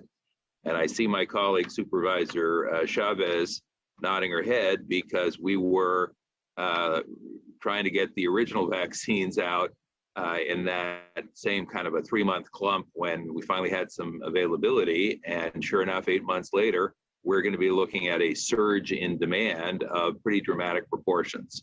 So in the very near future, we need on an all hands on deck basis to be able to move 1 million boosters out if these projections are correct. Dr. Kamal, let me be a little more optimistic for a moment on one subject, and that is, I know in looking at the PowerPoint you provided, and thank you for that, that there was some concern among challenges that we would also have to keep addressing the need for ongoing first and second doses. And the only thing I would say about that is I see that not only as a challenge, but also as an opportunity, because if we are obliged to step up our efforts once again, and thank you to all who will be making that possible, if we are obliged to step up our efforts once again for boosters, then that means these facilities will be available for folks who we have not yet persuaded to be initial vaccine recipients. And so, you know, I'm just looking at the district I represent where the community center in Mountain View is being reactivated. And yes, you'll only be able to do 500 a day as opposed to the higher capacity when the building was fully utilized. And yes, you'll have the demand for boosters, but I also think reopening that facility and all of the 6 facilities you've identified and all of the clinics means that folks who come for boosters will be served, but equally important and perhaps even more important in your medical estimation, we'll be able to serve folks who show up for the first time. And I know that's a dwindling supply, but I do think that, you know, that next 5% is going to be helpful and important, albeit very difficult. I will also say, and Supervisor Chavez, if I can reference you again, because you and I talked about these issues, I'm looking at the fact that this effort will require the temporary expansion of days, hours, and staffing at various locations. So for example, again, in my own district, that means early evening hours and Saturdays at the Mountain View Community Center. Well, that's good news not only for boosters, but for folks who didn't get the initial vaccination because they were working folks who struggled on business hours Monday through Friday. So thank you for that. And please know, I think it is important. And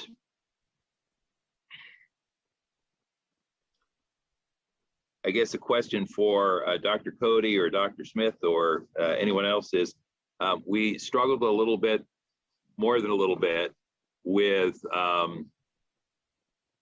changing direction from the state in the first round of vaccines. Are we expecting that that won't be a challenge this time around? I did not see it referenced. I think we don't know, but I anticipate that the rollout of the boosters will be somewhat less complex than the original.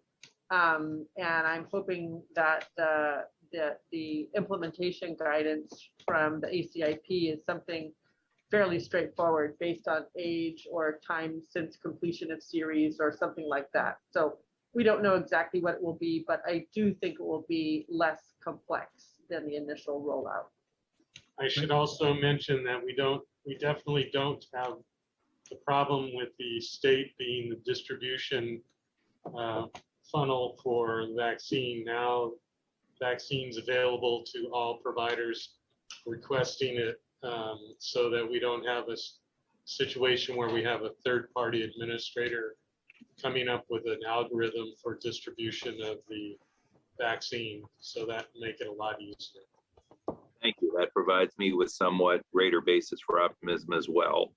I think, Mr. Chair, I will let it go at that, except since we are finding ourselves literally a few days away, perhaps, from clarity about authorization, what I'd like to do is move that we receive the report, but continue this item to the 28th and ask the folks at the Hospital Council to join us yet again, because at that point we would have authorization clarity or not.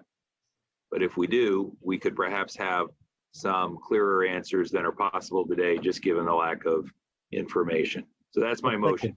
I'll second. Thank you. And just for clarification, is it your desire to have it be a separate item from the COVID report? Because if we have the approval and we're doing boosters, clearly that'll be the topic du jour for our public health officials. Mr. Chairman, I know you're trying to manage the agenda, and thank you. I appreciate that. If you want to make it an A-B proposition so that we have just one item, but the item is called out separately, that certainly works for me. Thank you. And A may be brief and B will be for boosters. All right. Supervisor Lee. Thank you, President Wasserman. And yes, good afternoon, Mr. Cafaro. The concern, I think we all talk about the same thing, is the issue as stated on page 25 of the slide, labeling anticipated supply and demand. Can we get that slide back up, please? You'll have to give me a minute. I'm Sure, no worries. And then the issue there, basically, I think as my colleague, Supervisor Smithing has mentioned, is the part where it talks about the last column. Right, yeah, so we look at that, the very last column is the part where it says gaps to be filled by other health systems. And obviously we still have a lot of lack of clarity as to when these boosters will be approved, right? But assuming that they get approved 8 months from the second shot being given, I think is how we came up with these anticipated numbers with the 30,000, right, needing in November and all the way up to 95 and then 210,000. I think the first one is the one that I'm not less concerned about, because I certainly do believe with the number of hospital council partners, that number seems to be far more doable. The other two numbers are the ones I'm very concerned about, both in terms of capacity and also availability of the vaccines. Certainly right now everything looks good, but of course, if we are all requesting it and everybody else in the world's requesting at the same time, and if all this is coming from the federal government, I could see that there could potentially even be supply issues as well. And then the other issue that I'm also concerned about is if you look at the third column here, labeled projected demand on the petty, like for children, I assume that they talk about the 5 to 11 years old, which of course has not been approved. If those comes into line as well, then obviously you have additional numbers added to the to that, and then of course the gaps we fill would even be higher here. I mean, I'm not asking you to commit to anything, Ms. Cafaro, and again, there's so many groups that you're representing today. Just from your looking at these numbers, are these numbers even remotely doable by your members? Or these numbers so far of like 210,000, just far bigger number than you think the capacity will even ever be possible, in your opinion? I don't know, because again, this is estimating that everyone who wants a booster is going to get a booster and that it's eligible for everybody. And again, we're playing with a lot of unknowns because we don't know who is going to be actually eligible. So these numbers may be completely different after the date of the 20th or going forward until we actually know what the true number is. Right. Now, looking at data from before, I don't expect you have the numbers right now. Do you recall what's the highest number of vaccines has been provided by your members? I don't have that number in front of me, so I couldn't answer that, but I know that they have been flexing up.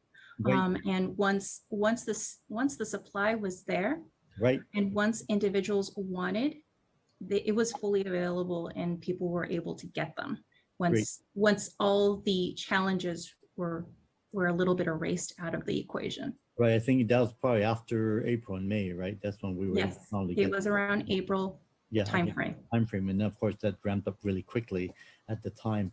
If you would not mind to go back and check for us on like April, May numbers, how many vaccines was being able to be provided by your members, I think that could be helpful for us to have a gauge of using a pass. As they say, past result is never a guarantee of future results, but I certainly would like to see what numbers that was at that time, and we could use that as a maybe some baseline to do some comparison. I think that could be very helpful. Thank you very much. And also keep in mind that we don't know when pediatrics is going to happen, so you're also going to be throwing that in there. So, there's a lot of unknowns right now. Right. Yeah. So using that number, May, just to share with you, I'm just trying to look at what the previous experience you've been able to conduct. I think that at least give us maybe at least a minimum, like, aha, see, this was great back then, and hopefully we have some numbers we could work with. All right. Thank you. Thank you. Thank you. Supervisor Chavez. Thank you. You know, I want to just go back to that slide as well. That's probably a really good place to start. And while that slide comes up, the slide that Supervisor Lee requested, as that slide comes up, I think for the 28th, I think we're talking about A, schools, and B for boosters, just because they're both timely. I don't know if the staff can pull up that. Thank you. So here's one of the concerns I have, and one is that from my perspective, I think we need to be able to see what ballpark each provider is expecting they can take on. And I'm not going to direct any questions to Ms. Caparo. I appreciate very much you being here, but there are things you can't answer, and I'm not going to put you on the spot to do that. But I do want to ask the staff to re-invite each of the healthcare providers with a formal request, if my colleagues are amenable to this, from the board, asking what they anticipate their capacity to be. And I want to just acknowledge that the same conditions that exist for the private sector and the nonprofit hospital partners are also the same challenges we have. And so anyway, so I just want to say we're all on the same ground. But I do think that having an estimate from them is going to be critical. And we have the same challenge as it relates to pediatrics. So in any case, that number, that I'm just going to ask the staff real quickly, the 30,095 and 210,000 are your best estimates on what we anticipate the need to be just for boosters. Is that accurate?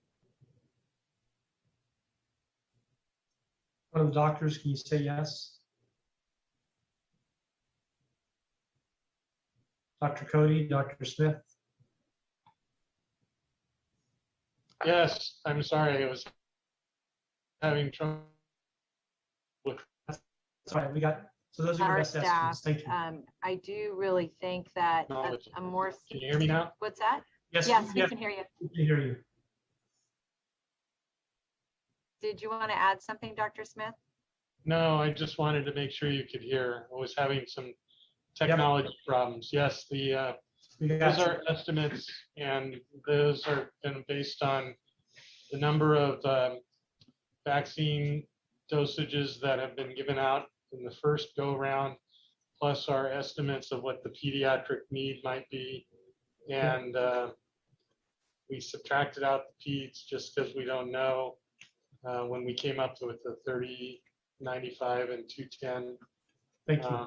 And in terms of prior performance, I don't have the numbers in front of me, but we can get the board the numbers for what happened back in March. Right, and we actually have some of that on our dashboard. I just don't know how it's some of it's a little hard to read, but I think that would be really helpful. The other thing that I just want to, and again, I just want to say, I think we should formally request this information because I am concerned not only about confusion, but also about conflict. And my hope is that that we would have less of that this go around. And then I want to go back to the staffing issue. And Dr. Kamal, I want to ask this question of you. With the staffing issue, did we use a lot of pediatric resources, and are we using them today for the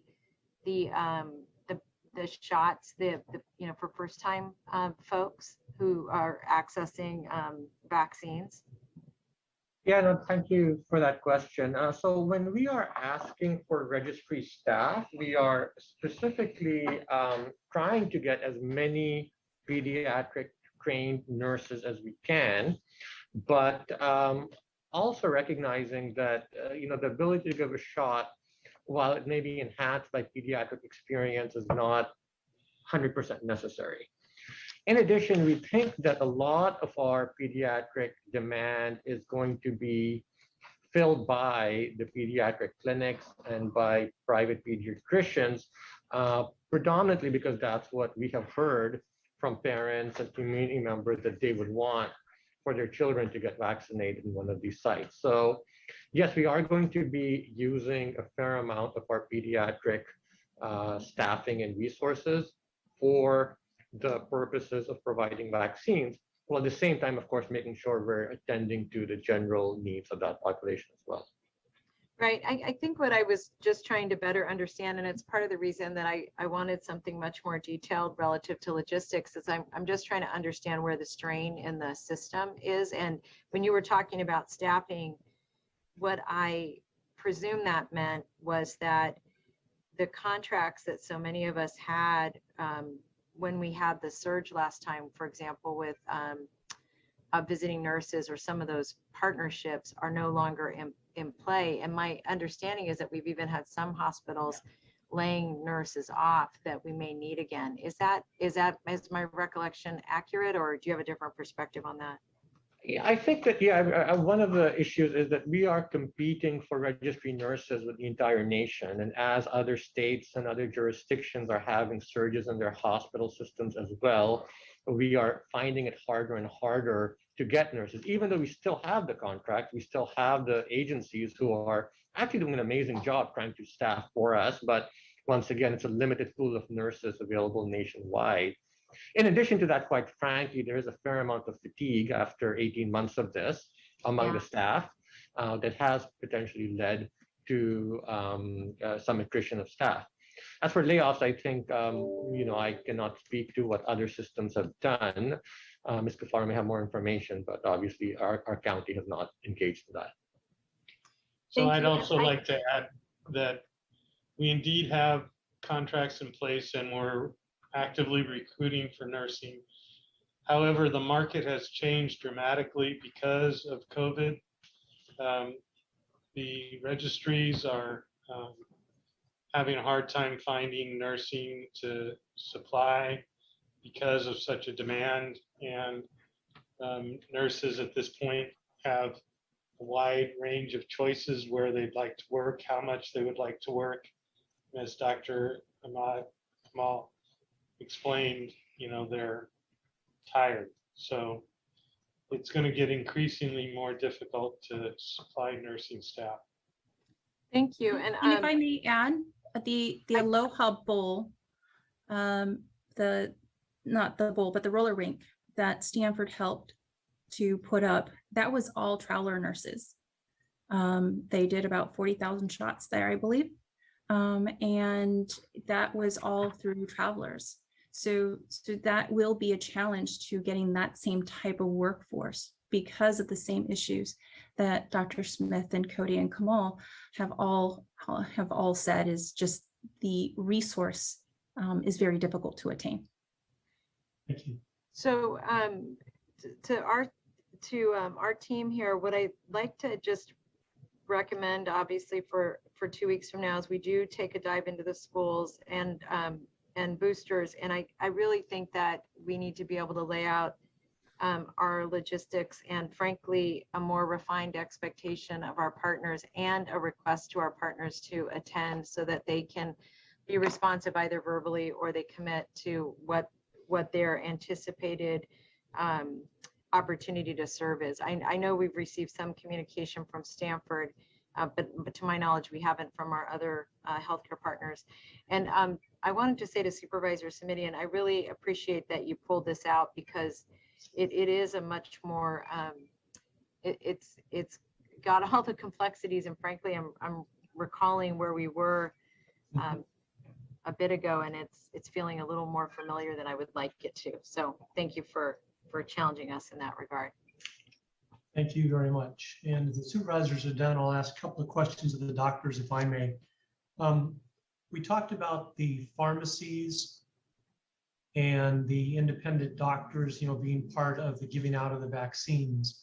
18 months ago, we were dealing with the problem of freezing, negative 70-degree temperatures. To my knowledge, I assume the pharmacies and doctors have not received any more, have not acquired freezers of that capability. The other issue that I have, and it was in some of the screens that I saw, and overall, where is Johnson & Johnson? Where's the one and done? I hear about Moderna, I hear about Pfizer. I hear about Moderna, I hear about Pfizer. I see on our charts the number of people vaccinated by Moderna and by Pfizer, and the Johnson & Johnson is so minimal. Could one of the doctors please respond and let me know why that is the case? Because it's so much easier to give a person, well, this time it'll be a booster anyway, so it'll be one and done. But I just wondered, where is Johnson & Johnson? I assume a booster is going to be suggested for them as well. Thank you, Super President Wasserman. So as far as we know right now, there's no consideration that the FDA or CDC is doing for additional doses of Johnson & Johnson. Certainly, if and when that is approved by the process Dr. Cody outlined, we will be providing those at our sites along with Moderna and Pfizer. But once again, the news we have so far is that the boosters will be for Pfizer and Moderna and not Johnson & Johnson. Okay. In response to your first question, there has been some leeway given to the storage requirements for the Pfizer vaccine, and the pharmacies and even private providers have been providing those on their premises for quite some time now, and do have the storage capability to be able to continue to do so. Wonderful, wonderful. I'll close with saying, yes, this seems very familiar, to use Supervisor Chavez's word. It does seem very familiar, but I am so much more optimistic than I was 18 months ago. Having the infrastructure, knowing what works, what doesn't work, who to partner up with, having partners, such as the 49ers and anybody else that we partnered with before. Before we were looking for partners, we were looking for venues, we were hoping for vaccines. We didn't know until Saturday what we were going to receive on Monday. So everything is far better now as far as availability goes, and as far as our ability to get the word out, what ways work. I also think there's going to be some people who've received 2 shots that may opt not to get a 3rd shot. So it'll be interesting when the dust settles to see how close our numbers are.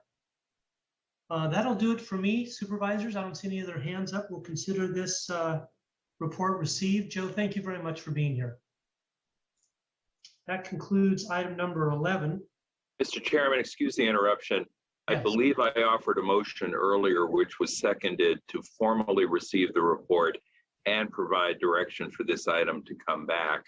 And then that was supplemented by a request from Supervisor Chavez, which I want to be sure we acknowledge, and I'm happy to accept. So I forgive if I'm making this overly formal, I apologize, but I want to make sure. Right. We need a vote. We need a vote then. You're absolutely right. Dave, go right ahead. Supervisor Lee? We'll come back. Supervisor Chavez? Yes. Supervisor Simidian? Aye. Vice President Ellenberg? Yes. President Wasserman? Yes. And one more time for Supervisor Lee. Aye. Thank you. Thank you. There you go. Good enough. All right. That moves us on to 19 and 20, which we agreed to hear together. And this is going to open up with James, I think you. Just good afternoon. Item number 19 is a response back to the board's referral from August 17th, asking us to provide follow-up information related to the Hogan incident. Attached to the item is a redacted version of the confidential memorandum that our office provided the board in connection with the Hogan claim and settlement of that claim. And I'm happy to answer questions that the board may have. We're continuing to work on redactions of the video, and we'll provide that as soon as it's available. Thank you. I appreciate that. I don't see any hands up. Vice President Ellenberg. Thanks very much. I just want to thank County Council for making the memo available to the public. Of course, I read it months ago, but rereading it really doesn't diminish the horror at all, the violence and abuse and trauma which the sheriff's staff inflicted upon Mr. Hogan really is immeasurable. And again, I want to express my deepest sorrow to Andrew Hogan and his family for the treatment that he received while in custody. It's clear from the memo that the wrong staff met Mr. Hogan when he was in crisis. And it is, in my view, entirely irresponsible for people who aren't equipped to support a person experiencing a mental health crisis to be the first responders on the scene. Of course, that being said, their lack of training in no way absolves them from the heinous acts that were committed. Lack of training can't be a license for cruelty and disregard for human safety. The Board of Supervisors is ultimately responsible for providing services and resources to people in our county who are struggling with a wide variety of issues. And while our responsibility may not stop at the doors of the jail, our access is significantly limited. And in the current system, I'm concerned that there are really few options available to us to offer better care than people in custody are currently receiving. I think we need to find a way to ensure that every single person who interacts with any county institution in any way is treated with appropriate care. And clearly that responsibility extends to the sheriff, all of those who are under her command. And I'm looking for ways to ensure that that responsibility is met. And at heart, the memo reveals the need for a restructuring of the county's carceral systems. As my previous referral with Supervisor Chavez names, we must ensure that people who come into contact with the criminal legal system are not met with the horrific treatment with which Andrew Hogan was met. And we do this in part through significantly reducing the jail population and in part by restructuring the system of jail oversight to ensure that the proper departments are able to provide, have the proper access to provide the necessary staff to fill specific needs for those who don't have the option to leave the confines of incarceration while they're awaiting trial. So I just want to add that I'm looking forward to working with a wide range of community groups and county departments in the coming months to rethink our carceral system and ensure that nobody else experiences the violence that was inflicted on Mr. Hogan. Thank you. With that, Michael, we're going to turn to you for any comments that you wish to make, and then we'll turn to public comment. Yes, good afternoon, President Wasserman and board members. Michael Giannacco here on behalf of Oakland. We, as Mr. Williams indicated, we also received a referral to prepare a report on the Hogan matter based on the information that we did have available to us, and to identify potential accountability issues as part of that report. Because we do not have full access to the information in order to make finite conclusions, we conceptualize this as an initial report.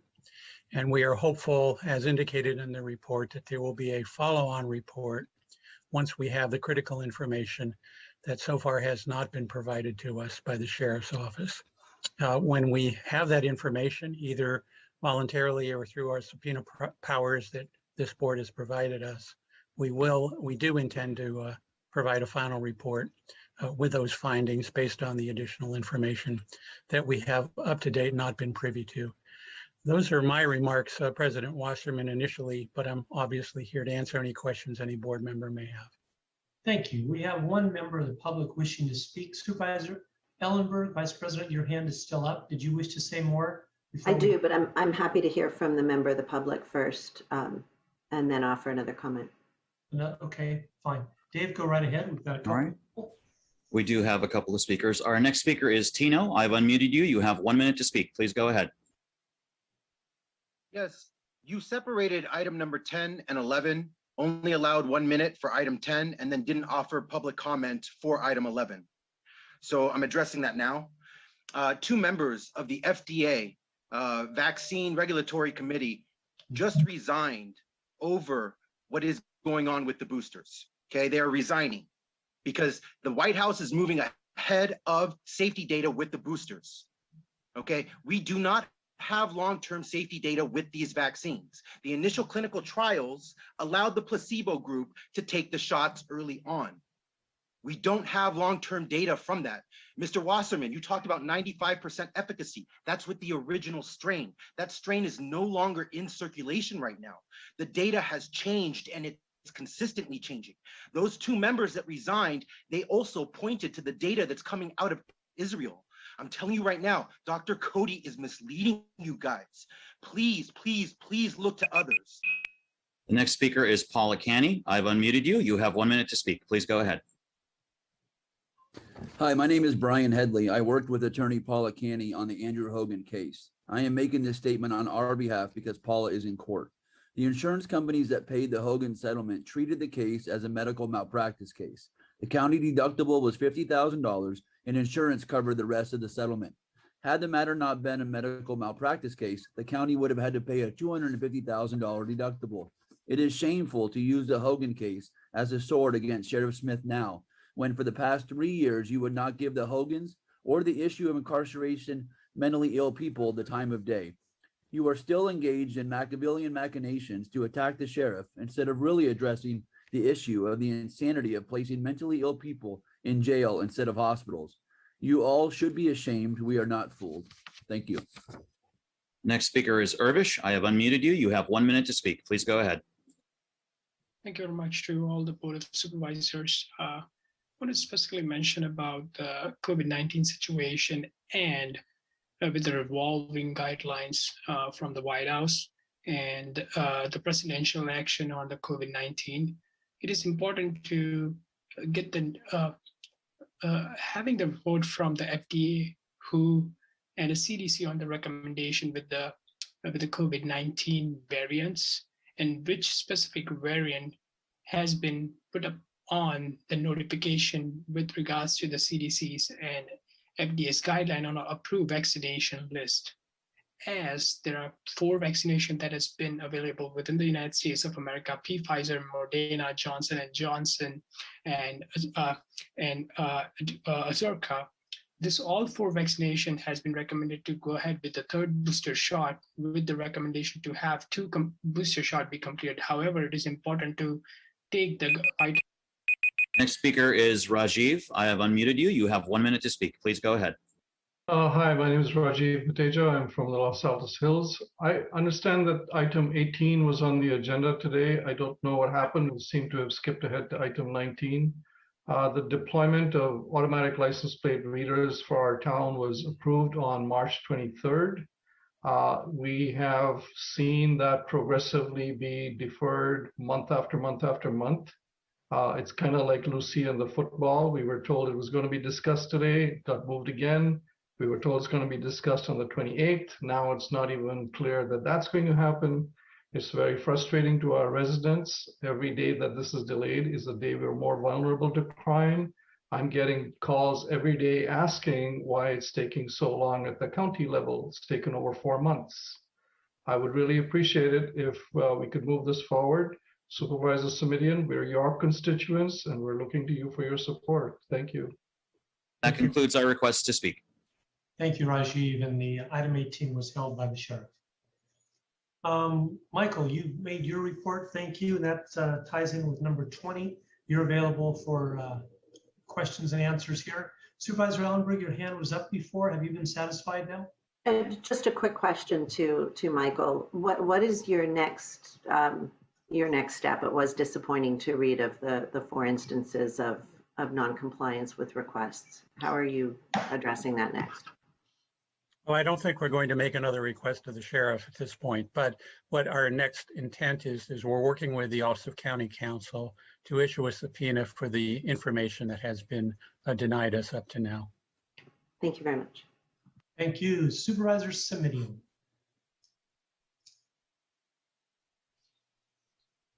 You are muted, sir.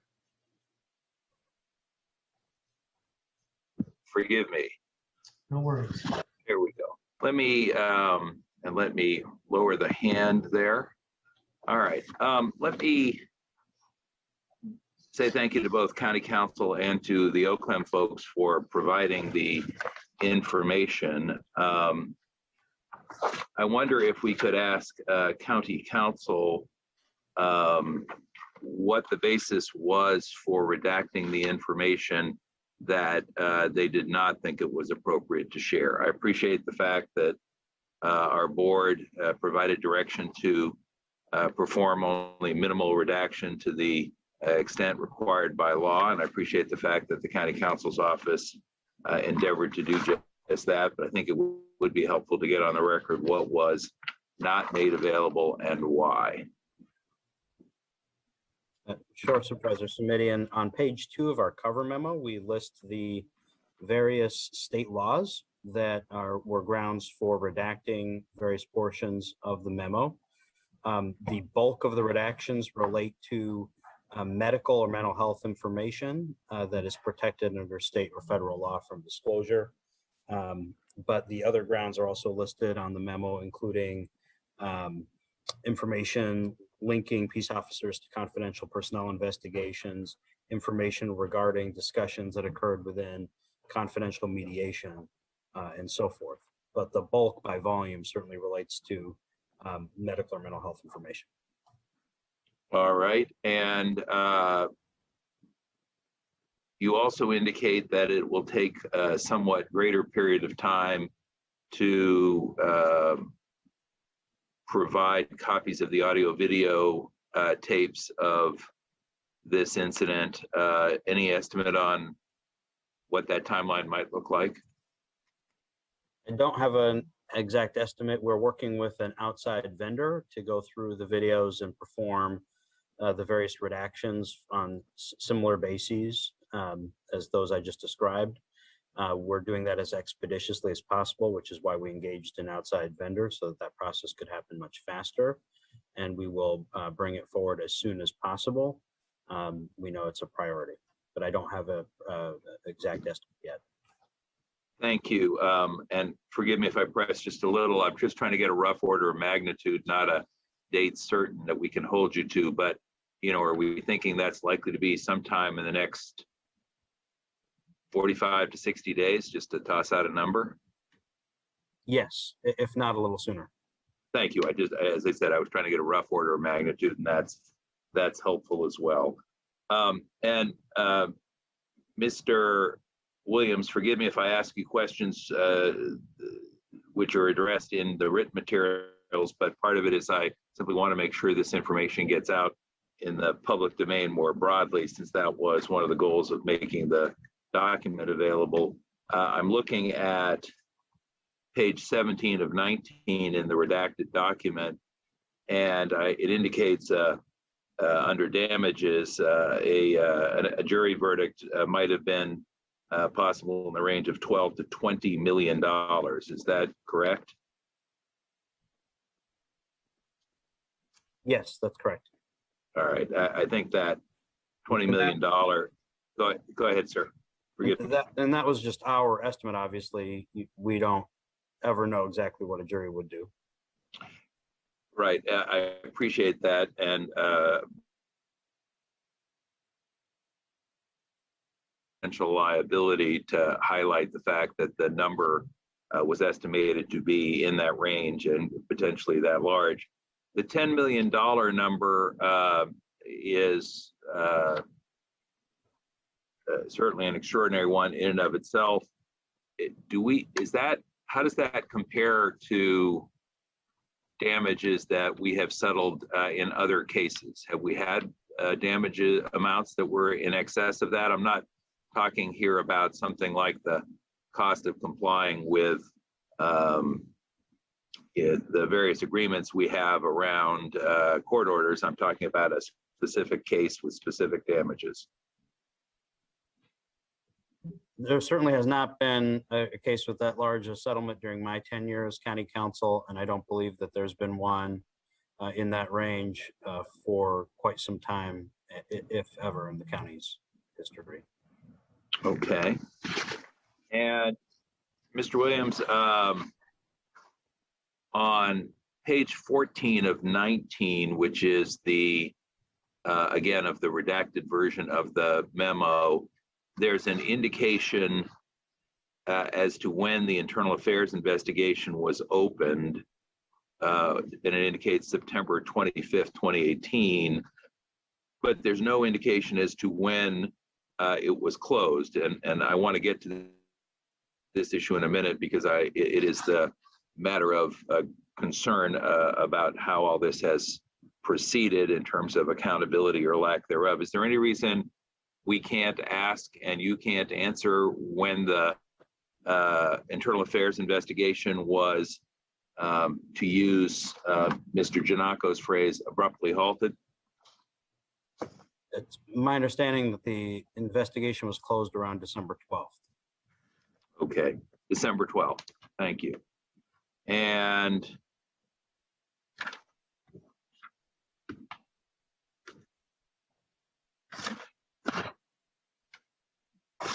I think I may come back to our county council, Mr. Chair, but what I'd like to do now is turn to Mr. Giannako, if I may, with respect to the report he's provided on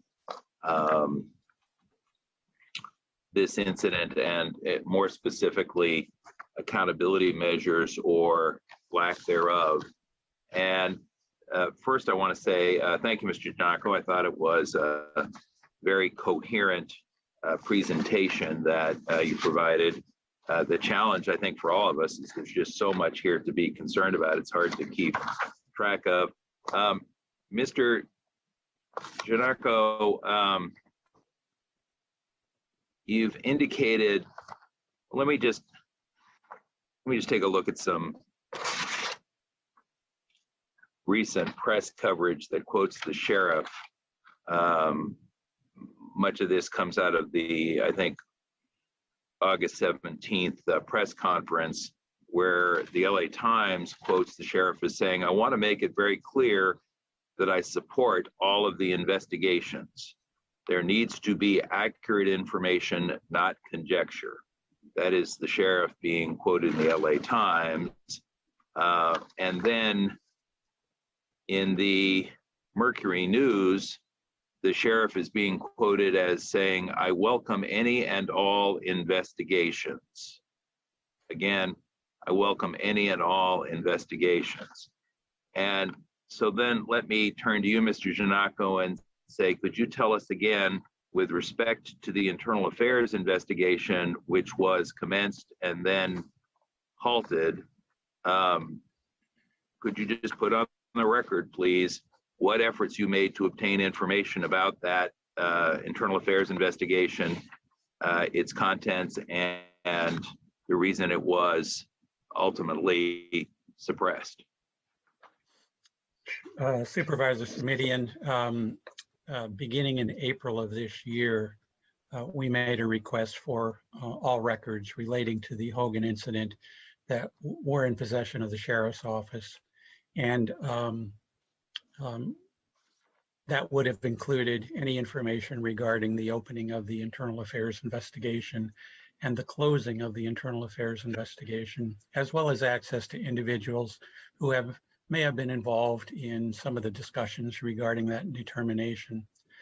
That request has been renewed 3 additional times since April.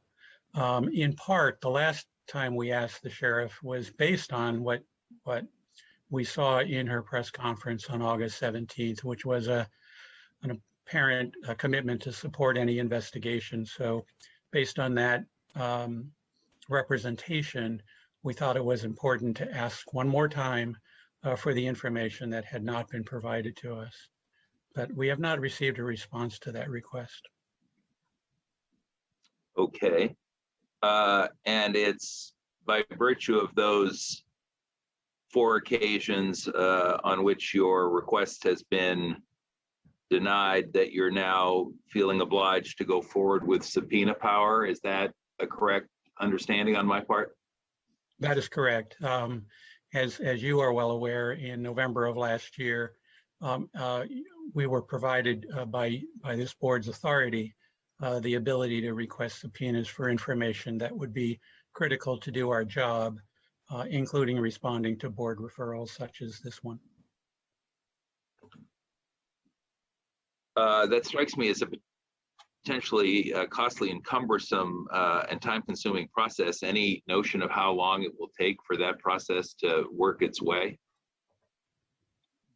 To try and predict the the process once you get potentially courts involved is fraught, but there could be a lot of ways in which this thing could be resolved. For example, I'm aware of cases in which subpoenas have been issued in which the individual receiving the subpoena then decides to comply with the request. If that's the case, the turnaround could be fairly expeditious. However, if there is a denial and courts then need to become involved, it can extend the process considerably. So when you say at page 2 of your report, we anticipate issuing a more fulsome final report at a later date, do we have any idea when that might be? At this point, Supervisor, I really would be hard to predict because the report will necessarily rely on the information we don't have.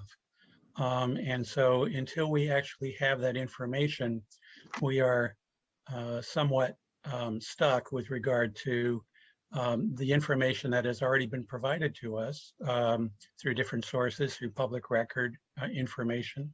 And so as you can as indicated in the report, we certainly have a whole host of questions regarding accountability issues, performance issues, conduct issues of numerous employees of the Sheriff's Office and others actually, which cannot really be answered until that information is provided. Yes, I don't want to lose sight of the underlying human tragedy, but mindful of the complexity of this matter, I want to stay focused on accountability issues, or as I've indicated before, my concern about the apparent lack of accountability. I'm looking at page 27 of your report where it says, in reference to the challenges of working in a carceral setting with folks who have mental health issues, that notwithstanding that concern, what you say is, and I'm quoting directly now, mentally ill individuals who do happen to be in custody incur an obligation on the Sheriff's Office to keep them safe from themselves. Here, there was an abject failure to do so, resulting in liability, and more importantly, the life-altering injury of a person to whom the county was responsible. And of course, the financial liability was $10 million and estimated as potentially as high as $20 million as the unredacted version and the county council's confirmation provides. So the reason I'm sharing that portion of your report orally just now is to say, in your best professional judgment, Mr. Giannacco, is an incident of this magnitude one that compels an internal affairs investigation? Yes, and the information that we have received is that, at least initially, folks in the Sheriff's Office agreed with that. And that information is confirmed by the redacted copy of the report that we received, and it indicates that Internal Affairs opened its investigation on September 25th, roughly a month after the tragedy of 2018. County Council has been able to help us understand that the Internal Affairs investigation was then closed about 10 weeks later, 2.5 months later, on December the 12th or thereabouts. I am looking again at your report, and I believe the phrase you used was highly irregular. Does that sound right? Forgive me, I'm flipping through pages to describe the suppression of an internal affairs investigation once it had already begun. Am I remembering that language correctly? You are, particularly in light of some of the surrounding circumstances that we are aware of through public record. But to close an investigation without a completion of the fact-gathering process and the review process in and of itself is highly irregular.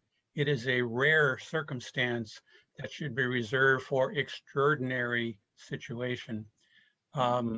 There are times in which there is a justification for closing an investigation, but it's extremely rare in my experience of reviewing thousands of internal investigations over my 20-year career.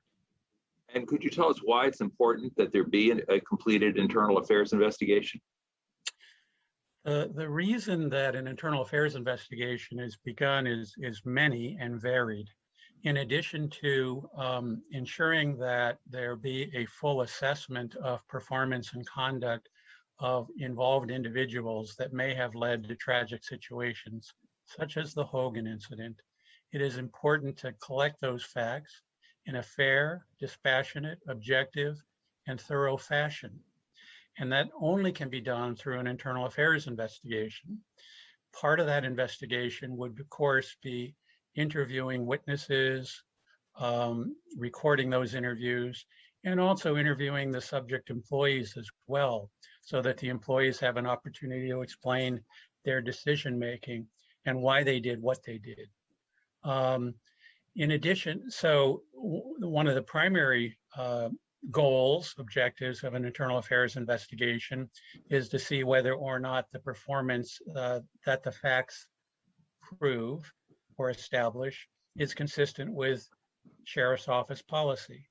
But in addition, that information can be used in a whole lot of ways to further improve through training, through mediation, through other kinds of alternative approaches to improve the system so that it reduces the likelihood that this kind of incident would ever occur in the future.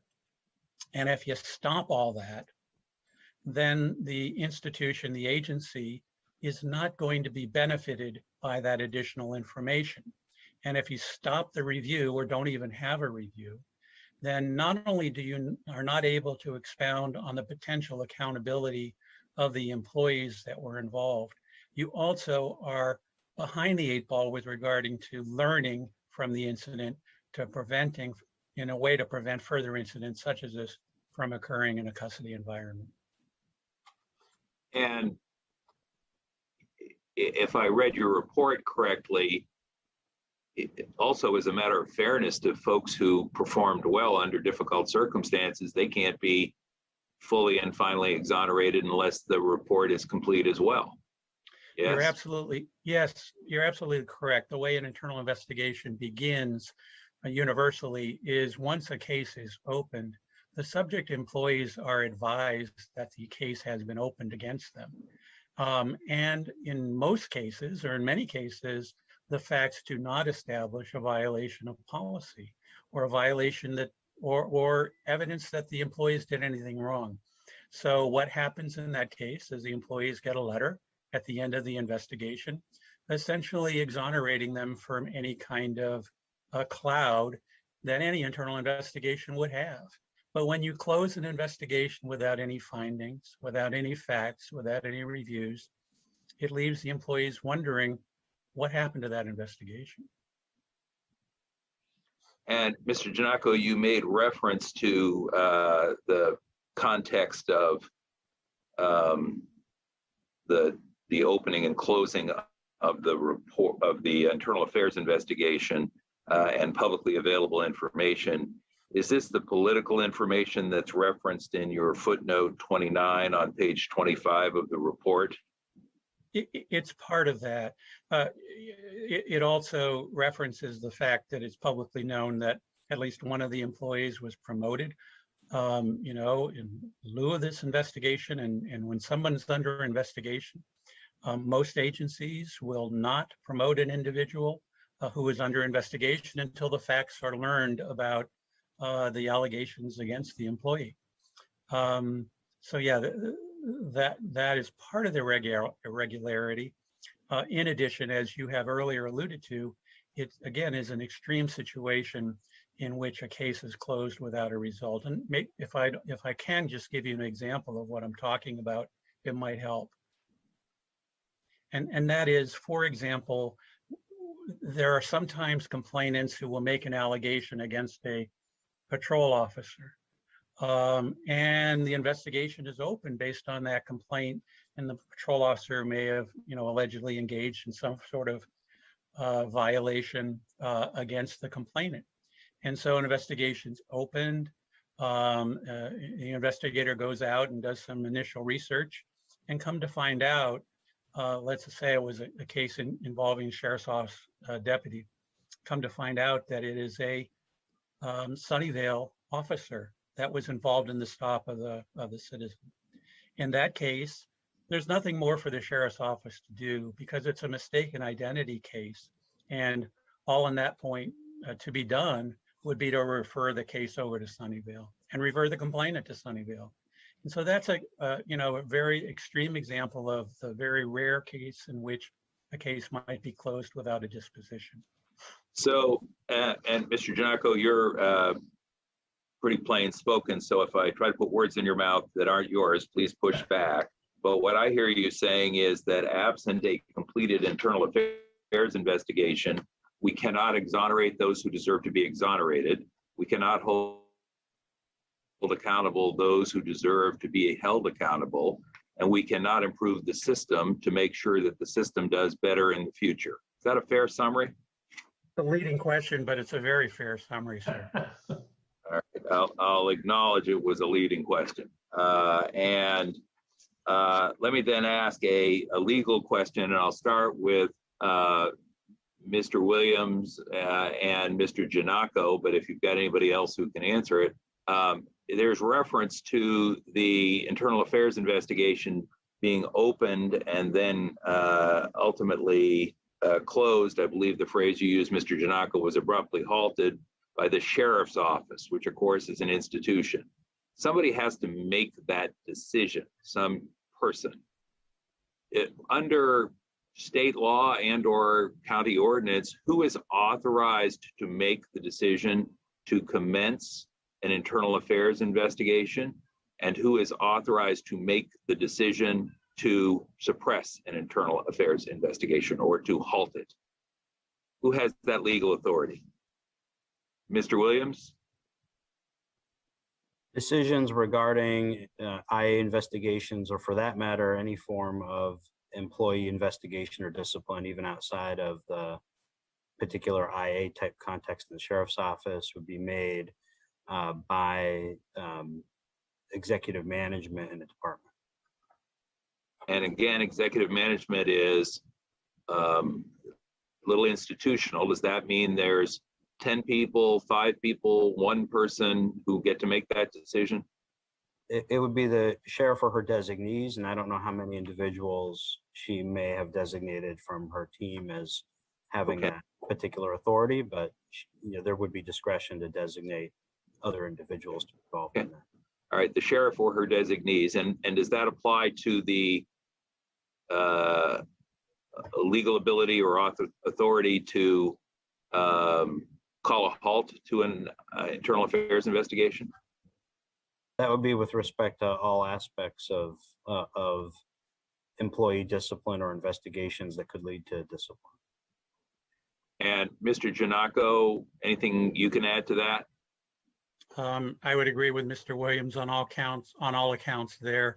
I would say that in particular, since in this case, the two subject employees who were named as part of the investigation were supervisors, which would mean that any decision would probably or likely be made at a very high level of the sheriff's office. All right. Mr. Williams, Mr. Giannaco, do we know who in fact authorized the internal affairs investigation?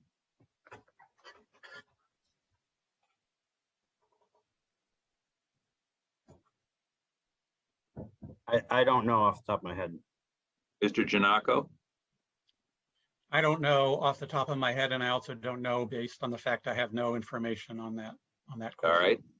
And do we know, Mr. Williams or Mr. Giannaco, who authorized the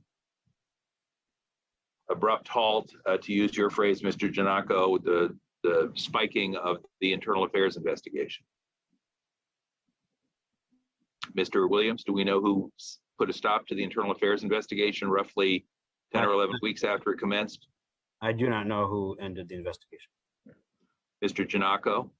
Nor do I, sir. Mr. Williams, is that a knowable thing? Is there a piece of paper somewhere that says this is the person who authorized the internal affairs investigation, and then either the same person or a different person who put a stop to it? Is that a knowable thing? It should be. I do not know the state of the documentation of the IA record. So, but in theory, it should be. Is that a confidential document, or is that a document that is privileged, or what's the status of that document? There's a rather obvious pair of questions here, colleagues. Who authorized the suppression of the internal affairs investigation, and for what reason? Why? Those are the two questions that I think we need to get an answer to. We know there was a horrific event. We know there was liability on the part of the county.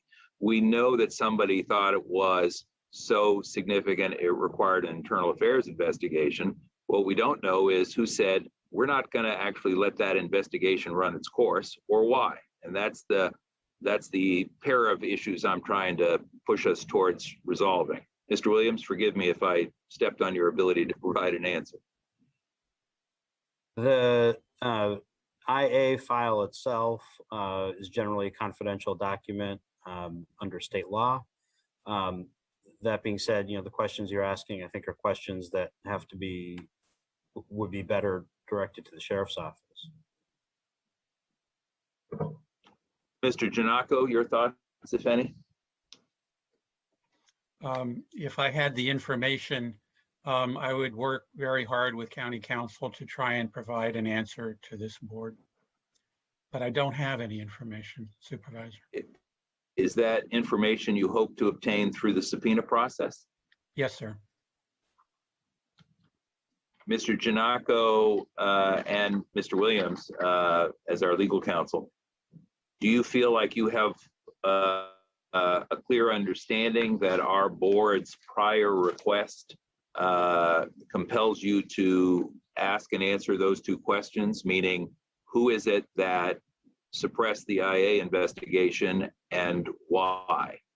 Or do we need to provide you with further direction? I have no need to provide further direction if you feel on the record that you're already charged with the responsibility to seek that information.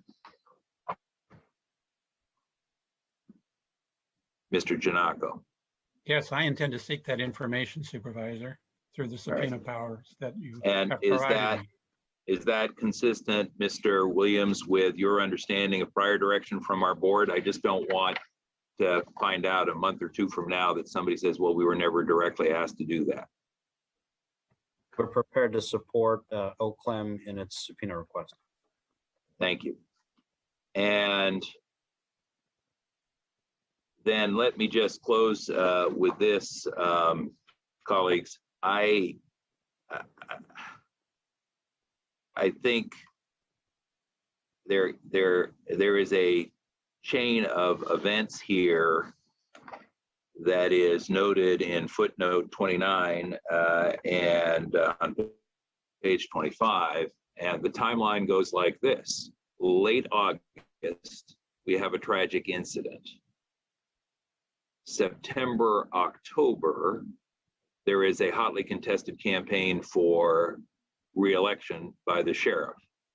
One of the individuals who is the subject of the internal affairs investigation is in a leadership position in the Correctional Officers Association that provides both an endorsement and $300,000 in independent expenditures on behalf of the sheriff's re-election. That election is completed in the first week of November, and in the first couple of weeks of December, the internal affairs investigation is mysteriously called to a halt. By whom and for what reason, we do not know. So the two outstanding questions are, who suppressed the internal affairs investigation and why? And I would hope that the sheriff would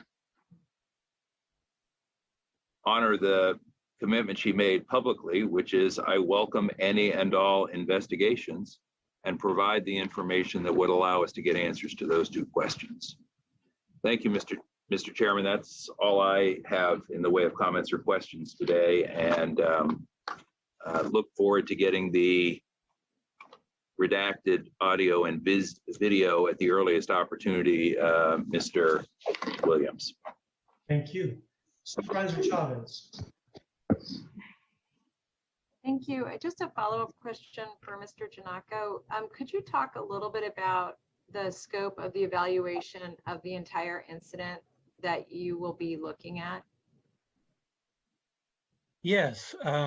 So the additional information will be helpful on the one piece that is obviously a big remaining question. But once that information is put together, our intent is to try to come up with recommendations that will address some of the systems issues and will attempt to provide a more robust review process, whether that is recommendations on sheriff's policy, recommendations on systems, to, again, reduce the likelihood of this event from reoccurring.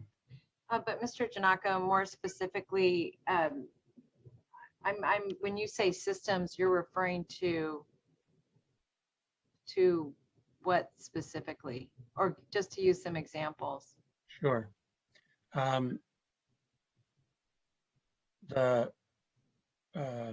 The information that we have already provided indicates that there certainly were some concerns with regard to a lack of policy, with regard to when you have an inmate such as Mr. Hogan, who is expressing and performing in the way he is at Elmwood, and you want to transfer him for additional treatment in Maine jail. How do you do that? What do you do? Who do you use? What equipment? What vehicles? Do you put a safety helmet on? Do you have a different level of transport? Those kinds of questions, I think. I don't know yet whether the jail has, remedied that situation or improved it. There's some indication that they have, but I want to explore further into that. That's an example. Yeah, the other thing so when we really designed your office, it was really intended to be robust and broad in terms of the jail itself. And I think one piece of information, there are many strands I think that you could pull on to improve our response and services, but one in particular as an example is just that even the communication between all parties. As you may or may not be aware, we did a contract. In fact, I'm not sure if NAMI is still being funded to do this, but we did a small contract to be able to do a more robust job of making sure that families could talk to the jail about the situation of their loved ones that were in custody. For example, what kinds of mental health problems do they have? What kind of medications do they take? Trying to remedy some of those issues. And I'm more raising that because part of the reason that we wanted you to have such a broad scope would be to exactly look at the systems that you're talking about. So I was just looking forward to seeing all of that information come back as well. Supervisor Chavez, that would be the intent of the final report. Absolutely. Great. Thank you. Thank you. Supervisor Ellenberg. When you were asking your question, Supervisor Chavez, I immediately thought about custody health as one of the departments, and you're right, everything is very much interconnected there, and looking to see if there were shortcomings or gaps or missteps in that department as well would be an important piece too. So thank you for that, and thanks, Michael. Supervisor Ellenberg, that is on the list, and we'll be talking with custody health on some of those issues. One of the things that they do when an inmate dies is has a very robust process. But in this case, Mr. Hogan didn't die. So we wonder whether that process kicked in sufficiently. Thank you. All right. Supervisor Simitian.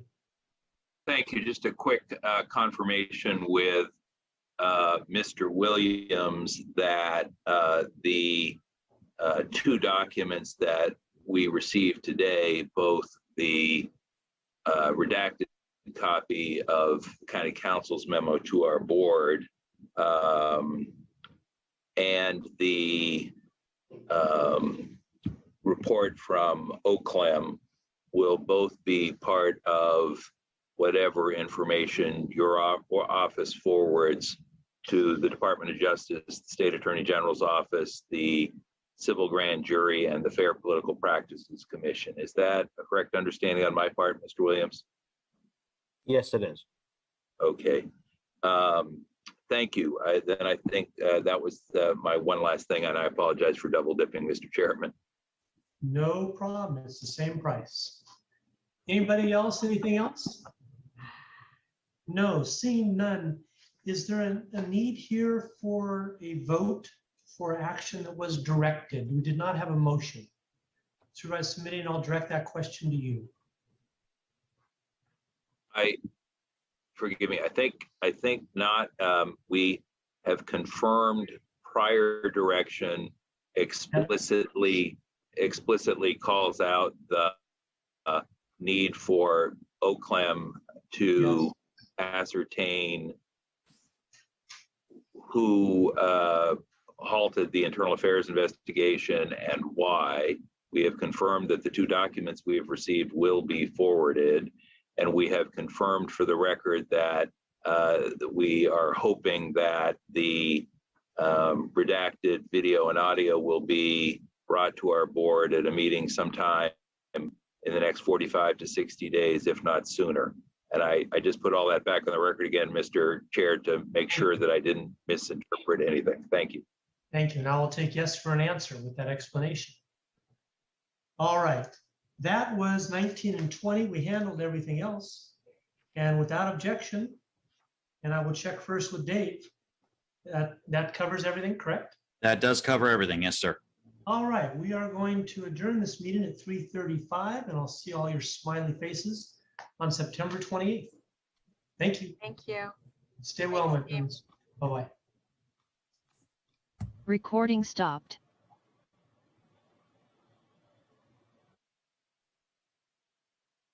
And with that, this room will be closed. Thank you all for attending.